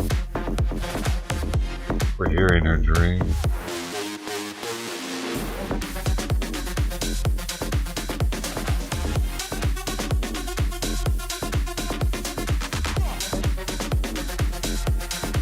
Little party animal.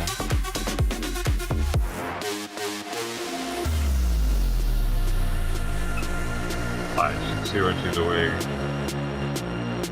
Kitty emoji? Oh man.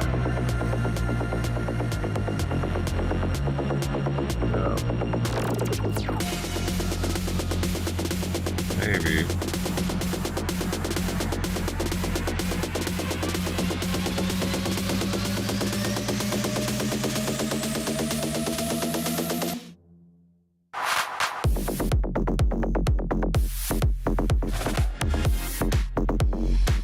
I mean, Simon's already getting so many other things taken from it.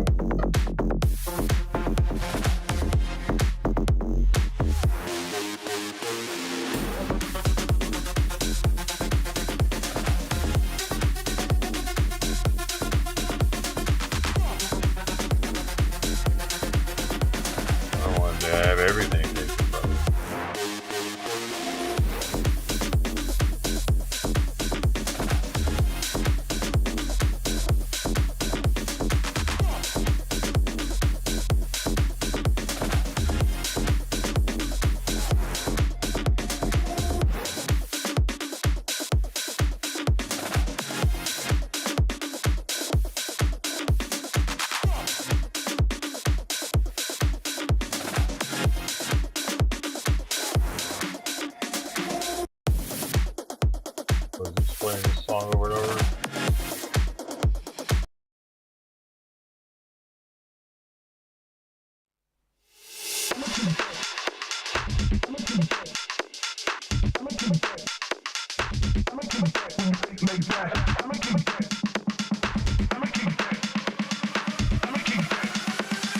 I'ma kick back when you fake like that.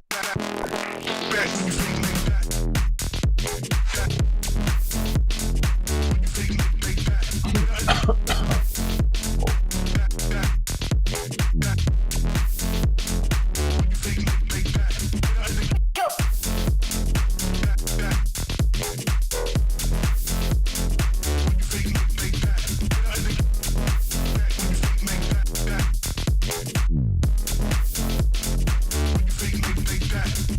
I'ma kick back when you fake like that. Head out of the game, I don't play that fact. I'ma kick back when you fake like that. Head out of the game, I don't play that fact.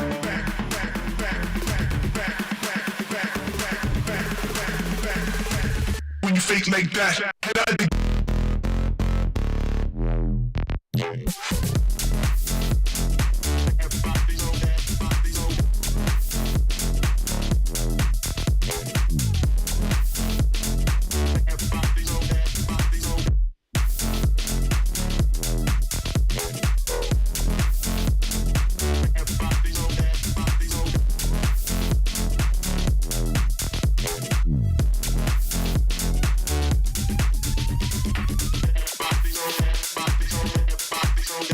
Poppy is on deck. What the hell does that mean? Poppy's on deck. Shut the fuck up. Talk about. I don't pay same ones with lyrics. It doesn't make sense half the time.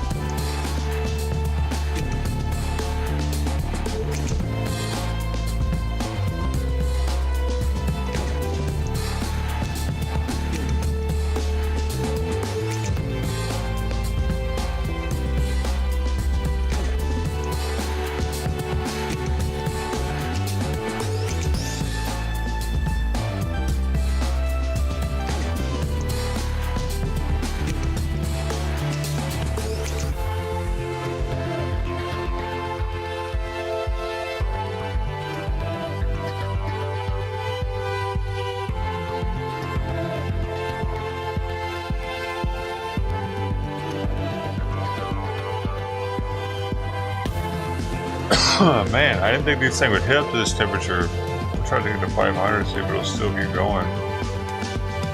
Trying to catch up. I think I've been cleaning a little too early. I got used to swimming the water hash. Let's see.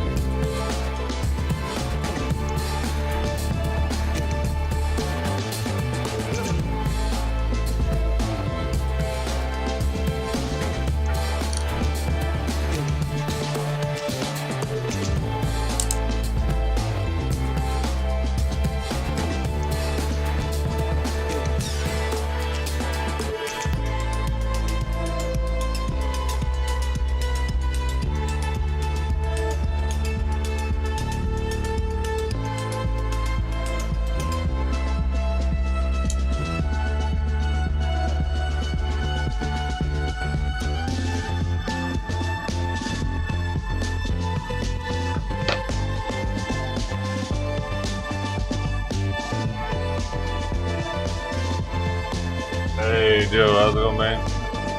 Alright, dude. How you feeling? Howdy. Valley, Ray, YouTube, Portland. Those cops. Oh, let's see.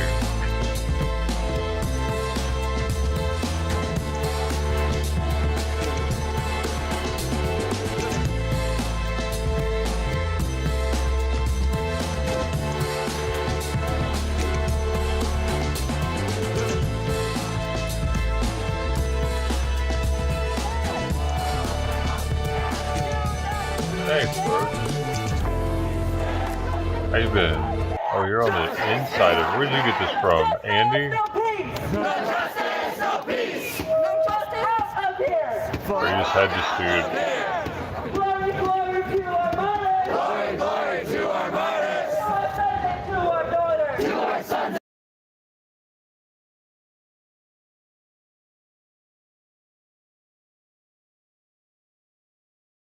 And now they're down.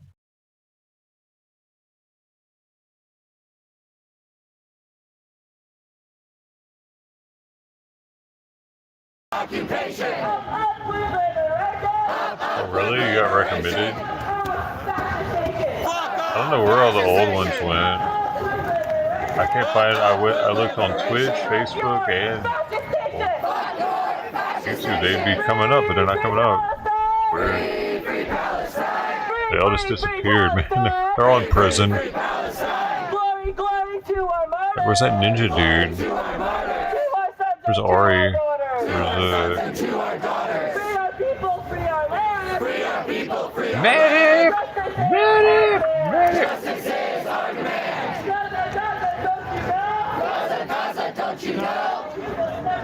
It's like, hey dude, where are the trainee dudes? Where's the guy in the wheelchair? You are the problem. You are the problem. You are the danger. You are the danger.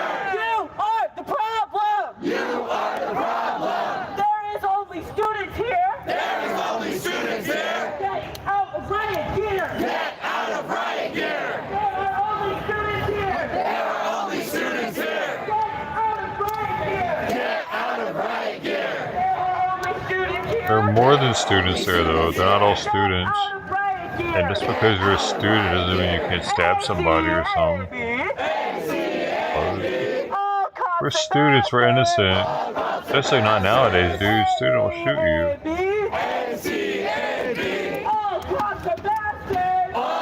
Got 3D printed guns. We're just students. Dude, you're supporting a terrorist organization. I think got the armored vehicle there. A water canyon. Justice is our demand. Justice is our demand. We the people, we the land. We the people, we the land. Ooh, look at this water cannon. Free, free Palestine. Free, free Palestine. Free, free, free Palestine. Free, free, free Palestine. Up with liberation. Up with liberation. Down with occupation. Down with occupation. Up with liberation. Up with liberation. Fuck off this fascist nation. Fuck off this fascist nation. Free, free Palestine. Free, free Palestine. Water? Anybody need water? Free, free, free Palestine. Anybody need water here? Free, free Palestine. Free, free, free Palestine. She's wearing all black, but she's got a bag that looks like a Lego. Violence here. There's no violence here. There's multiple bright colors. Get your batons out of here. There is no violence here. There is no violence here. Get your batons out of here. What's the point of the all black if you're gonna wear such a recognizable backpack? There is no I don't think she gets the point. Get your violence out of here. There is no violence here. There is no Where did the ball black is so you blend in with other people? Like this lady with the purple hat defeats the purpose. It's supposed to be all black. Her even with her head wrap, it makes her a target for the police now. She's not in all black.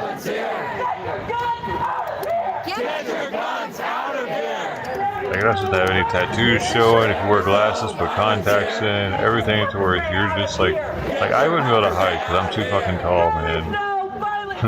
That's bad, dude. See, it's not always cool being tall. There is no violence here. There is no violence here. Get your cars out of here. Get your cars out of here. There is no violence here. There is no violence here. Oh, yo. I'm retarded. Get the tall guy. We can find him easy. Free, free Palestine. Free, free, free Palestine. Free, free, free Palestine. United we stand. I wonder, dude, if those cops shot my car on purpose because they recognized it from earlier. United we stand. United we stand. For their people, for their land. They recognized me. Up with liberation. Up with liberation. Down with occupation. Down with occupation. Up with liberation. Because they had been watching the streams. Like sergeants or somebody were watching the streams that were happening. Free, free Palestine. Free Palestine. Free, free, free Palestine. Free the people, free the land. Free the people, free the land. Justice is our demand. Justice is our demand. Up with liberation. Up with liberation. Down with occupation. Down with occupation. There ain't no riot here. Why are you in riot gear? There ain't no violence here. Get your medics out of here. Free, free Palestine. Free, free Palestine. Free, free, free Palestine. Free, free, free Palestine. Up with liberation. Up with liberation. Down with occupation. What do they think this does, man? This chanting bullshit.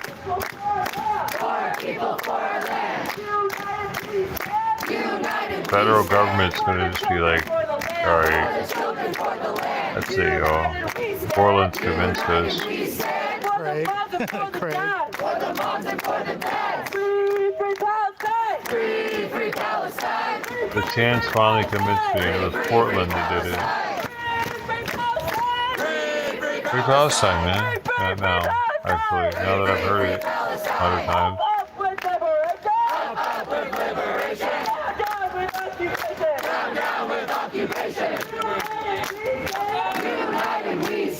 It's fucking weird, bro, how they want to do this. Wait, no.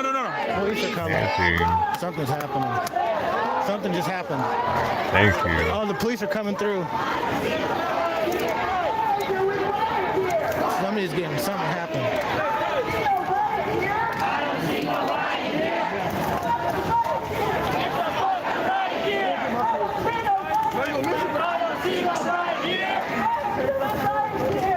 Ooh, something happened. Here it goes, y'all. Here it goes. Not close enough, man. I'm scared of.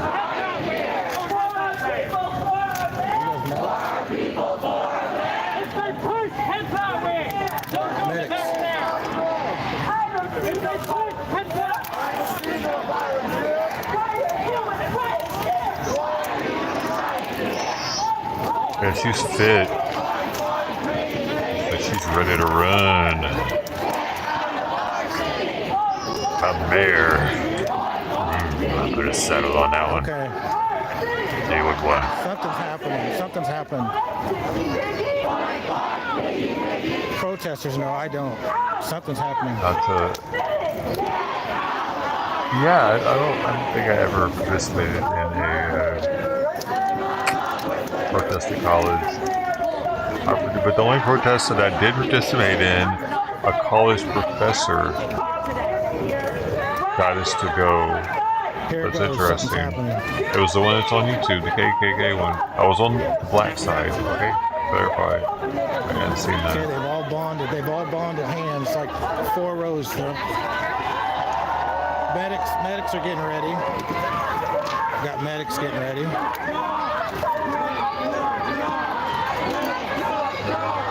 I was a teenager.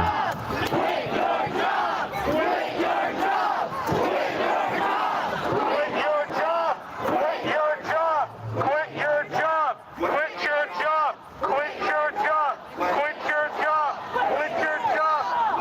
You think he's gonna quit tonight now?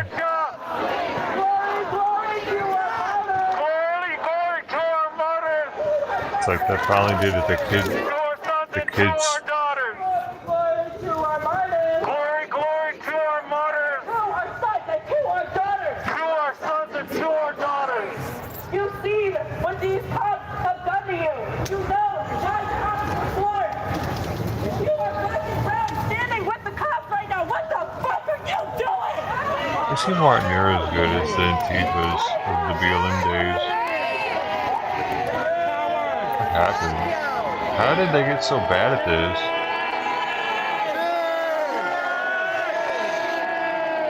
They didn't used to make me so sleepy.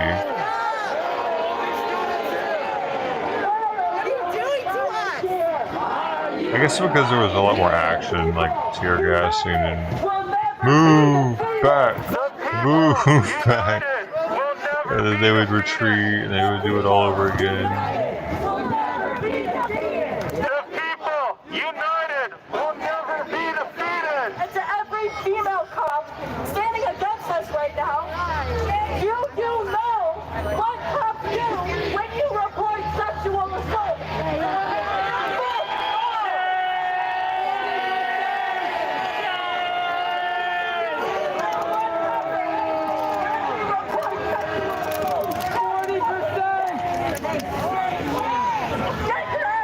I think it's because none of the people participating can really relate to Gaza. So all they have are these chants and talking shit about the police or whatever and talking shit about their college. They don't have any stories that are empathizing with the situation in Gaza. They're just sympathizing for them, and because of that, they don't have the story. They don't have a way to bring more people in that are like, yeah, man, I can relate to that shit. I fucking did that. They did that shit to me too once. I can't even relate to some of those stories that they were telling during the BLM riots when I've been pulled over in like poorer areas like Compton or Memphis. It's not really about color though. It's about poverty in that area. Every single cop standing in the fight against us right now, do you really think your own government is serving you? No! Okay, the crowd's getting bigger.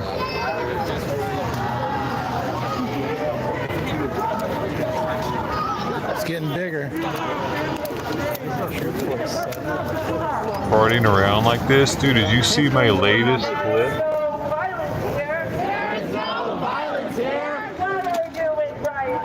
Why are you in riot here? There is no violence here. Get the cops out of here. There is no violence here. Get your cops out of here. Get your cops out of here. Oh, this is good. Want a brownie? They're fish and vegan. I only use organic cod liver oil. You see?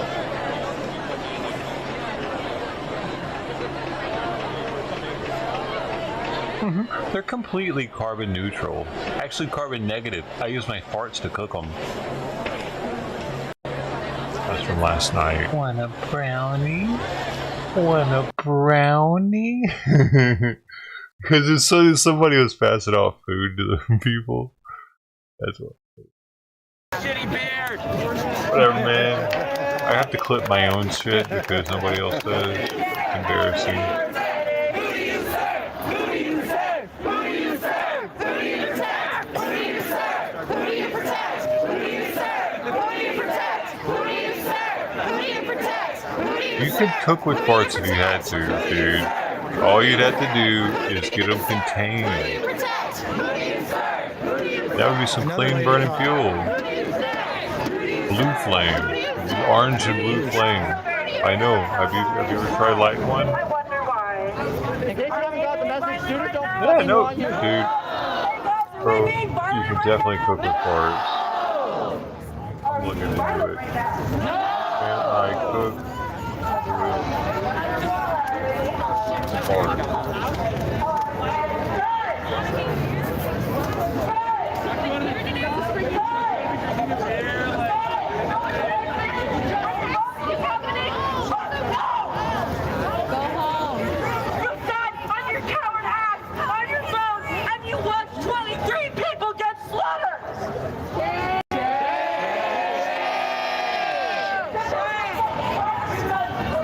it's impure methane. You could do anything with them you can do with methane. We thank you. You are public servants. Get out of our city. Get out of our city. Free the land. Free the people. Free the land. Justice is our demand. Free the people. Free the land. Justice is our demand. My question to you is, if you saw an activist standing in front of a Palestinian It seems that we don't really produce enough. and you saw a bulldozer going to run her over, The would you cows step in front of collected. her and save her life? Why don't we start collecting it from the cows though? Somehow.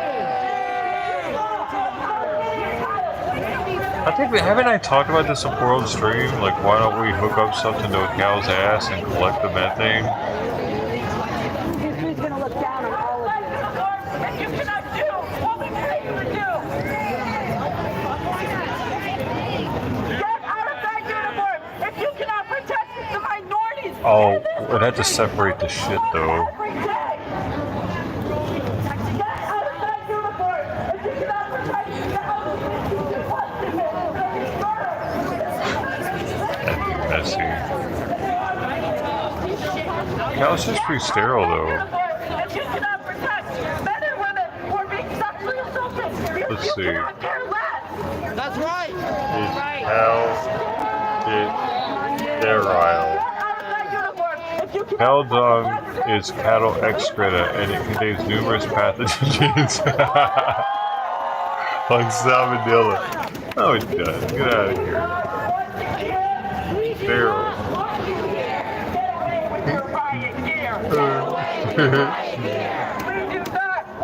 Alright, don't put cow dung near your lips. Get out of riot gear! Get out of riot gear! We do not want you here! We do not want you here! Get out of riot gear! Get out of riot gear!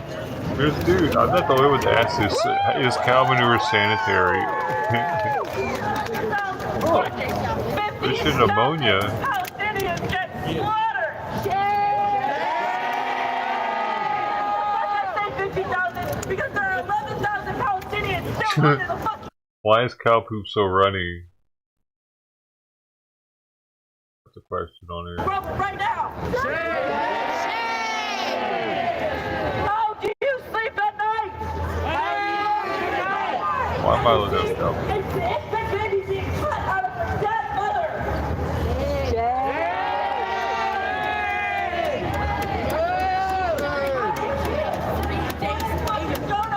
With our children, getting their skin melted off by laws that we manufacture in this oil! How do you sleep? How will you sleep tonight? How? How do you sleep? Think about it. Fucking idiots.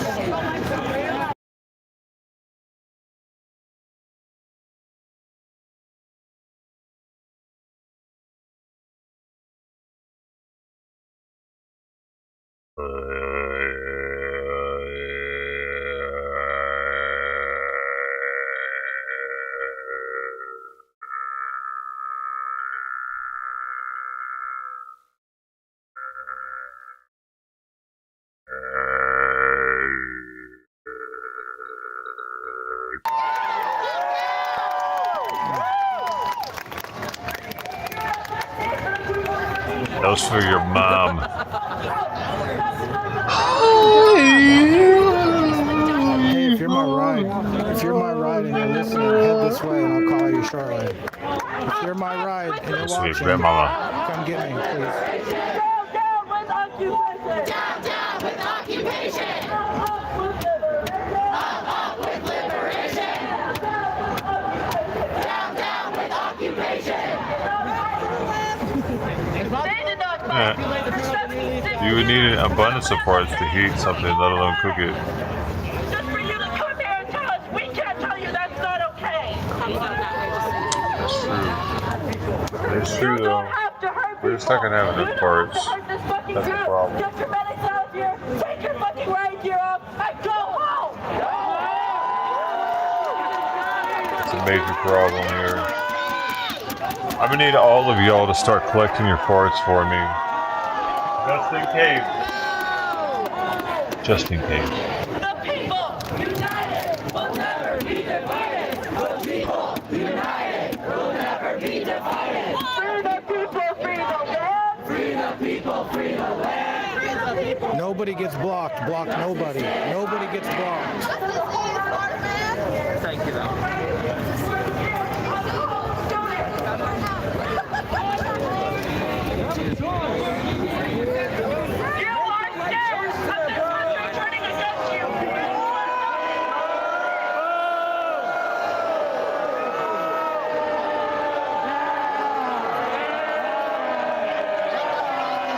The cops are leaving. Look, all the cops are leaving. Fuck you!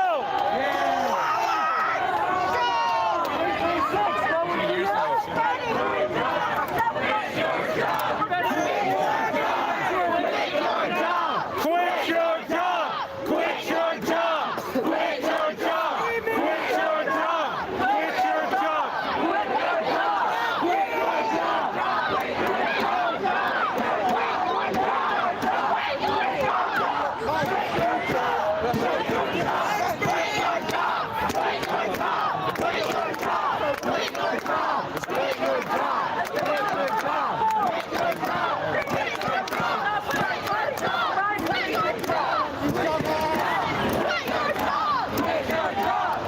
Why don't you guys go help people instead of terrorizing us every day?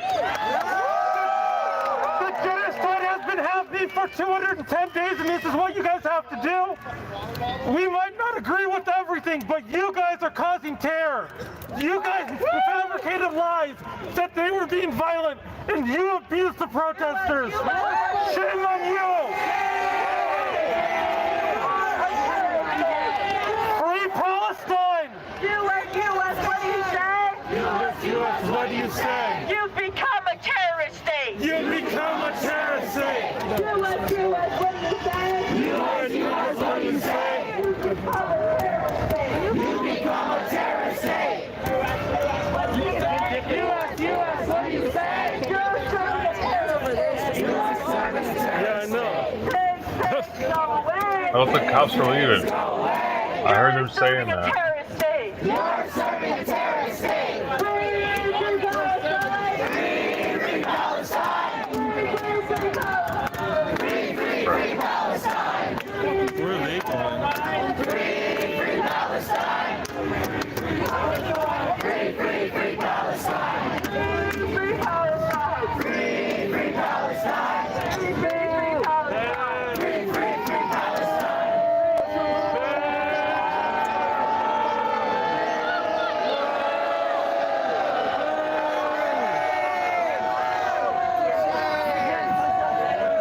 I promise, guys. You get out of that uniform. You take those fucking batons off and your vest off and your boots off and you gear up. You step out of that car and you trust your right fucking center.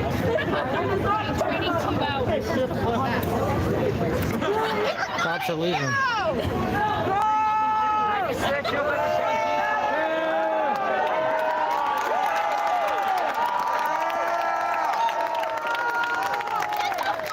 Bye-bye, Piggy Piggy. Bye-bye, Piggy Piggy. Get out of our city. Get out of Oh, that's a clever one.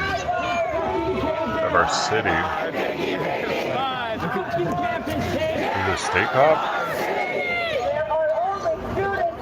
There are only students here. Why are you in riot gear? Why are you in riot gear? There are also children here. There are also children here. Why are you in riot gear? Why are you in riot gear? Bro,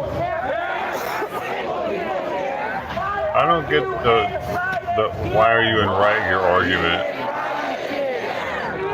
Free Palestine! Free Palestine! Free Palestine! When I mean right here. Free Palestine! Free Palestine! Free Palestine! I hope you know by wearing that uniform, you are actively oppressing the people in this country.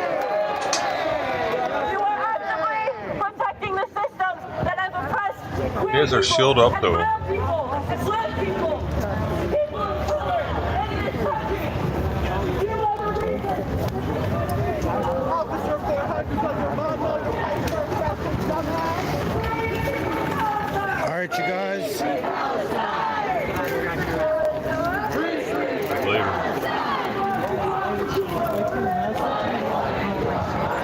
You guys, I've been here for 3 hours. You guys want me to stay or what?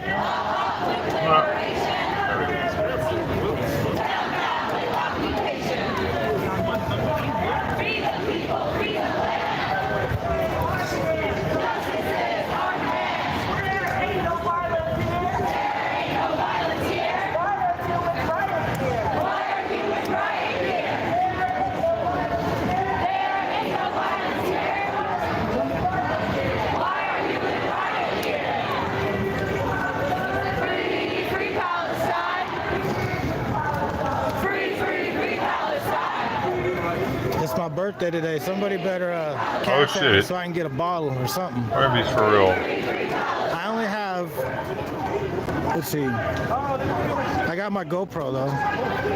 I got 18% left on my phone. We got 289 really people in the room. Why is it everybody's birthday today? What's happening? 3 people now.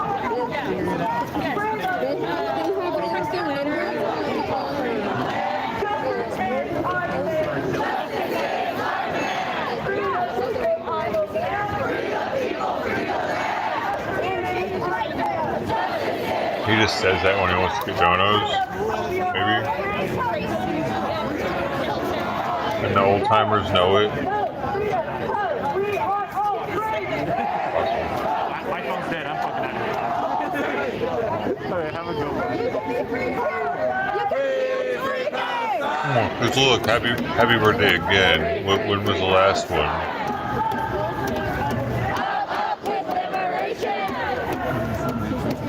She just said earlier today.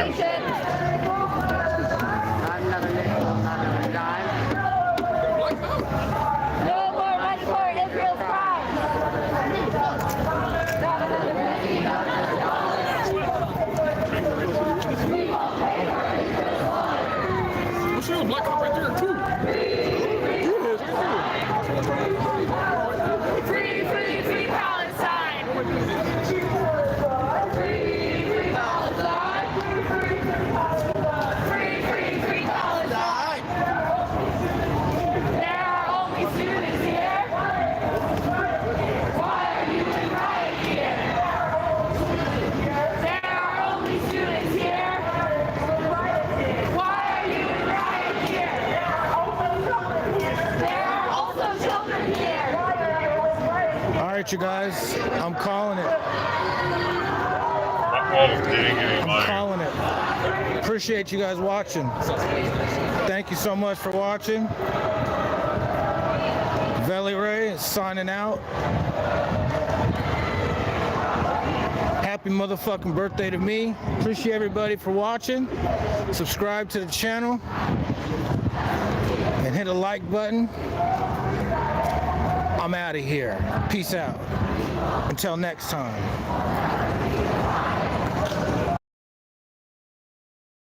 Interesting.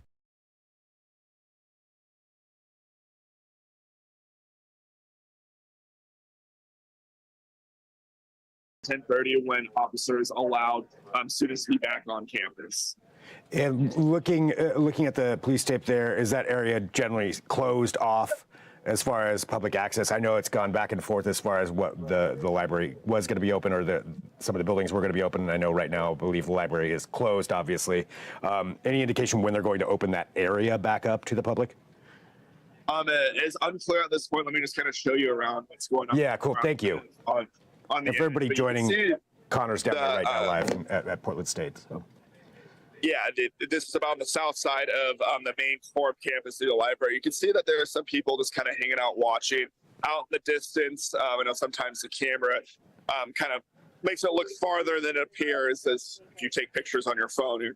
might be aware of that, but just kind of panning around, you can see that this area is pretty much closed off. I know, I'm not sure if you talked to Paulina yet, but we've been watching crews over there start clearing out the stairwell, all the barricades, all the trash and garbage, and bringing some furniture that belong inside the library back into the building. But University President Ann Cudd was actually asked when the library might be open, but she says it is unclear at this point. It is closed at the moment. You can see there's just a lot of graffiti, a lot of trash damage that needs to be cleaned up. So it could be some time before students can access the library and access some study spaces. Yeah, looking at that right there, so that for everybody, that was the library that Connor was just showing right there of that. Yeah, you can see some of that graffiti on there. How extensive is the graffiti outside of the library? Is there graffiti on other buildings right around there? There's graffiti mainly on the main library. There's some graffiti on other buildings across the quad.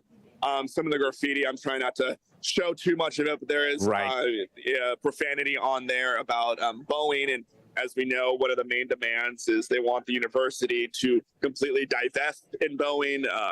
Boeing not only makes airplanes, they do make military aircraft for the United States military that sends over to its allies through USAID. But the university president announced last Friday that she would pause gifts from Boeing, but for protesters, that wasn't enough, and which led to them taking over the library and being barricaded in there for about 3 or 4 days. And that is where we're at right now. So are you going to be continuing to be down there monitoring this here throughout the afternoon? Do you expect anything else to be going on? Well, we'll be monitoring this throughout the afternoon. We're going to see if potentially the protesters will be moved off campus.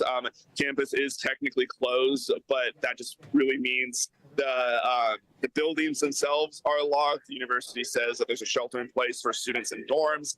It's an urban campus, so it's really hard to keep just anyone in the community off and really close down the full of the campus. But we'll keep an eye on it, and tonight later I'll have the responses from the governor. The governor has sent a very strong statement condemning what's happening here at PSU. I've talked to some faculty members as well, so you'll hear more of that tonight on 4 o'clock news. And so the governor making that statement, and clearly there's the other issue too that happened across town. I know we have other people covering that as far as some police cars being burned.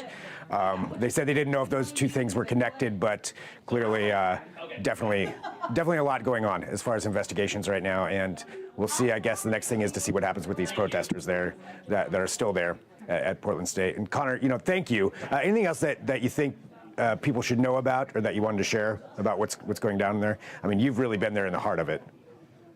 Yeah, I think another thing just to share to people that are watching right now. I know the protesters are saying these are all students.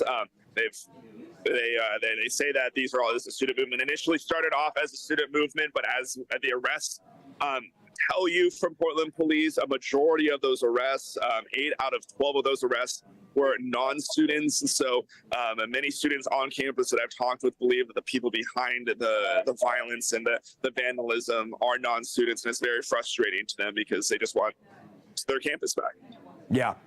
For 8 of those 12, arrested were non-students so far. That does remind me of one other thing, actually, that we talked about yesterday. So there was that offer that the PSU president gave 2 students who were in the library, I believe yesterday or maybe 2 days ago, that if they left, there would be no consequences as far as expulsion or suspension. And at the time, it was estimated to be about 50 people left. Do we have any clarification on that number, or is it still just that's what was said, so that's what we're going off of? That's what was said so far. That is what we're going off of. The president of the university didn't address that during a joint press conference with the county district attorney, as well as Mayor Ted Wheeler.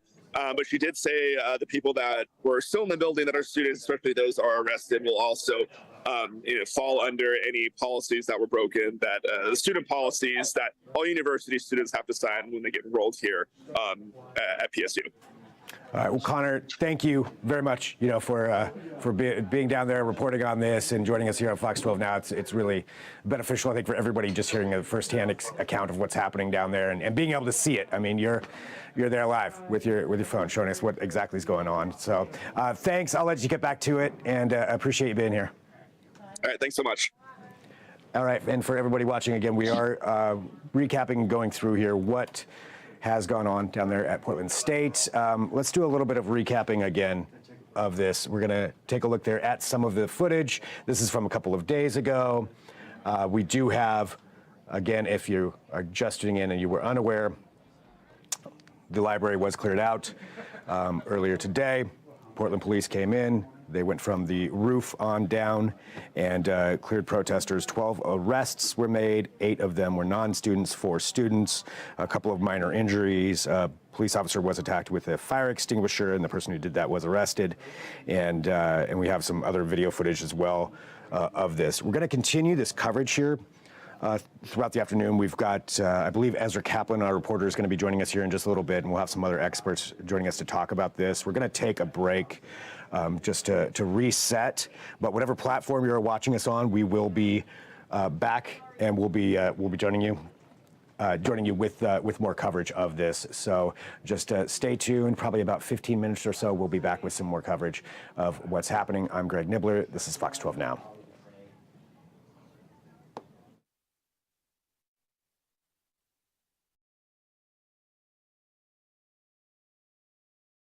Dude, check this out. You remember when I told y'all about the cat food having all the bones and shit in it? And I reached out to the company and they finally just now got back to me. Alright, this is crazy. They didn't even give me like a coupon or anything, like for any kind of free food or anything. They just tell me what. It's kind of crazy. I should send him another email. I was like, hey, well, where are my coupons at then?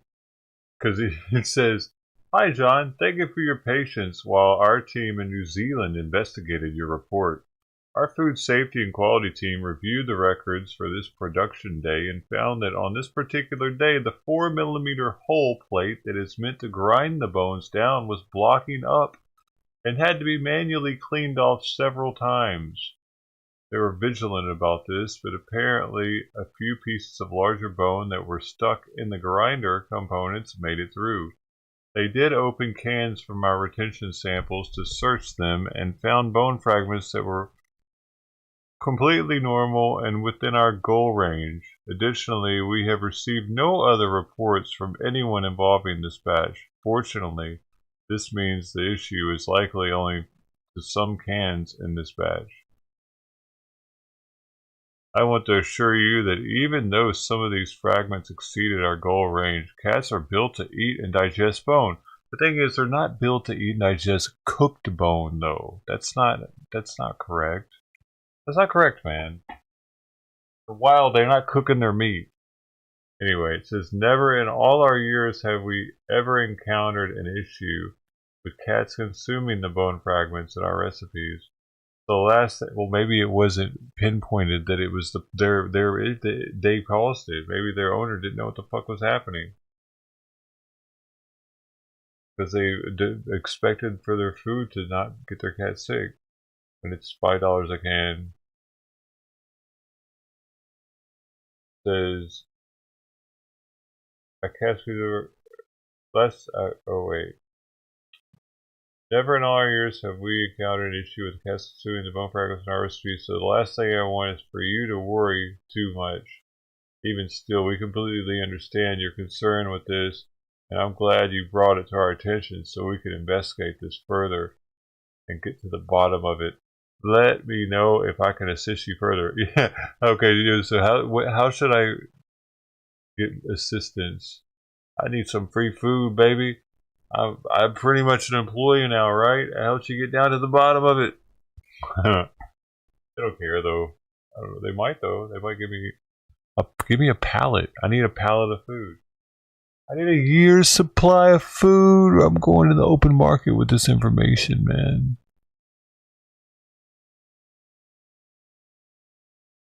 Don't fuck with it, Jesus.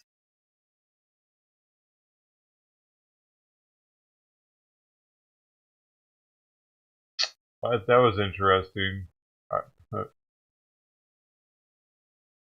There was actually something wrong that day in the production line, though. Grinder plate. That's gay. I know what that is. I've heard of the app.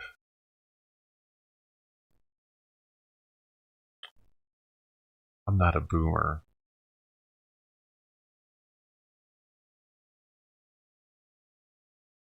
Reading kind of fast.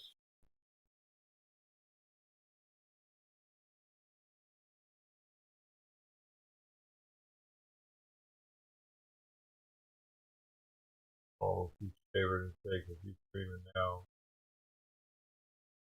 But she's not waking up like she was before. Oh, yes, she woke up.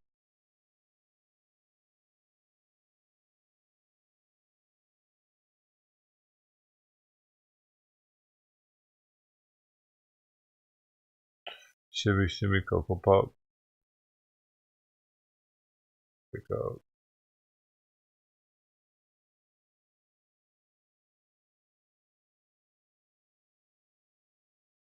Are you hungry? Are you hungry already? Hey. Hey, are you hungry?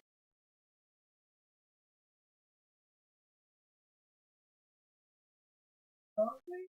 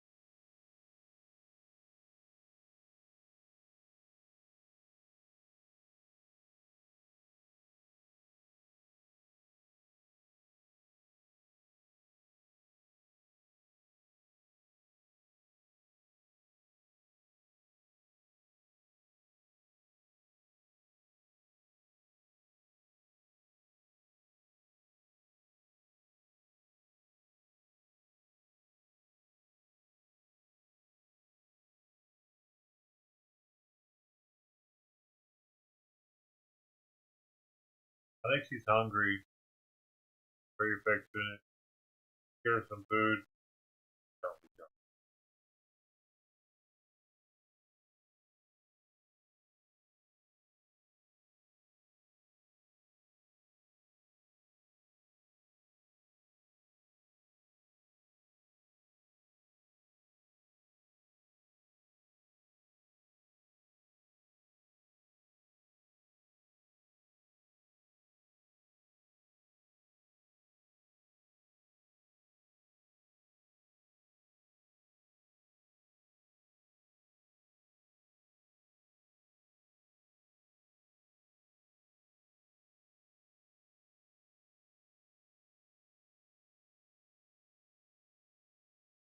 She didn't eat all our breakfast this morning.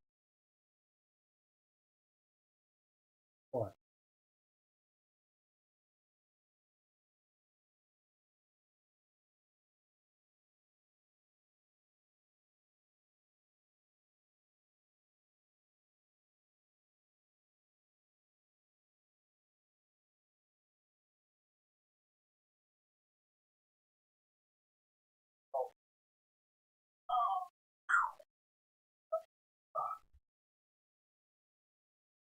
right back.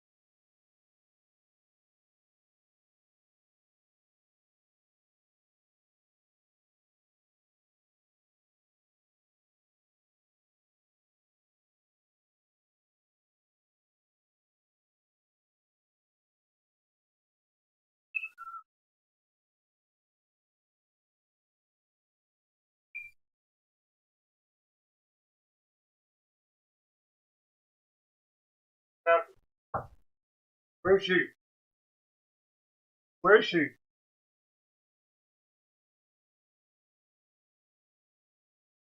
I thought I could hear her. Did Simon act like did he do something?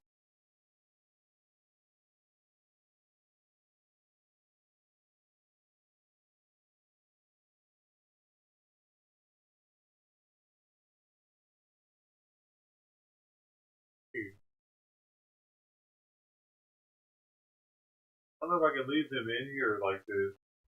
Got me in here.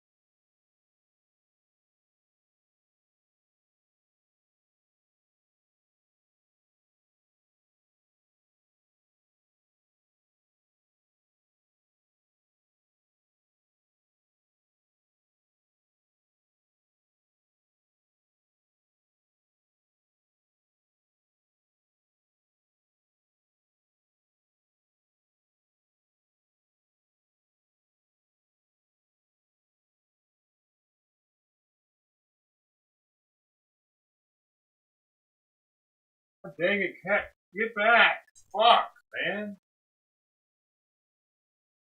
Like,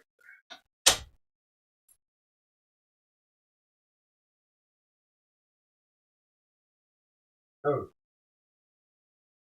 I can't go to that door without her being right there.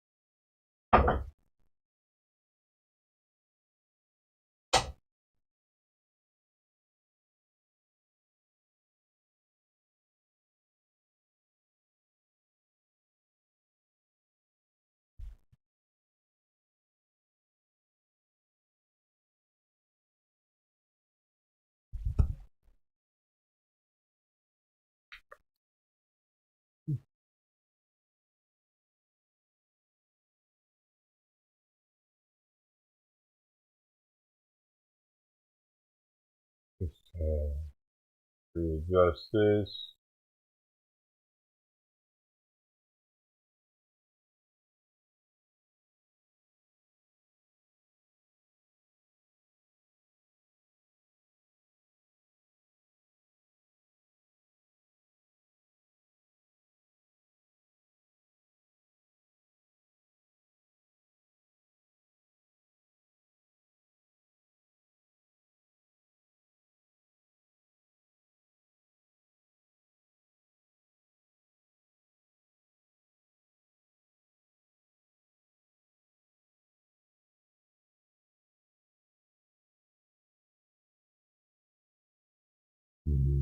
Simon's eaten too.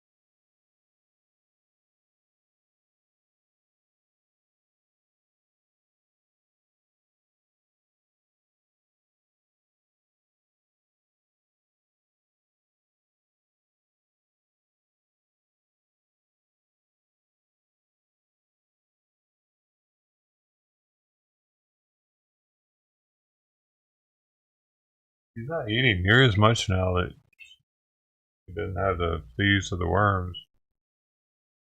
Do that or her leg hurts. She doesn't want to eat, but like she's really not eating hardly anything compared.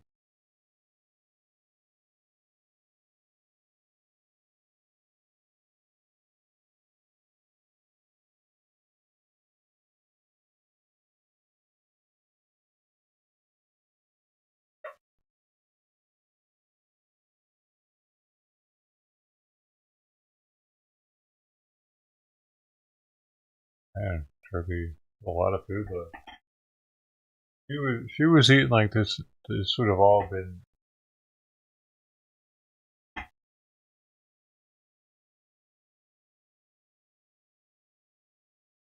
Or if she want me to take it. Hold up, I ain't quite done with that.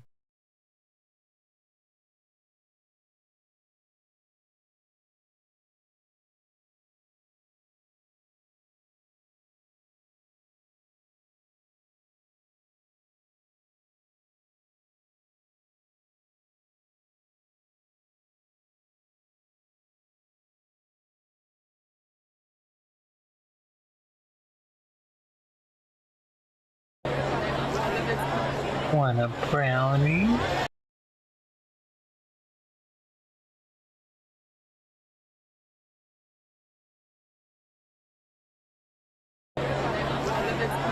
Want a brownie?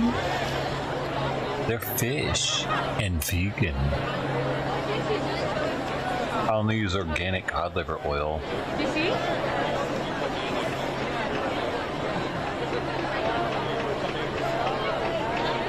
They're completely carbon neutral. Actually carbon negative. I use my farts to cook them. It's me every time.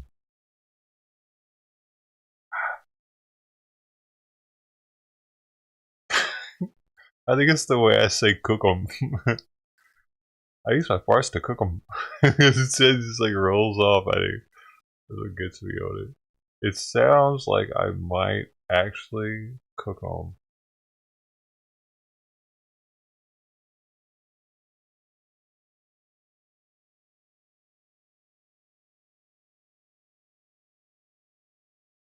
It's all about the people not knowing. Does he? Does this guy really cook with farts? I'd like to know more about that. So I get some intrigued. Want to know me. A fart cooker.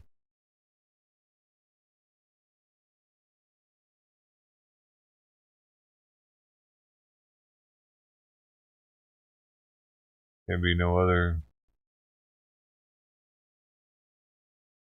And the #1 fart cooker in the country.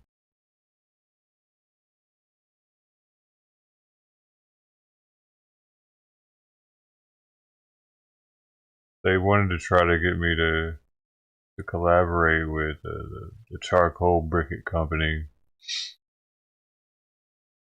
to put just a little bit of my fart in their briquettes, the little charcoal briquettes.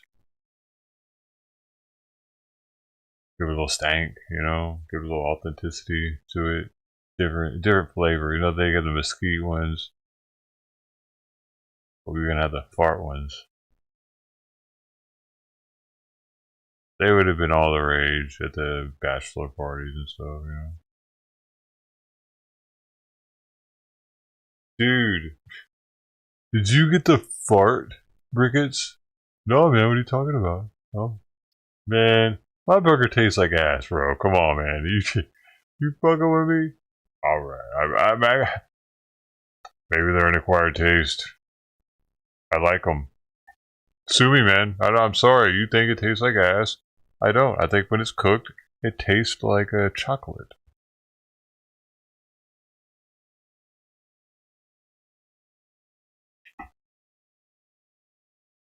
She's biting her right foot. That's the leg that's been bothering her. Right? Yep.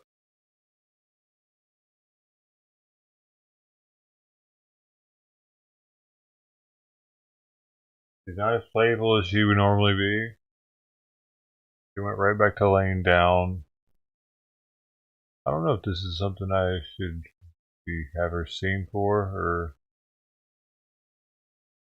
if she seems like she's just gonna get better.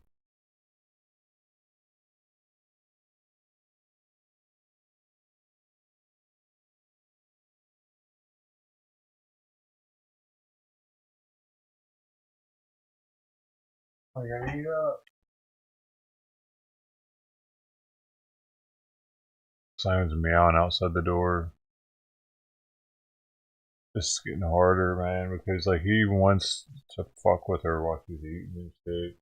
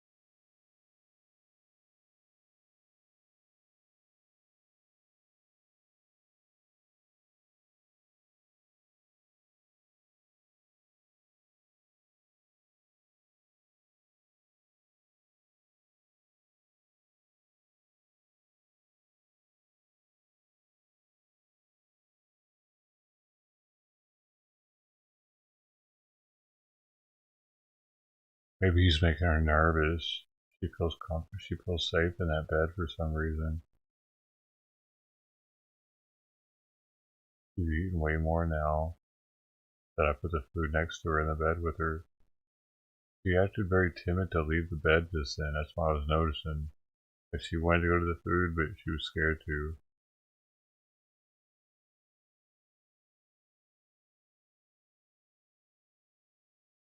He hit her like 3 times hard earlier. That's why I have him separated from her. I don't trust him now.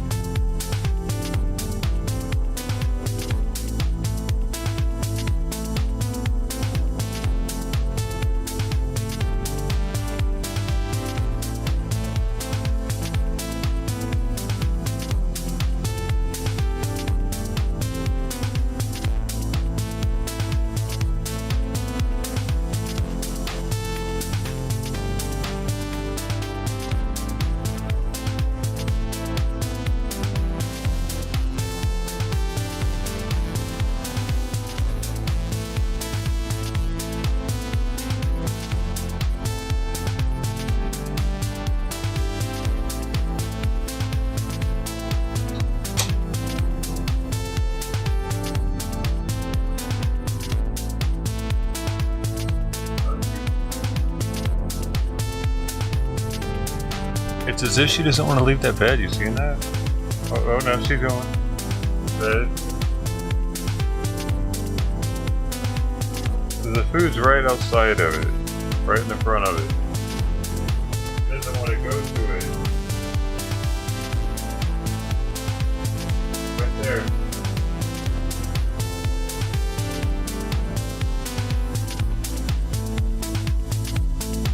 Now Simon's yowling outside the door. But if I put it in front of her, I bet she eats it.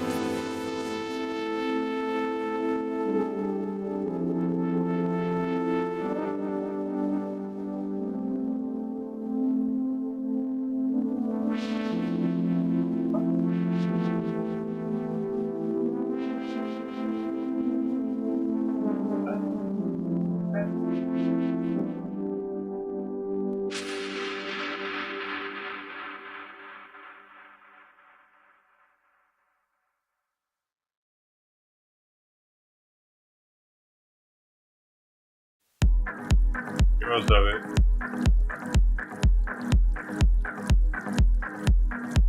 I probably could eat the rest of it if I waited just like 5 more minutes and put it back in front of her. Just yowling outside the door is kind of annoying though. Like I gave him food too. I even heated his food up. Hers isn't heated. It's right out of the fridge. I don't want to get her accustomed to that side just yet.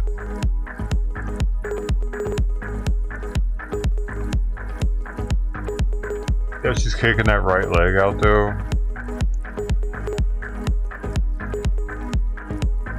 This might still hurt her. If Simon's in here, she'll start running around more too.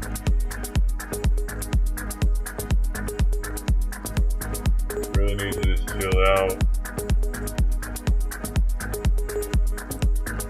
Just like she's doing, like, I think she's trying to tell me she just needs to rest. She keeps going back to the bed. She's not even jumping up there anymore. She was hanging out in the cat tree until he hit her.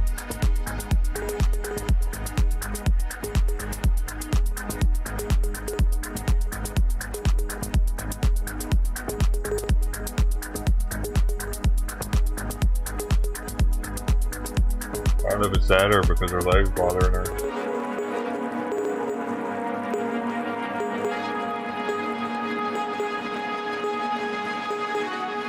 Either way, there's 2 reasons why he shouldn't be in here. He played too rough. And her leg is hurt already.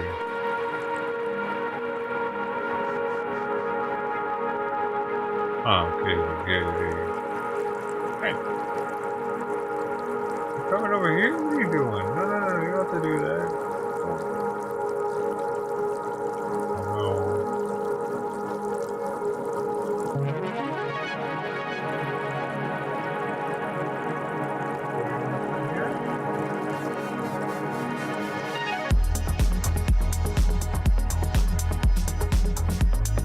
really did want to come up here.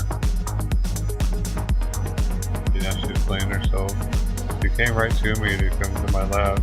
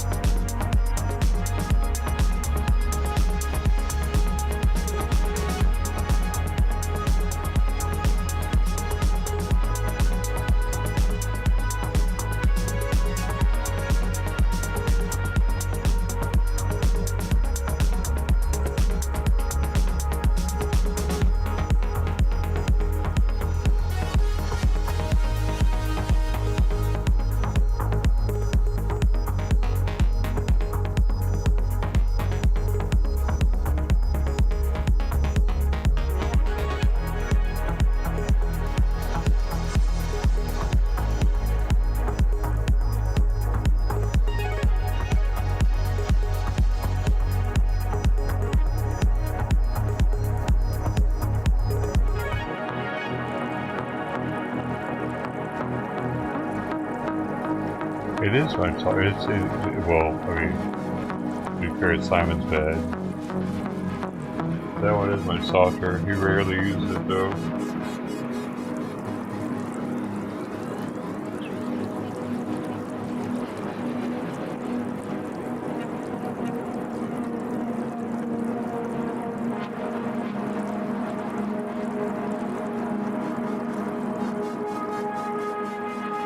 She keeps looking at me out of nowhere.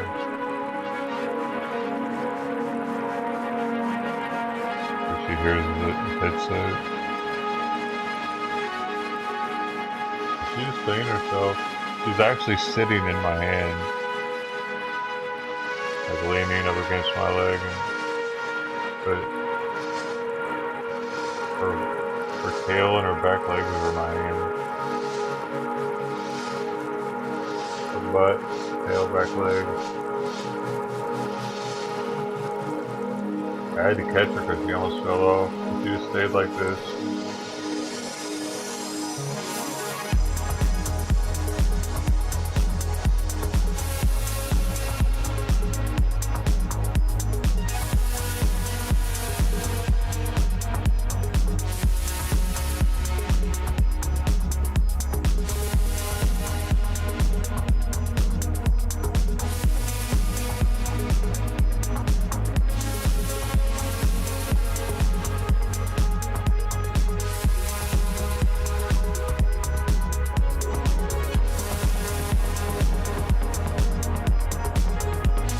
It's really important that I do stuff like this with her, especially because she learns so much in the first few weeks of her life, particularly when it comes to interaction with humans.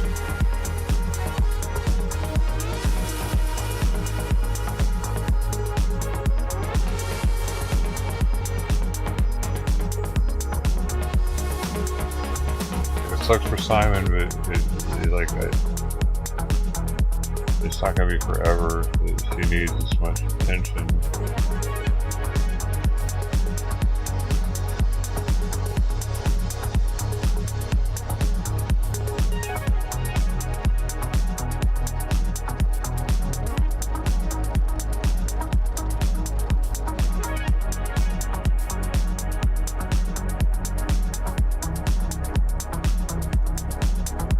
You still got the worm food.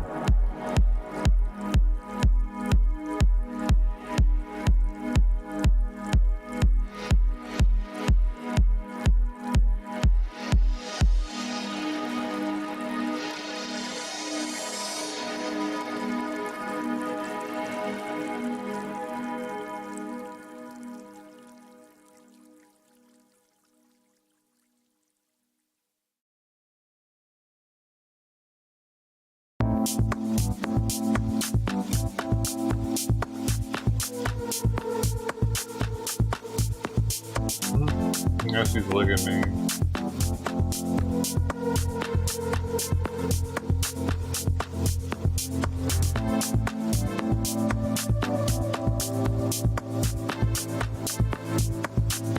My hair tail's in my hand still. She's looking her tail in my hand at the same time.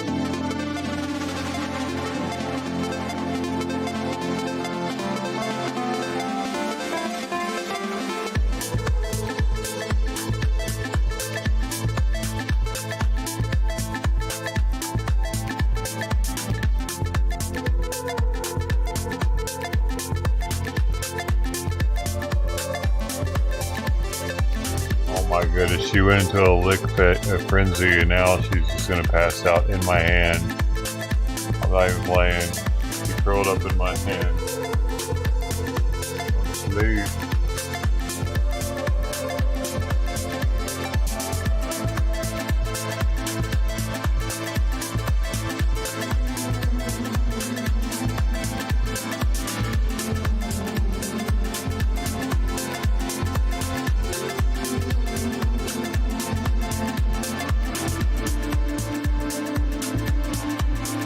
Kind of looks like a fox from up top. Her name could be Foxy Lady.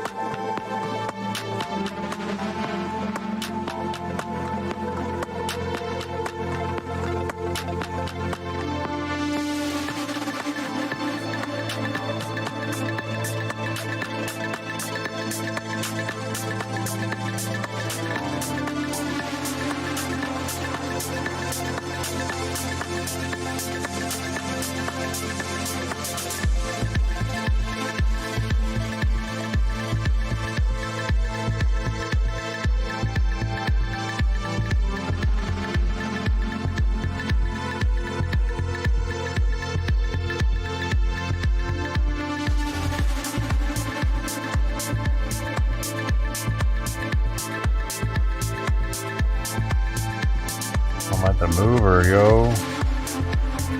Stop put her in her bed.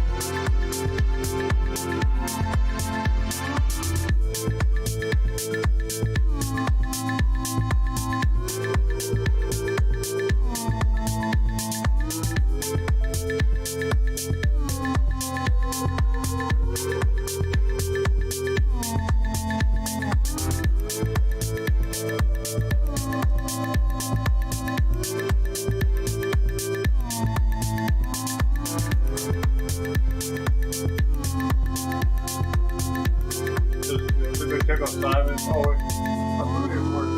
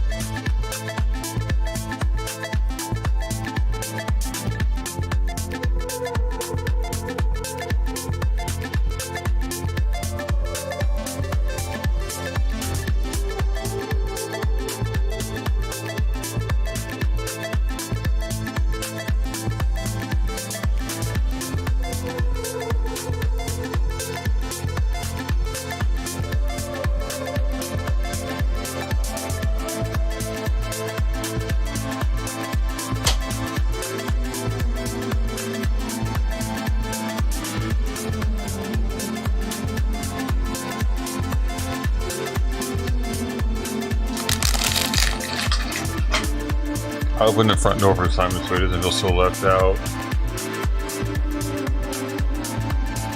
You see though how she's laying down right now? She wouldn't be doing that if I let him in here.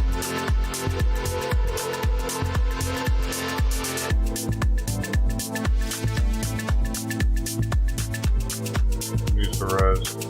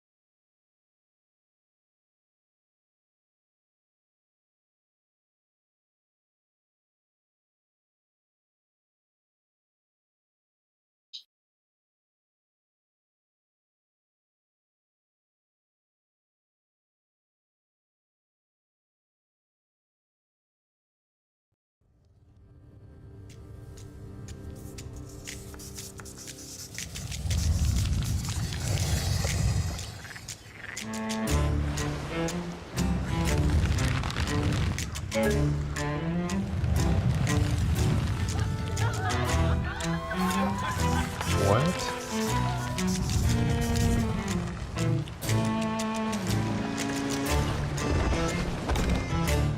I'm Dude.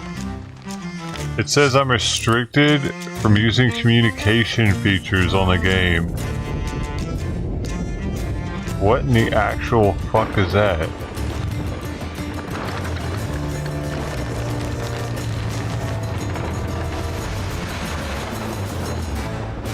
What?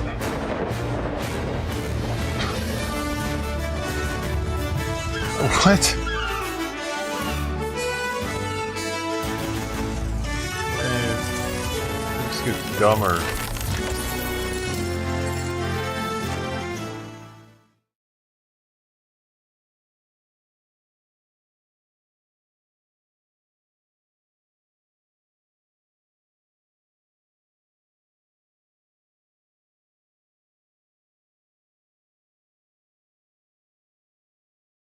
What the f-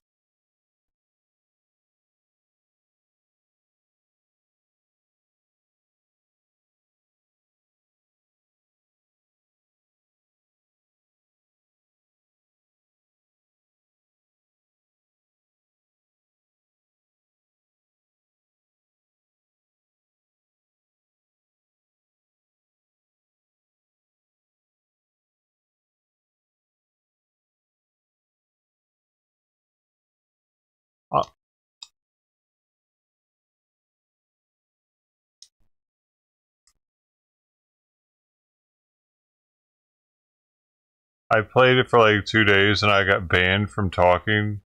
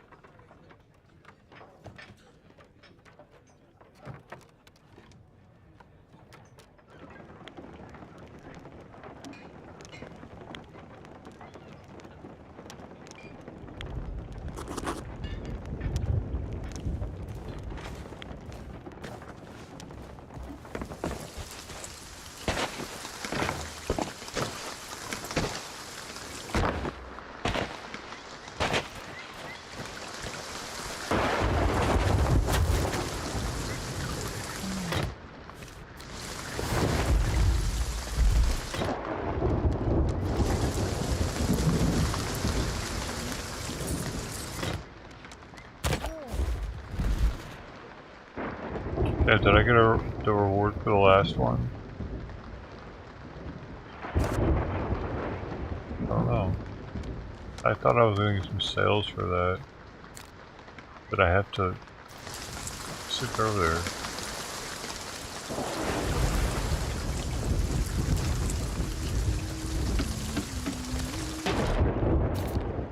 Oh, they are there. Sweet.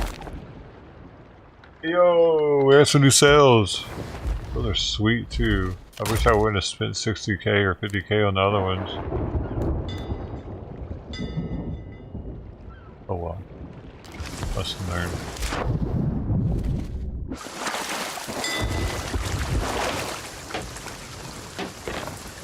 Because now I had to earn these. Let's see what they look like. Okay, it's got a little print on the back. I dig it. You can see the holes. I don't know if you can see those holes on the top like that on all of them. The grommets. I'm not sure. I can't remember. Oh, the gold's kind of hard to see though. Unfortunately, maybe during the day it's a little easier.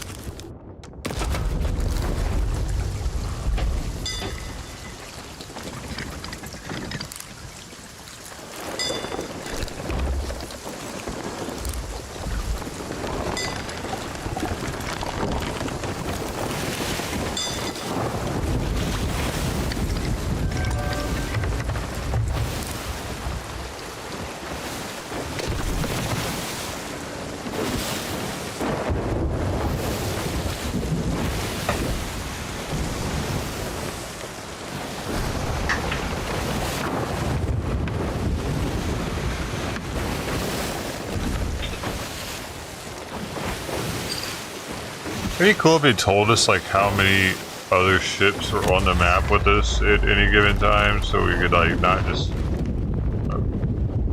feel more like we're not the only people on the planet.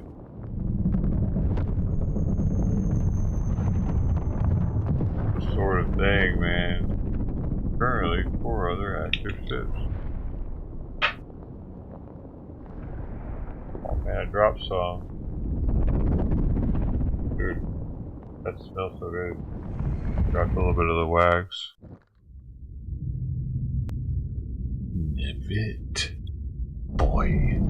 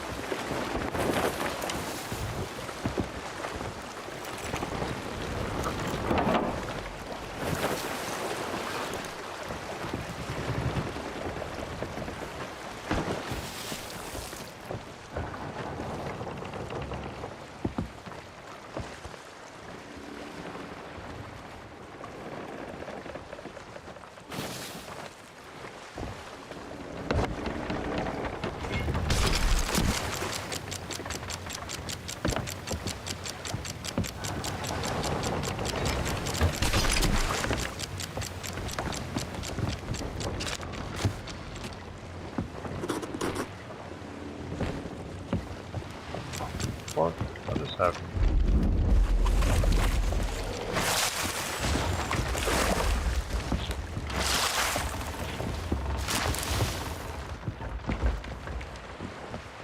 The world?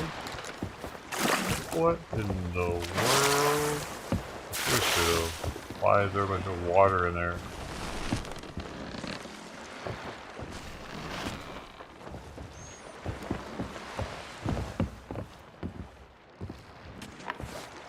Very odd.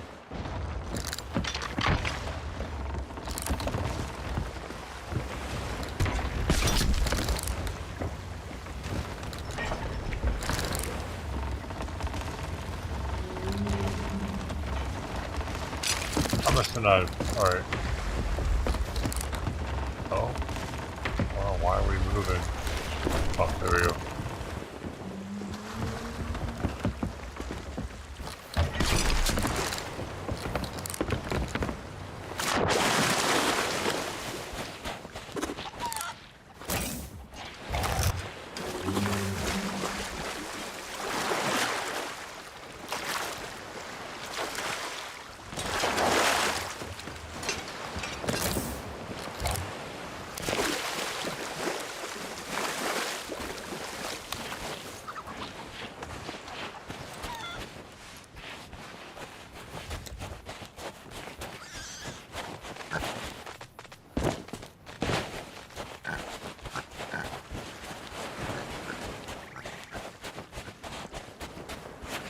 Dang it.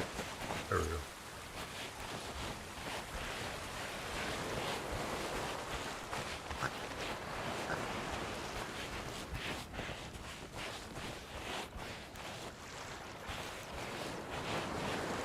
Oh, okay.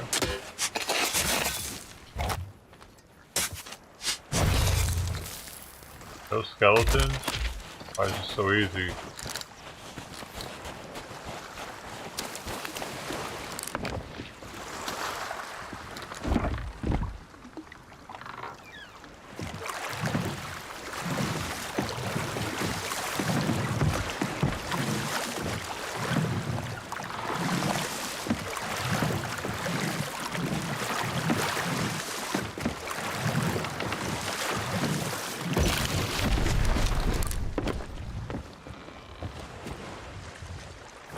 There's something else here though, right?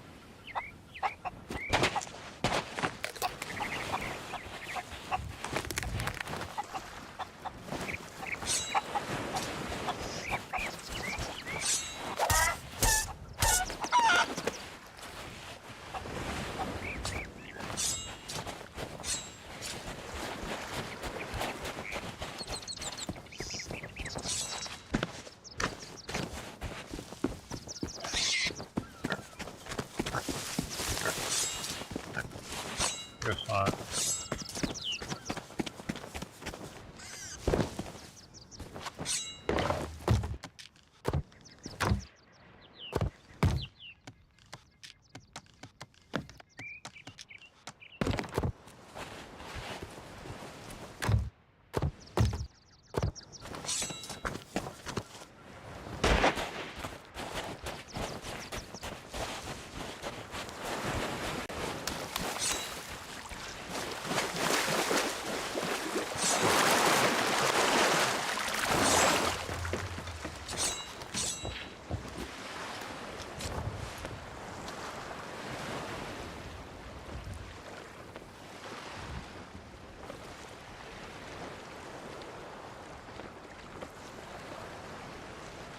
Alright, gamer. What's your name, Sam?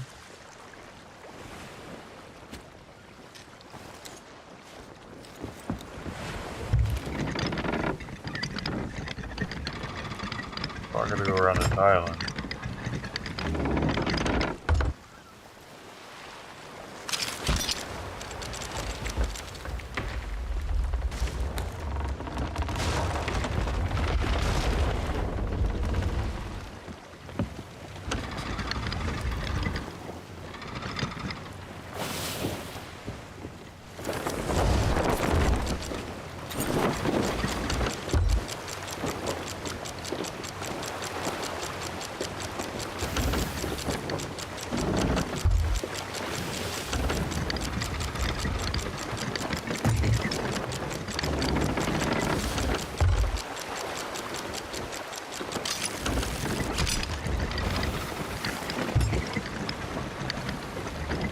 alright for it. Mike, what do you mean? What's the point in joining? You can't, man, bro. Oh man, that's not gonna work. That's why I'm not playing with randoms, man.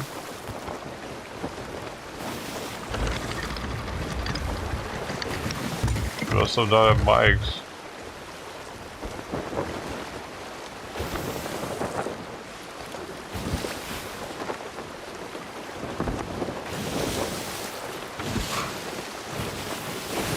I use Discord. Wait, for your mic? I can do that too. You know I have a Discord, right?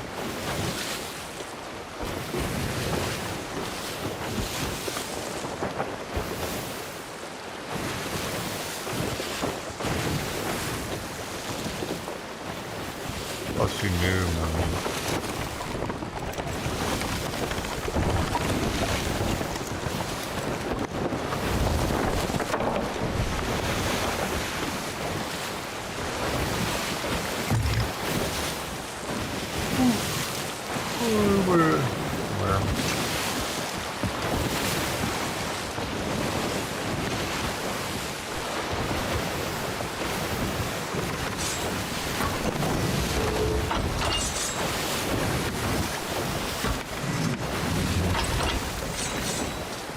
I got the wrong cannons on here.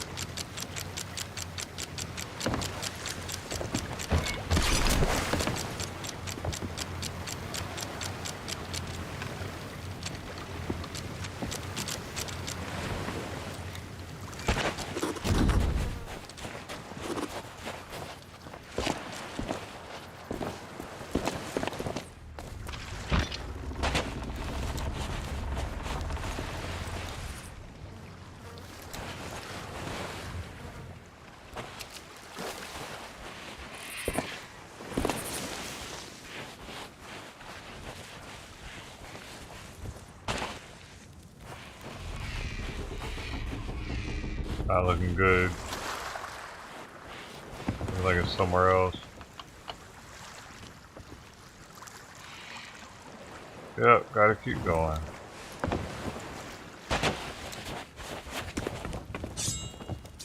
Oh, this is where that one thing was that we did.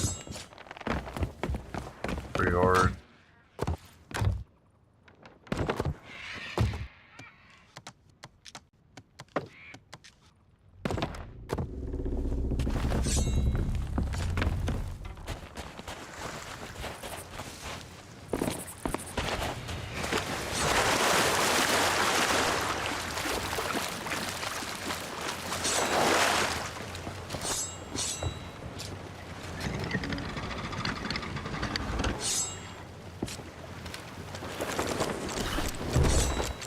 That was gonna hurt.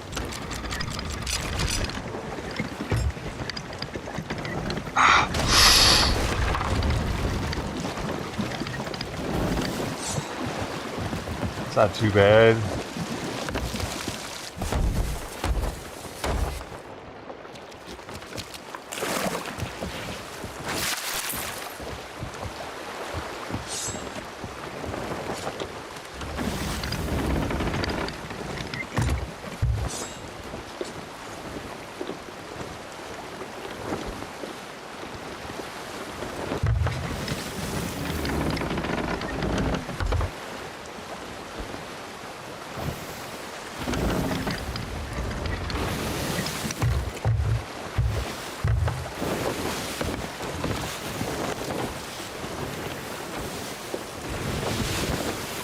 Tally-ho. Tally-ho, good sir. Tally-ho. All right.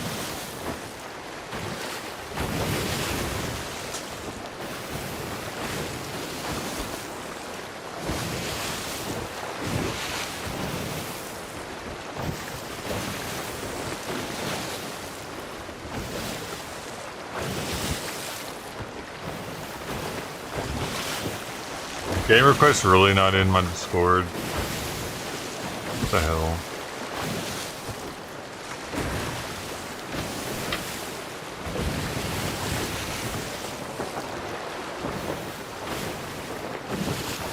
It's like all she wants to do is sleep. Now with Simon not in here.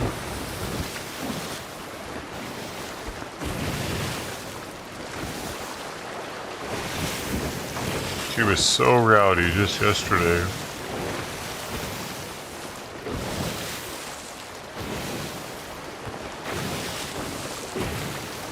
Maybe I thinks I'm just punishing him.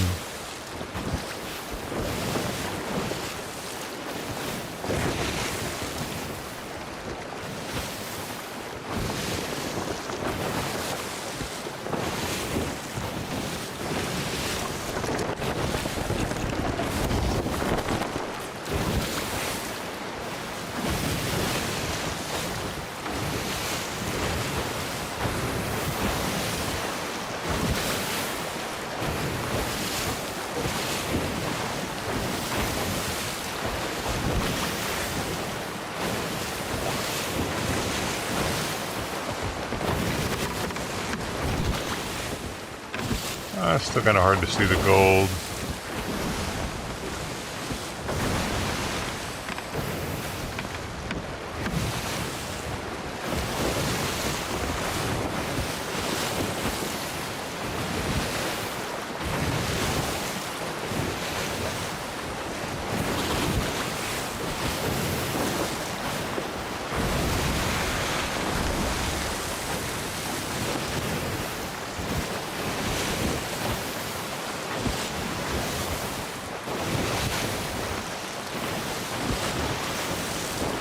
Maris, hey, who are you?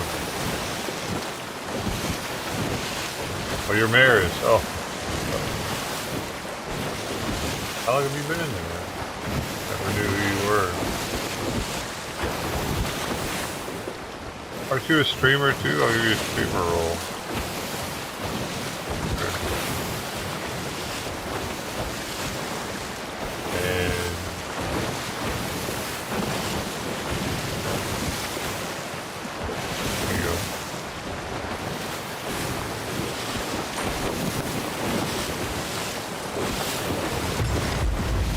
Oh no, what's this? Fashion lens.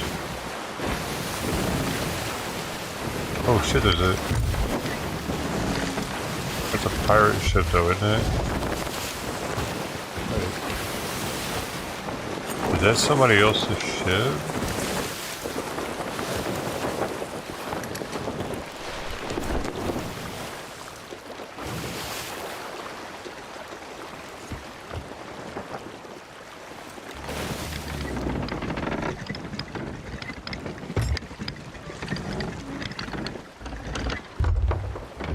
Somebody else is firing on it.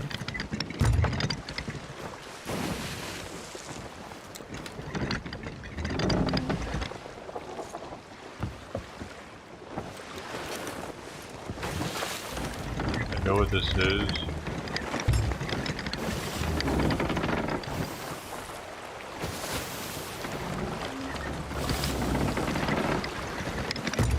That is somebody else's ship. It's got a green sail.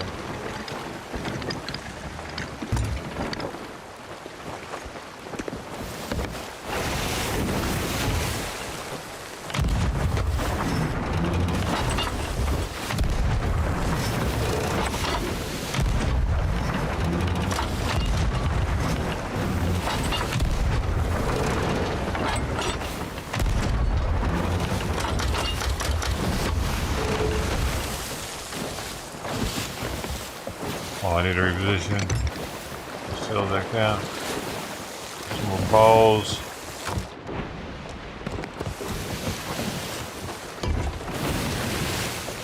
That is another fucking person. Let's fuck with him. Hey. World event? What do you mean? Oh, it's some kind of world event going on right now?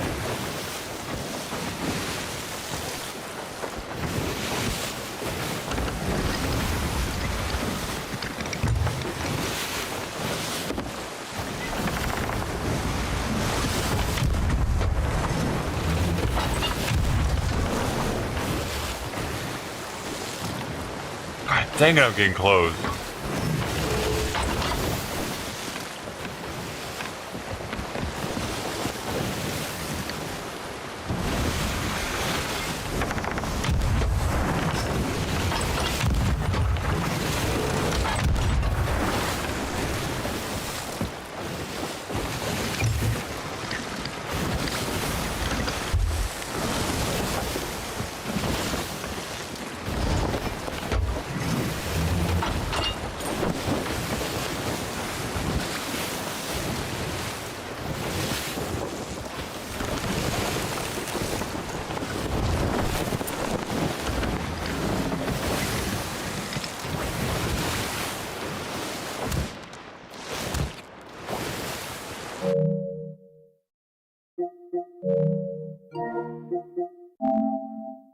I'll see a friend request on there. I'll resend it.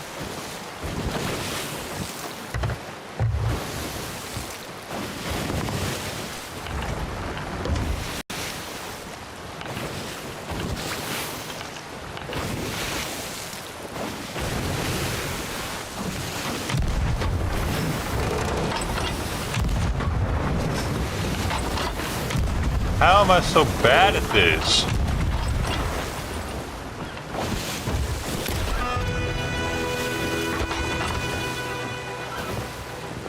Finally hit him once.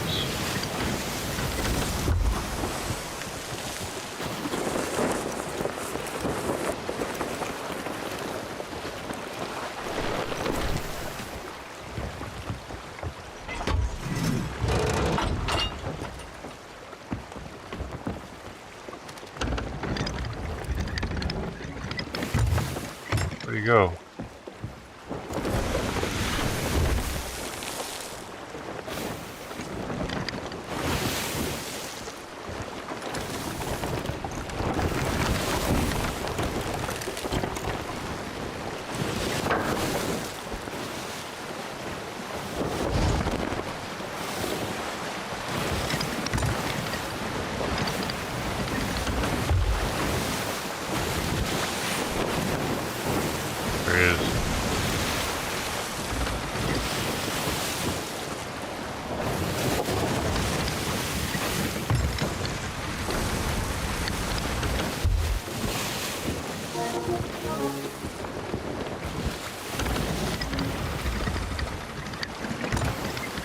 Good job, tanker.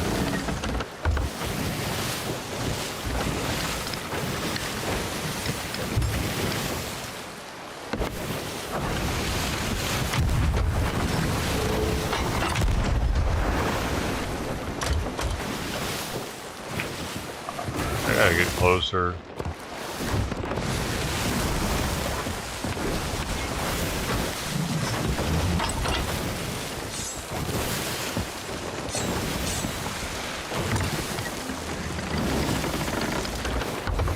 Why did this guy stick it around?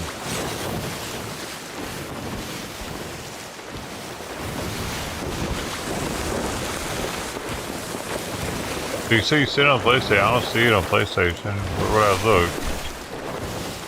Because it wasn't in my notifications.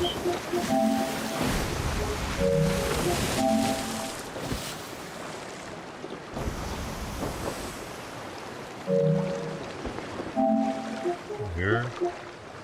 Oh. I don't see it.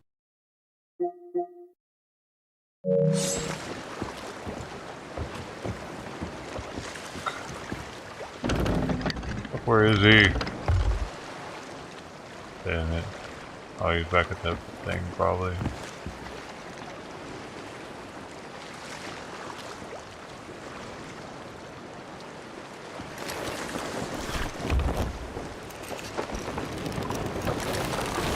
go say hi to Simon.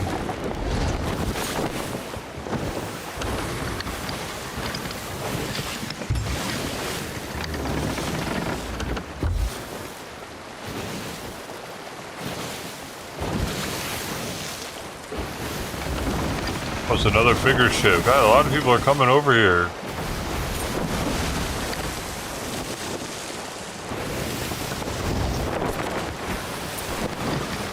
That's him.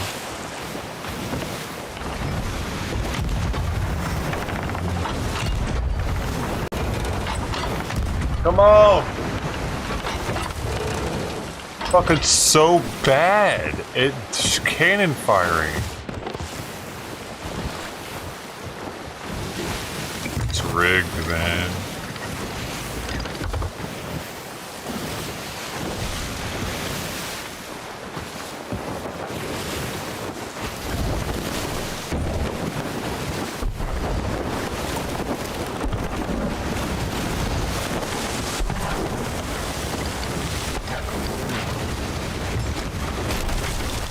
Bitch.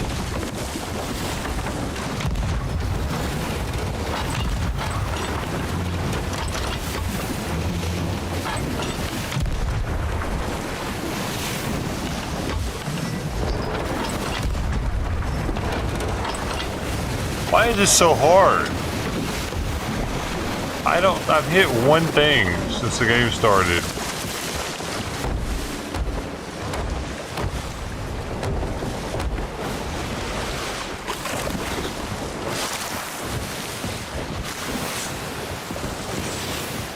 Oh, fuck.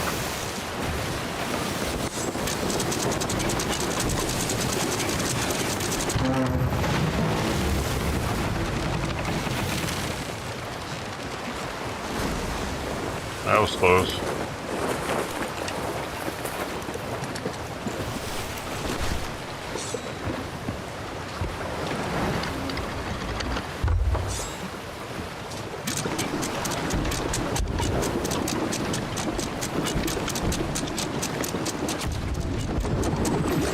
Oh no! I missed it! Fuck! I'm playing with some serious fucking assholes here.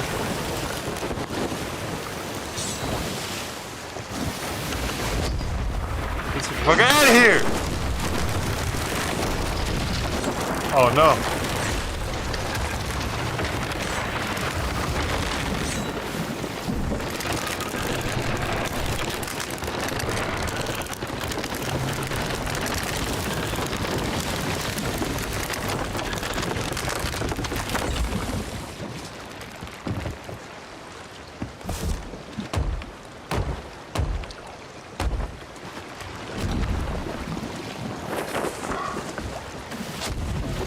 I'm dead. I'm fucking dead. How are they perfectly hitting my fucking mast, dude? I can't even hit the ship.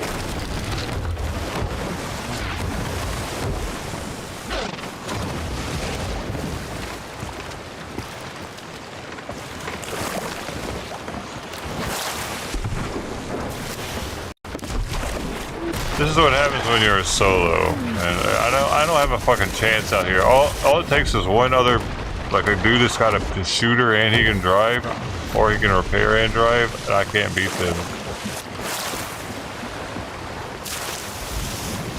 This ain't a 1v1 situation here.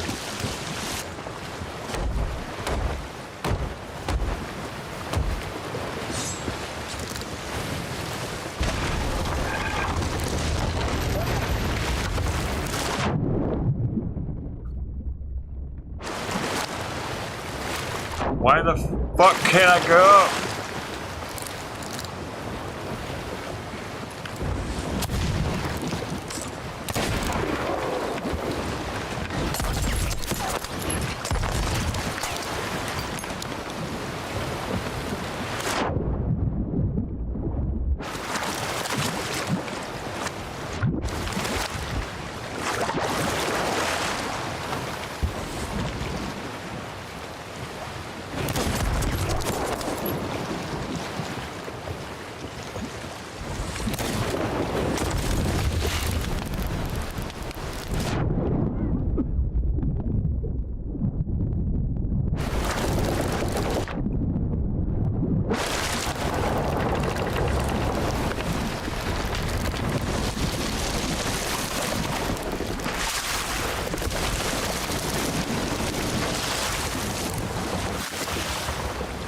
God damn it, I'm dead.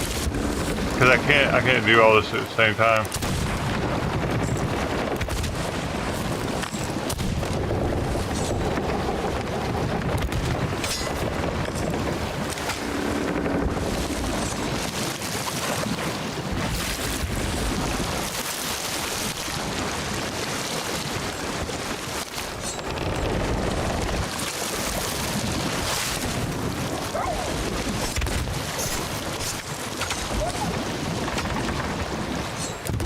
I fucking got stuck under the mast, dude.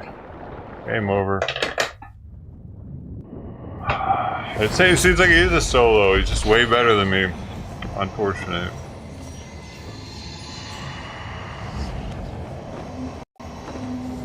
Well, I gotta turn crossplay off, dude, for one. That way I'm not playing with a bunch of fucking Xboxers that are just owning my ass. There's no point. I'm not gonna get more out of playing against people that have way more experience. I don't get any more credit for it.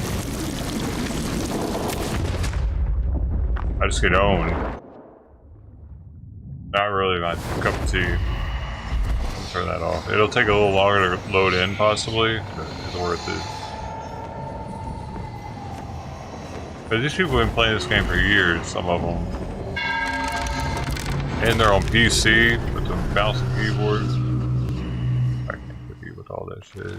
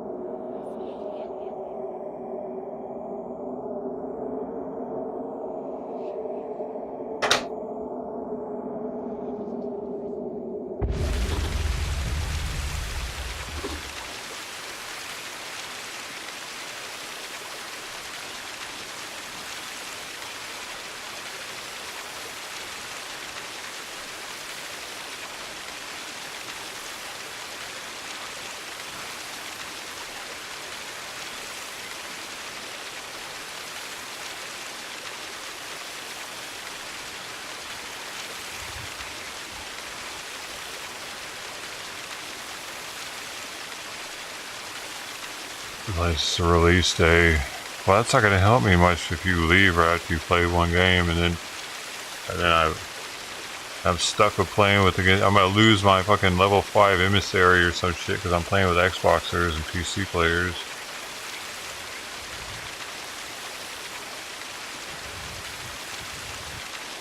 I think I'm just going to turn that shit off.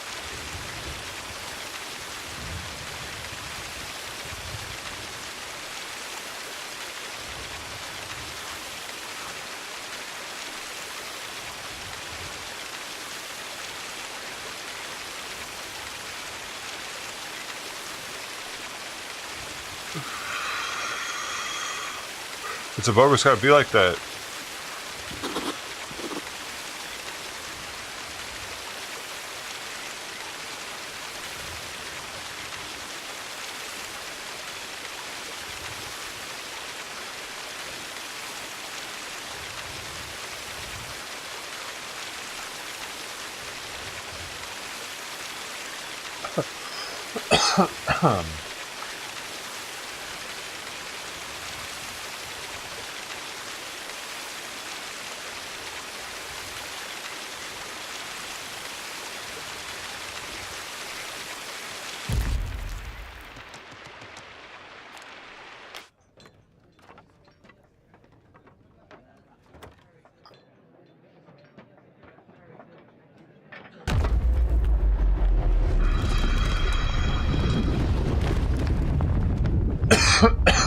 But you're on PlayStation now, Gamer Crush, right? Right? You said?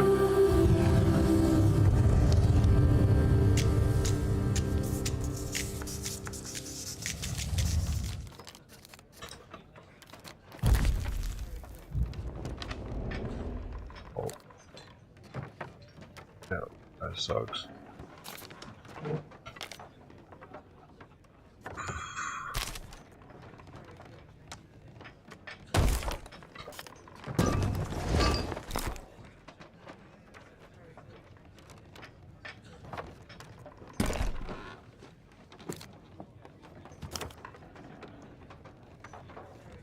What is Bucky, the Legend of Bucky Island? Is it cool?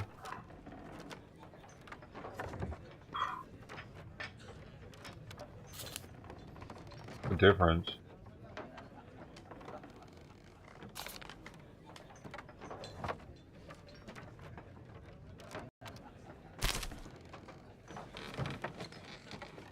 Oh, oh, you have to. I see. But it's still open world, though. Did you do it?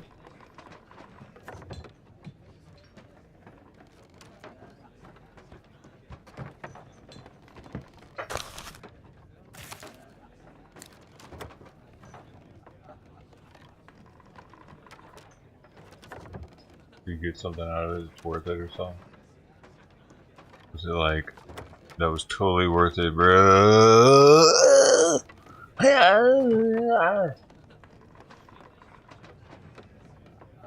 What does that mean? It's on its own server.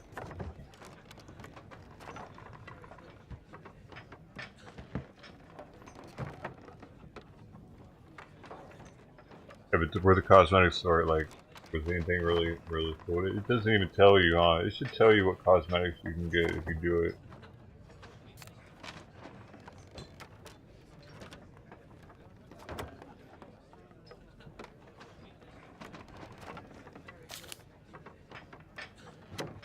Create a guild. What does that do?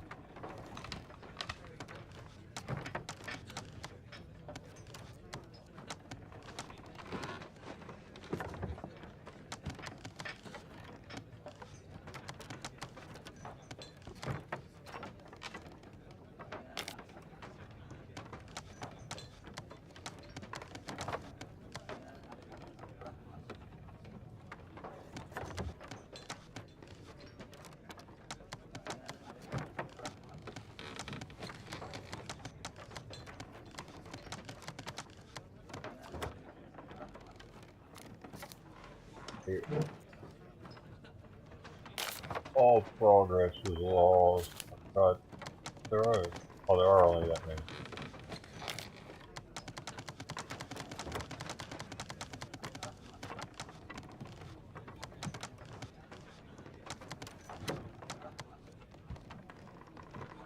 It's not over the public. I mean, I'm the public, aren't I?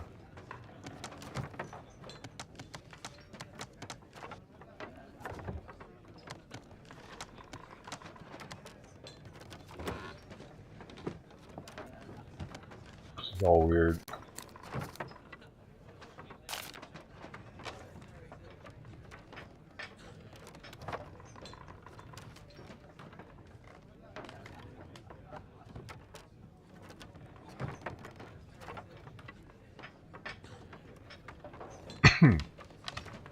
Guild fleets.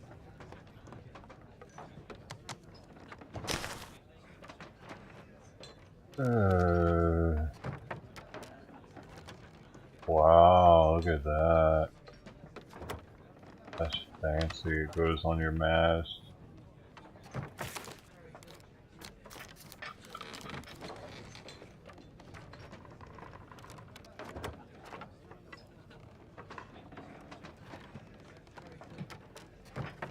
Oh yeah.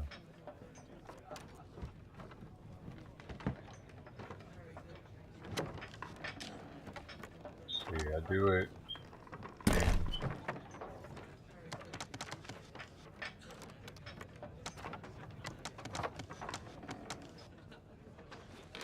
See here. I put crawlspace off.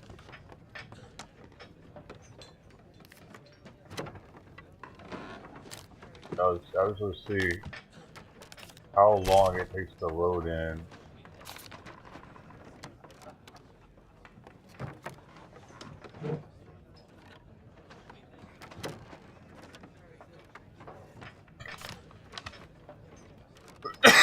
I don't know where you sent that invite to, dude. I don't know where it goes. Do you?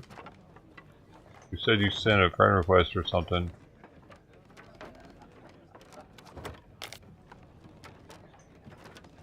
Are you on here? What's your name on here?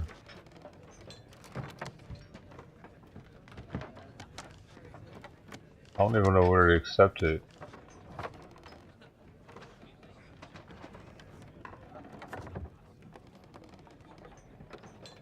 Where do I do that at? I have to go to the See at Thieves website.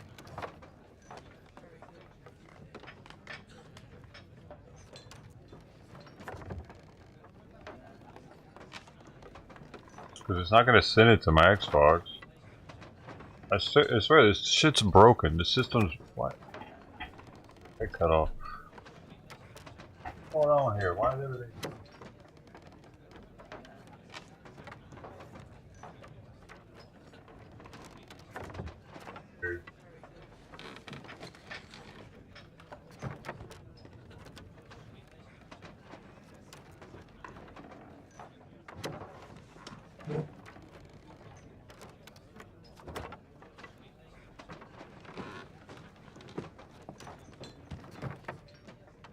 You weren't on there before, dude.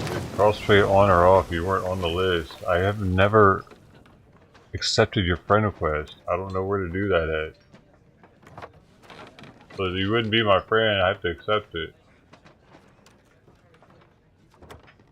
Hey.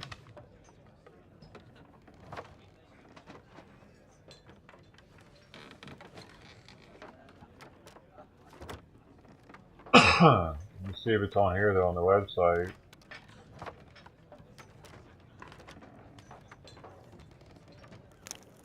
Oh.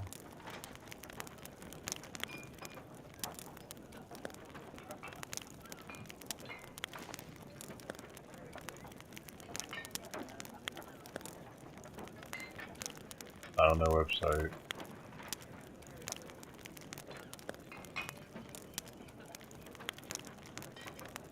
You loaded me in fast as hell, then I have crossplay on. This is way better already. Shit, dude, this is gonna be a cakewalk now. Oh, yo, hold up. This is gonna be so. I can't believe it loaded so fast. I'm gonna go straight to that same, like, colorful orb coming out of the sky to see if. Dude, I still haven't made level 30. I gotta get over here, get the emissary.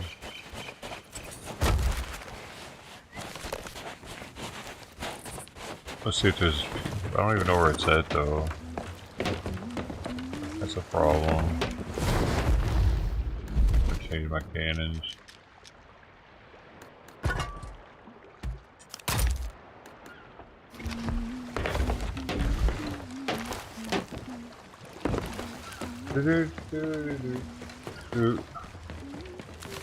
How's that song? The line spinning up. We're gonna line, baby. Yeah, man, I don't know where your friend request went, game request, so maybe if you don't mind researching that right now, find out where your friend request goes, because I have yours and Dilbo Baggins from yesterday or day before that I couldn't play with him either because we can't figure out where I can't figure out how to send him one, and I can't figure out where his are going. Fucking stupidest system right now. I don't know if they realize how broken it is. They made it so the only way you can make friends on here is if you play with somebody randomly and friend them from that menu. And nobody has a mic, it seems. So, a little annoying.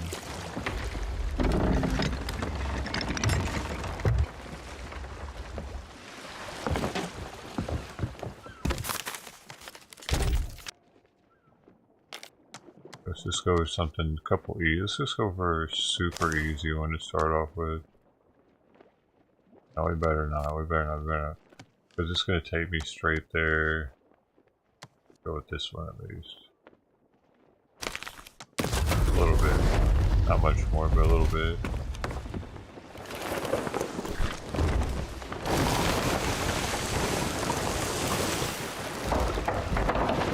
Somebody figure out where the invites are going. Where the invites, where they're going now.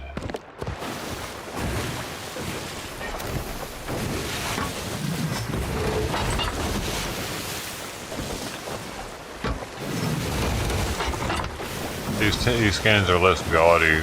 They're really more streamlined, less shit sticking out. All like distracting a mother trucker.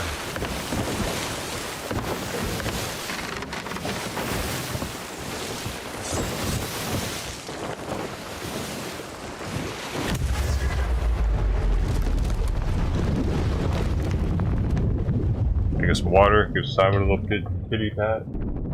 Okay.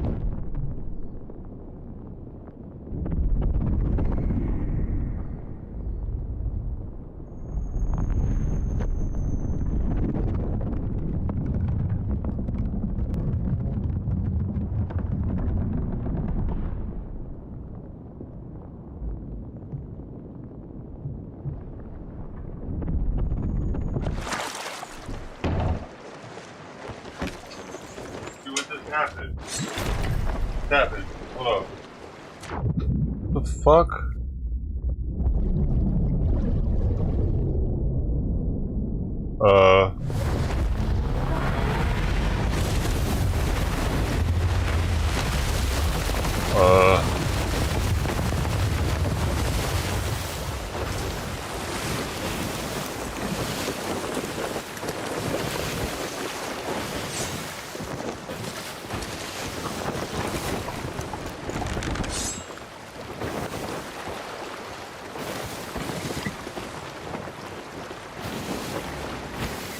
For a second, I thought something had just happened.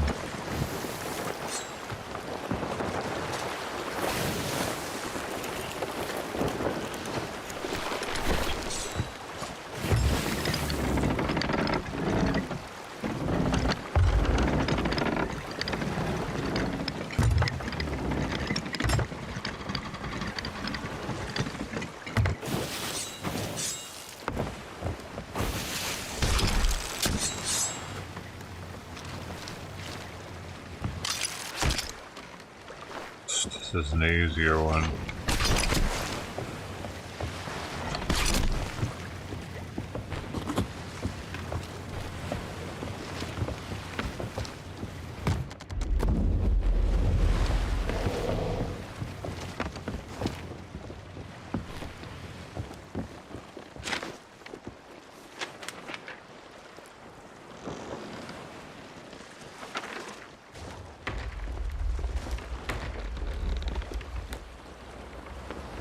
Simon came in.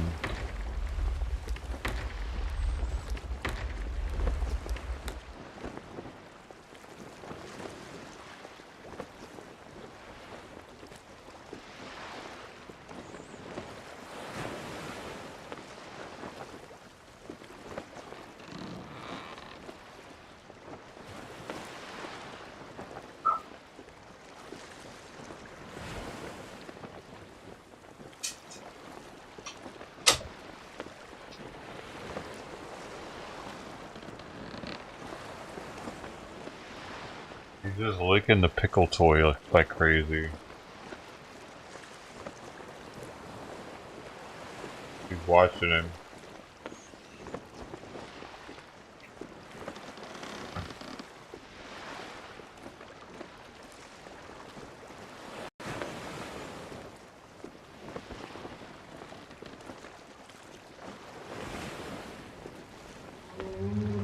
He's definitely claimed the pickle toy. Got it gripped and he's licking it.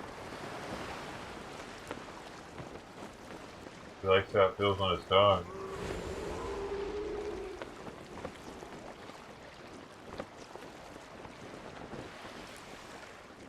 Rubbing it all over his face now. He's biting it.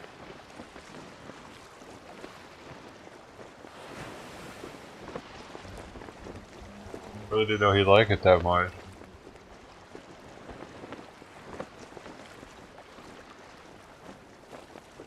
Well, that's pretty awesome actually. I found a toy that he really likes.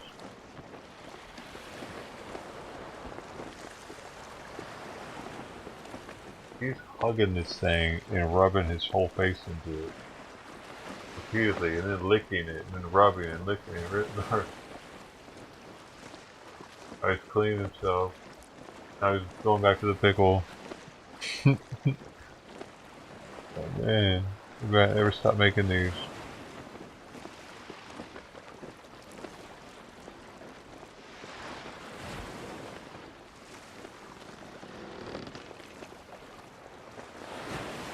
She's just watching him.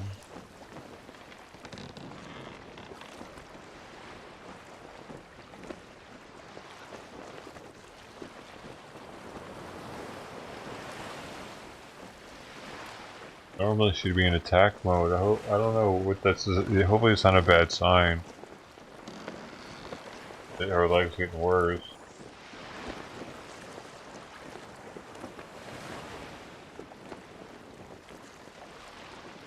Maybe the pops that he gave her earlier, like, made her calm down. I could hear them, dude, with headset on. So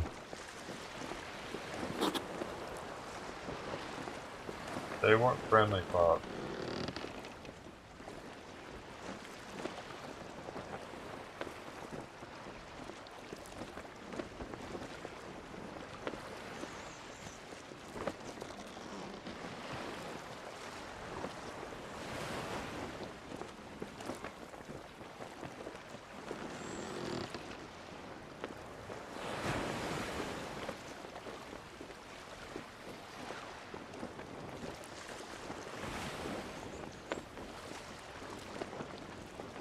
He's showing her how to clean her face right now, I think, because he's cleaning.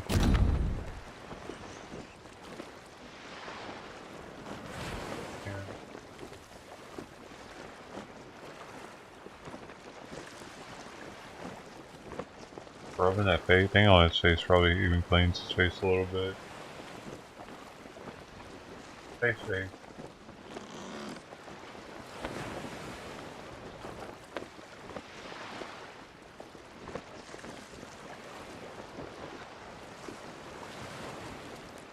stomach hurt his belly. Okay.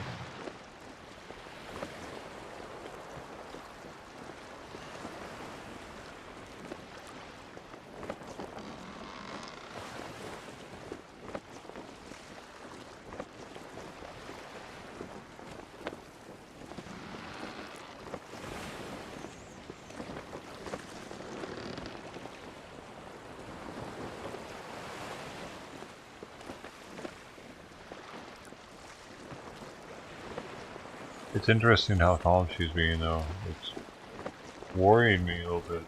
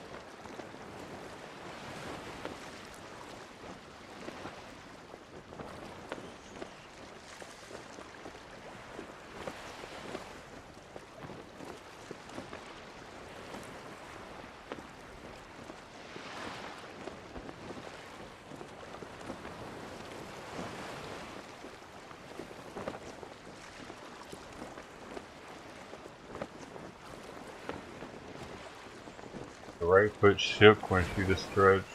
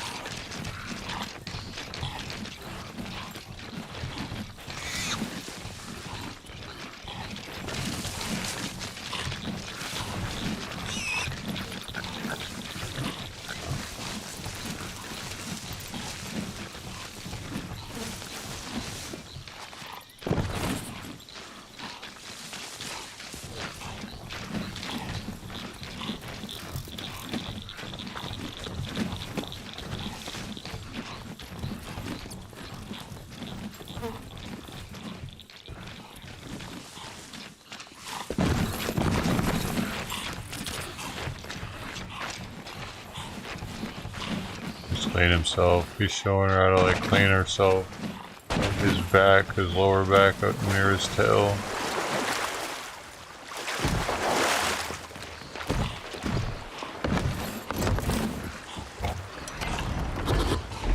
Look at that go. Yeah.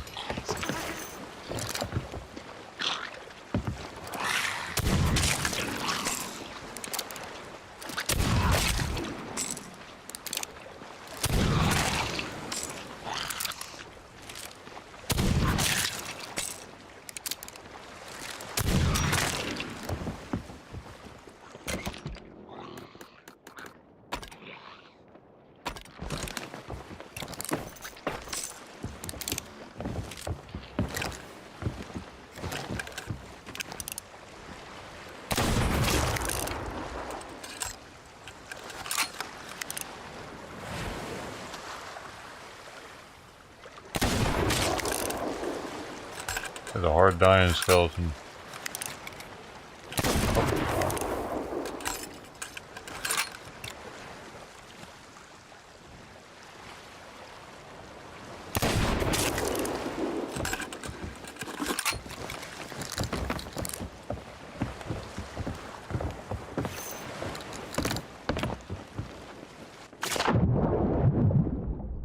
My boat's missing.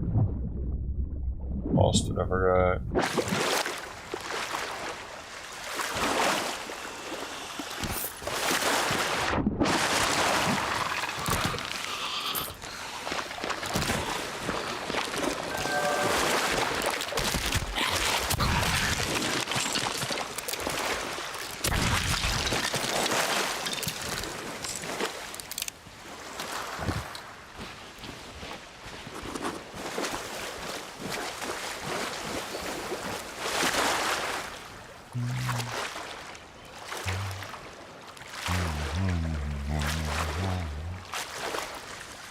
Where'd he go? Simon, well, I guess that had to happen. He just fucking peed in her litter box. Bad fucking Simon. What the fuck, man? Really?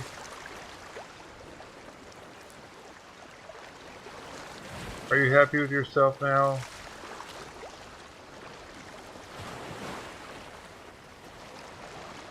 Right, you better cover it. Are you gonna eat one of her turds now? That's fucking... dude. Come on, man. Now you gotta sniff her turd. Oh, of course. Oh. Right. Are you playing? Why are you playing in it? What? You... dude, why are you... what are you doing?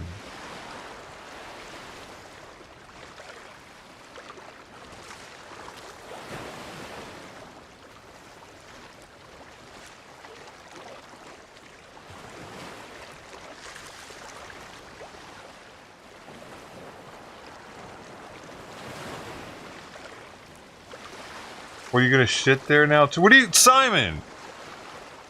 He's fucking starting to get shit all over the carpet. Like, the litter, he digged all the way down to the bottom of the tray, and they start getting litter on the carpet.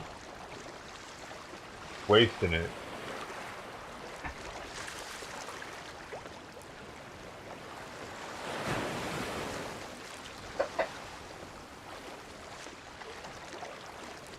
This is something, man.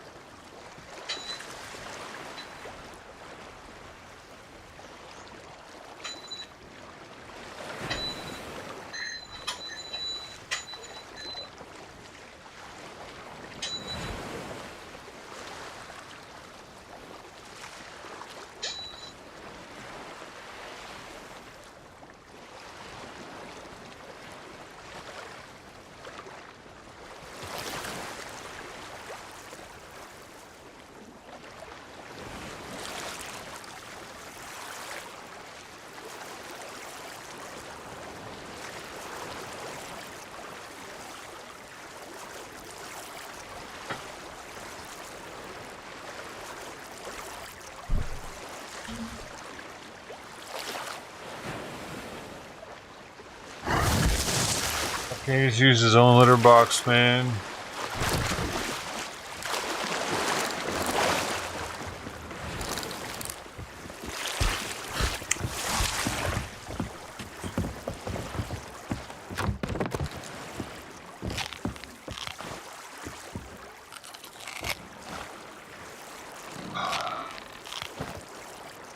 I'm running, dude, fucking shit. I ran out of her fucking litter, too. Now, dude, the amount that he just pissed in there, he pisses like a bucket compared to her, like, a big cup.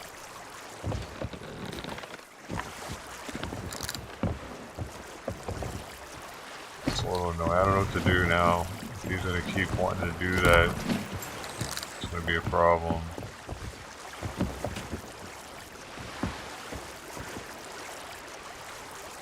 This shit's stressful, dude.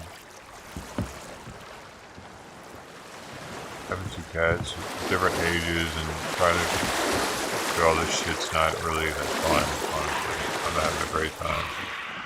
I need to be able to watch his urine output for different reasons, for medication purposes and like seeing if stuff's affecting him.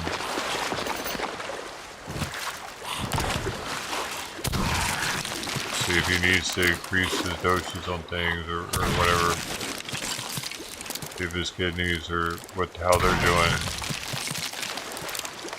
Starting to urinate more, it means his kidneys like he's starting to mess up. The size of his urine balls even matters, like if they're big or small.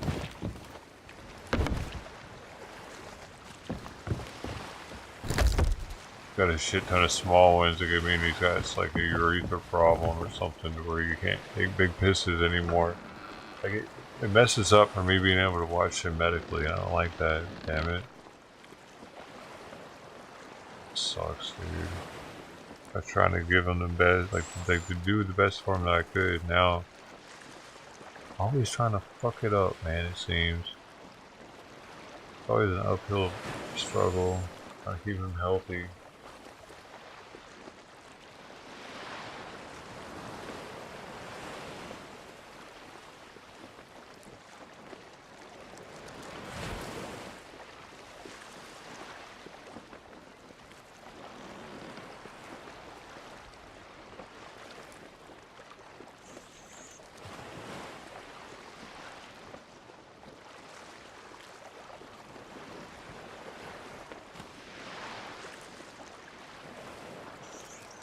Alright, y'all, I'll take it easy. Bad enough for the day.